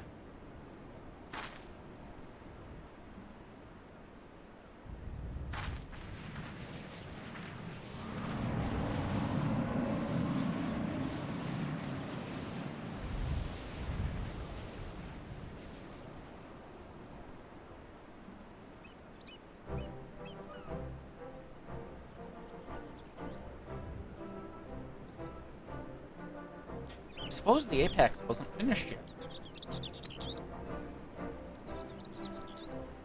It seems that Verzon, in his cowardly haste, neglected to look skyward.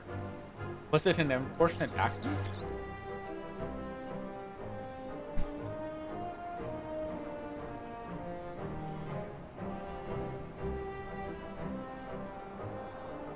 Fate delivering his just desserts.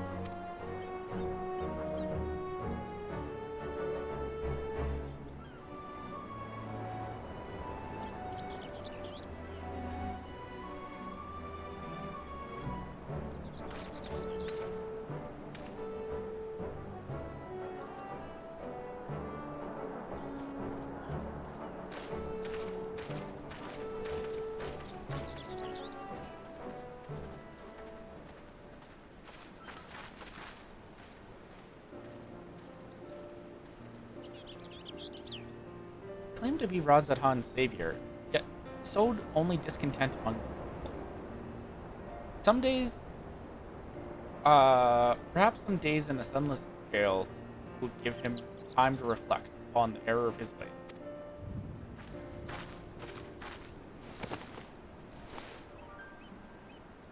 And now, I finally recovered the perch of the apex. Thank you for coming this far with me, Magi.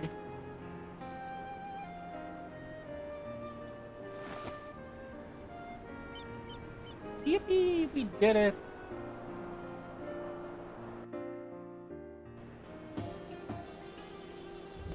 The battle was hard fought, but we've made it through. Verzon is the responsibility of the Radiant Host now. And now that I've done what I pledged to do, I must return home and bring the good tidings to my mother and father. Yet before doing so, there are many others I must thank. In the meantime, can I count on you to meet my family in Tuliolol for one final farewell? My parents will surely be glad to see you again. Let's go!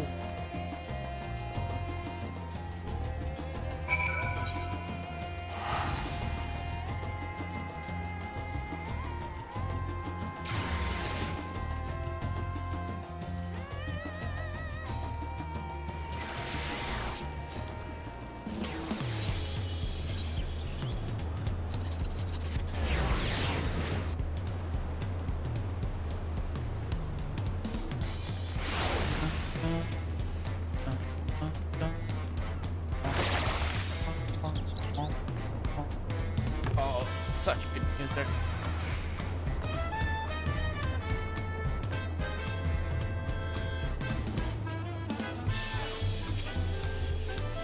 Didn't expect to see you in Tuliolol again. Okay, well.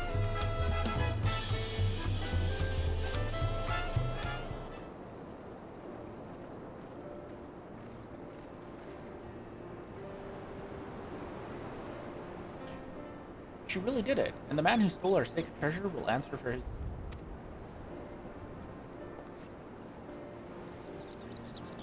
Mother, it's good to see you.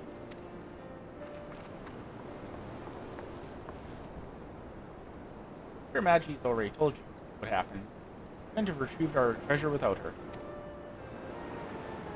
So we've heard. Your Majesty also told us your wits and bravery were essential to your success. On behalf of our whole village, I thank you for guiding Peke in her quest.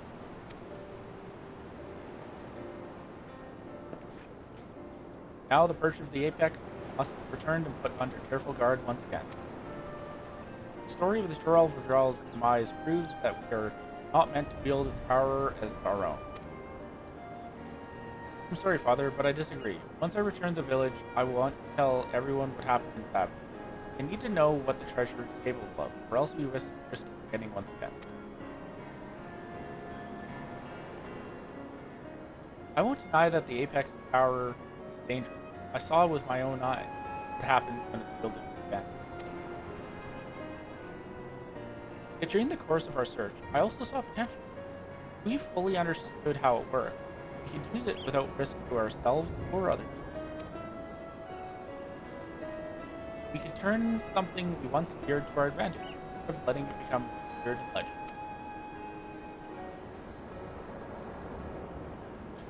I can see the reason in that. We must be ever ready for danger, even in times should our safety be threatened. The treasure may grant us a means to protect us. Can we be trusted to use it responsibly? Great power breeds great desire. Someone with the same ambitions as Eurozone may arise, perhaps from among our own. I dare say, once I've regaled them with the rise and fall of the Justiciar, they'll think twice before following in his misguided footsteps. As our forebears relied on the legend of Dawntrail's fate to forbid the treasure, we can rely on the story of Urazone's fate to encourage caution. And this time, we have someone who lived through it to tell the tale. Of course, I'm going to be guiding our people in safe use of potentially dangerous treasure. I see no choice but to inherit my father's position as its guardian. Some may raise their eyebrow at the prospect of a loose-lipped Peke serving as the perch over the apex protector would have grown from my mistakes. And who better to tell the tale of Eurozone and Peke's failures?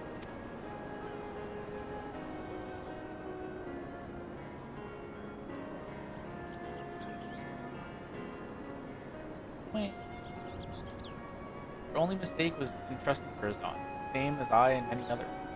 But unlike him, you have the willpower to overcome your own failings.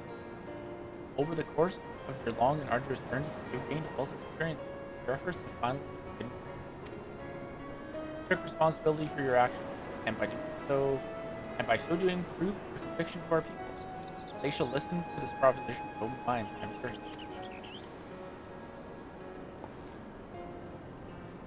Now, we must say farewell, as much as it pains me. So, I owe you a debt I can never hope to repay. Once I return to the village, I'll do my utmost to protect the treasure we worked so hard for. Until next we meet, may fortune smile upon you.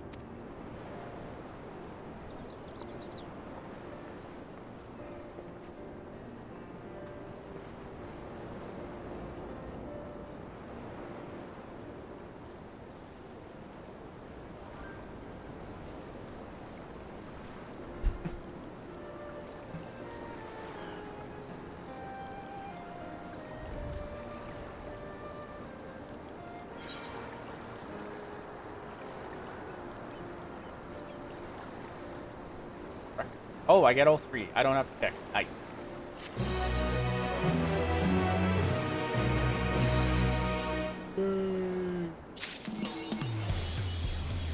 Reach the apex. Let's go. Reach for the apex. Ooh.